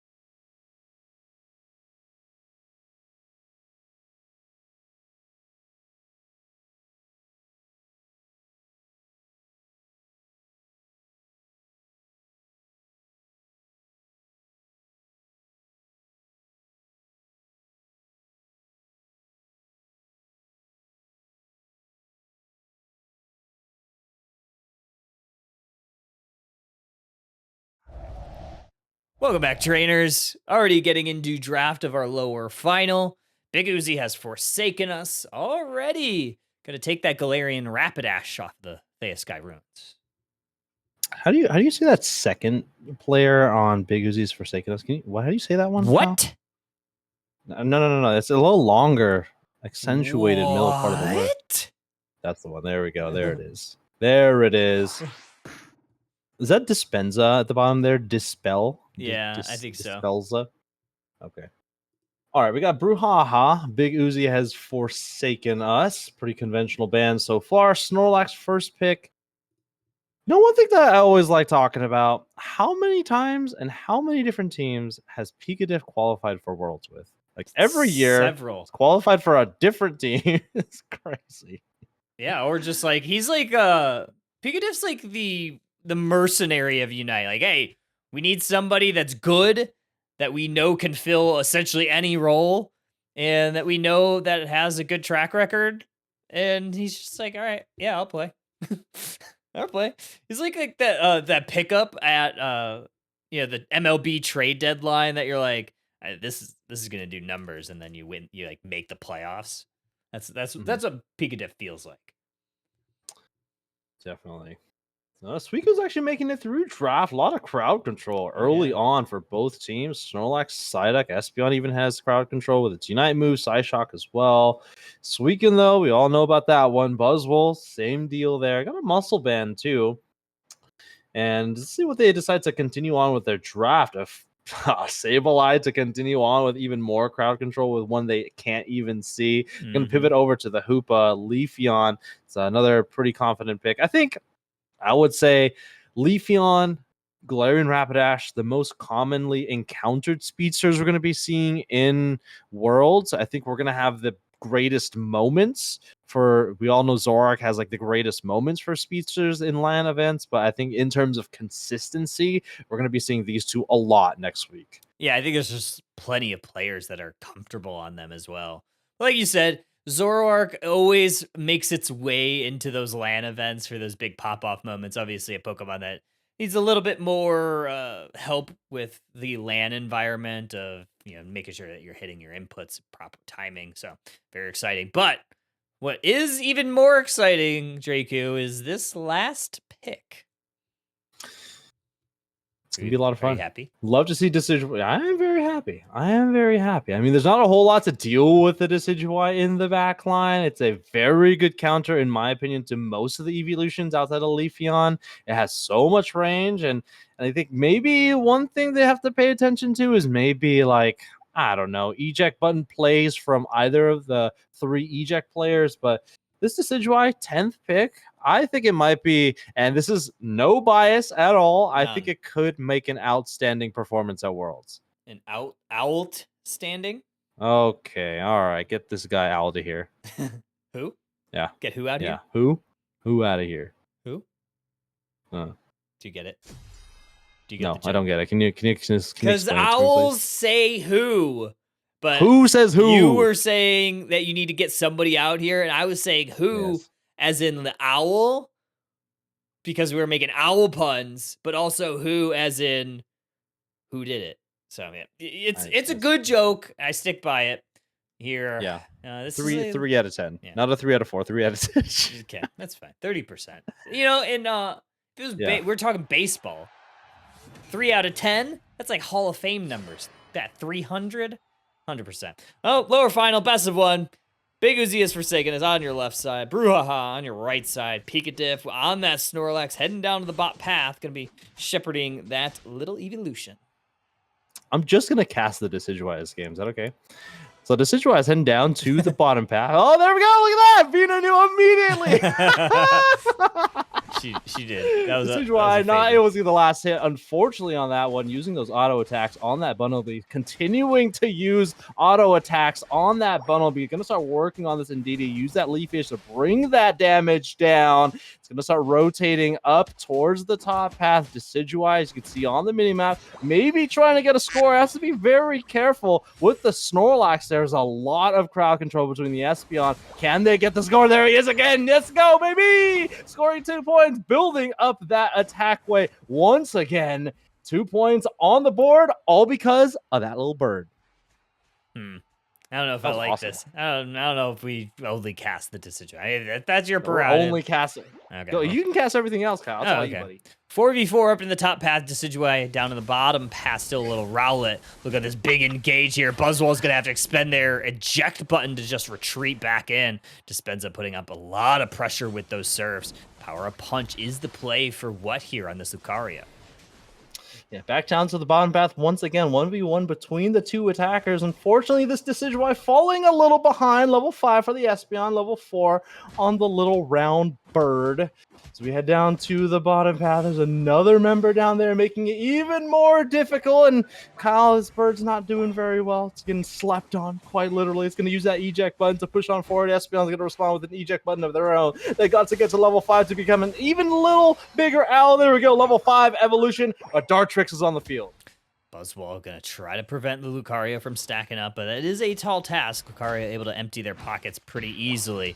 Buzzwall able to take that and capture that wild Pokemon away. In the central area, though, Leafeon, along with the rest of the squad from Brouhaha, gonna clear out that Altaria family. Maybe head towards this top path. 3 members putting up pressure there. I will say, there's still only one Pokemon that has scored points on the side of Brouhaha. And once again, who is it? It's the Owl once again, still in the bottom path. It's not become a Decidueye. But here we go. The bit's over. Let's head up to the top path. Where the fight is breaking out. 2-on-3. Brouhaha. 3 members on up here. All right, here we go. We're so back, baby. Oh, Level 6 on the Dartrix. Still needs to get to that level 7. It really, when it makes its impact. Leafeon stealing away some experience from the owl itself, so gonna retreat Yeah, into that thank you. central area just to try to evolve. 18 points going on in from Lucario. Dispenza headache is gonna pop and gonna push this Buzzwall into a little bit of danger, but Buzzwall gonna try to smack down combination in. Power Up Punch gonna steal away that berry. Nice psychic there from Dispenza, gonna push away the Buzzwall once again, but gonna get caught in a blender. Now we got the owl coming up. Big owl, big plays. Big KOs. Big Owl, Big Who is the Brouhaha. Can they get the knockout here? Bird on bird violence, Yes. and the shot range true, baby. KO streak of 2 for the Decidueye with a Hollowware that is honestly not my favorite. But here comes a Tyrannical Rampage. Yeah. Maybe I'm just a little bit upset because of the Hollowware that they choose to do. I like the theater one, to be honest. Regieleki brought down to 25%. Shackle holds true. Unfortunately not. Here comes the Aura Cannon, sending them blasting off again. But here comes the Spirit Shackle. Can they find the owl in the back line? Grabs both berries. I don't know if you need to grab that second one, but they need to walk forward. Regieleki starting to work on the Suicune, and then here comes the Leafeon. Decidueye still holding on true, waiting in that speed flux zone. Emerald 2-step only on that Snorlax. The offense here too strong, but the defense might be just a little bit better. Decidueye gonna steal away some of this experience away from the Psyduck.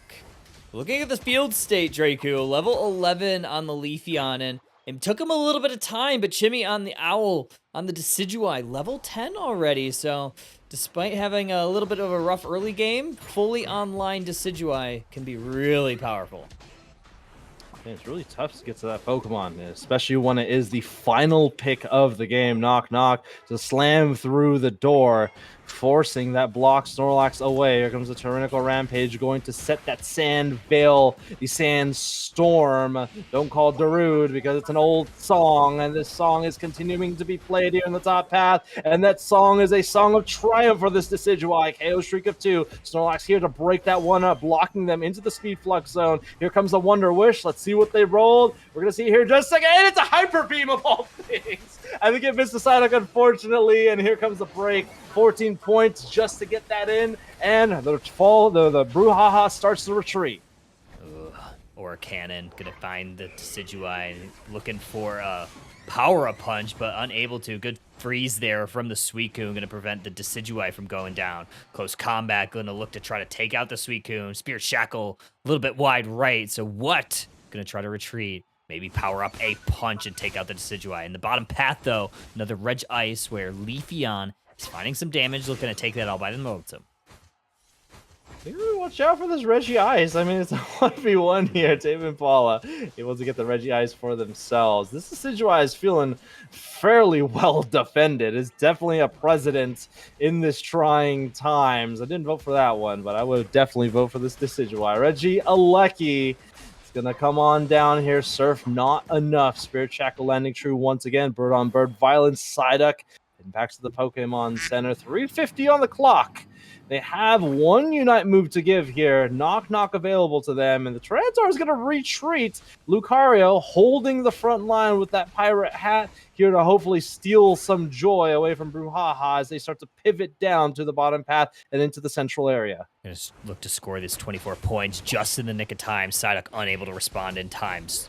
And the T-Tar now pushing a little bit forward. There is that Knock Knock from the Decidueye, raining down some arrows from a distance. Snorlax has to take a power nap. Great heavy slam into the block combo, gonna push them into a little bit of danger. Buzzwole now on the offensive, but a great Espeon play there. It's gonna start shutting him down. T-Tar finally able to take down that Buzzwole on the side of Brouhaha, and that's some experience the other way that certainly Big Uzi wanted. Biggest pockets for that Lucario is going to break the goal zone on the tier 1 in the top path for Brouhaha. It's going to give them not the lead, but very close to it, 195 to 198. So at least in terms of scoring, they are almost at exact parallel. Level 14 on the Leafeon, level 13 on the Decidueye.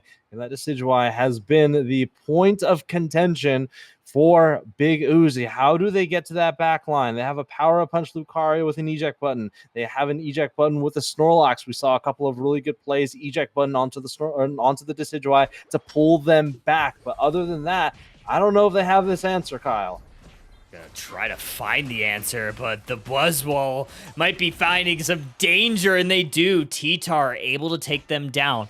Long KO timer, 15 seconds there. Pika Dip gonna push some people with that block into a little bit of danger. And it's Big Uzi squad that is on the offensive, is gonna take that positioning quite aggressively. Psyduck pulling some Pokemon into danger as the Clefable there, but met with a nice Spirit Shackle. Oh, the Shadow Sneak is able to take out the Espeon. Shadow Sneak, Shadow Tag, as the Espeon will have to watch as Brouhaha has all members of their team online and full positioning of the central area. Rayquaza already brought down to 50%. Spirit Shackle on the money. They are late on it. No way. I don't know what the Decidueye was doing there. They used their Spirit Shackle to bring it down to about 25%. Was on a cooldown, and now it's a scramble to get to the goal zones. The Lucario gets taken out. Snorlax, the only one with the shield, at least here in the top path. Don't know if the Tyranitar has that one there, but kind of a huge misplay by Brouhaha. If they can break the shield, this is going to be sudden death for the final minute. Can they escort the payload to any of the goal zones of Brouhaha? 1 minute remaining on the clock. It is a close battle. The in-game notification has told the teams that, so they do not know who is in the lead here, but they are looking for some vision. Buzzwole looking to find a way in, but met by 4 members of Big Uzi. Now here comes the scramble, pushing forward. Decidueye trying to retreat. Spirit Shackle along with a Shadow Sneak, gonna put a little bit of danger on. Brouhaha going down, 50 points, double it, make it a hundo. Big Uzi pushing forward. They now have the lead, and that is going to likely be it for them, or for Brouhaha, that is, because Big Uzi getting some more dunks in. Yeah, unfortunately, with the Buzzwole going down so far on the other side of the map in the bottom path, they brought the raid, and the raid continued on forward as they are able to KO the Decidueye, frontlining and backlining for themselves, quite literally. The Tyranitar, a massive shield for this Pokemon, able to break the tier 2 goal zone and get some more after that. The run back is complete. Big Uzi has found themselves another Grand Finals appearance. 343, 198 going to be your final here. So on the back of an incredible play from that Lucario, very unfortunate for Chimmy on the Decidueye. Had to release the arrow, I believe. He was just holding it for quite some time, so had to release it. And unfortunately for them, Big Uzi forsaken us. What? Able to capitalize on the error. Yeah. Decidueye is a very volatile Pokemon. It can play very conservatively. You can kind of excel in the middle stages of the game. If you're able to at least KO the Decidueye in the final stretch, that is massive for your team. And especially a Pokemon that hides and continues to gather experience like Decidueye, a KO on a Decidueye in the final stretch will lead to a very long KO timer. A mistake by Brouhaha give the one shield that Big Uzi Forsaken Us has needed, and they got the sudden death win. Score on to the tier 2 and their final appearance in today's event. Hey, they got it done. Very, very close, very scary moments there for the Big Uzi squad, but they are heading back up to that grand final bracket. And it is a best of 3 winners advantage. So they are going to have to win these next 2 games. Otherwise, it will be over. Poor Rowlet there. Oh, he got smashed. Poor buddy. But with that said, big shout out. Thank you for the raids, Pem Alex, along with Dark Blue. Appreciate the bringing the community over. We are getting into the last bit of Underdunk 57 here.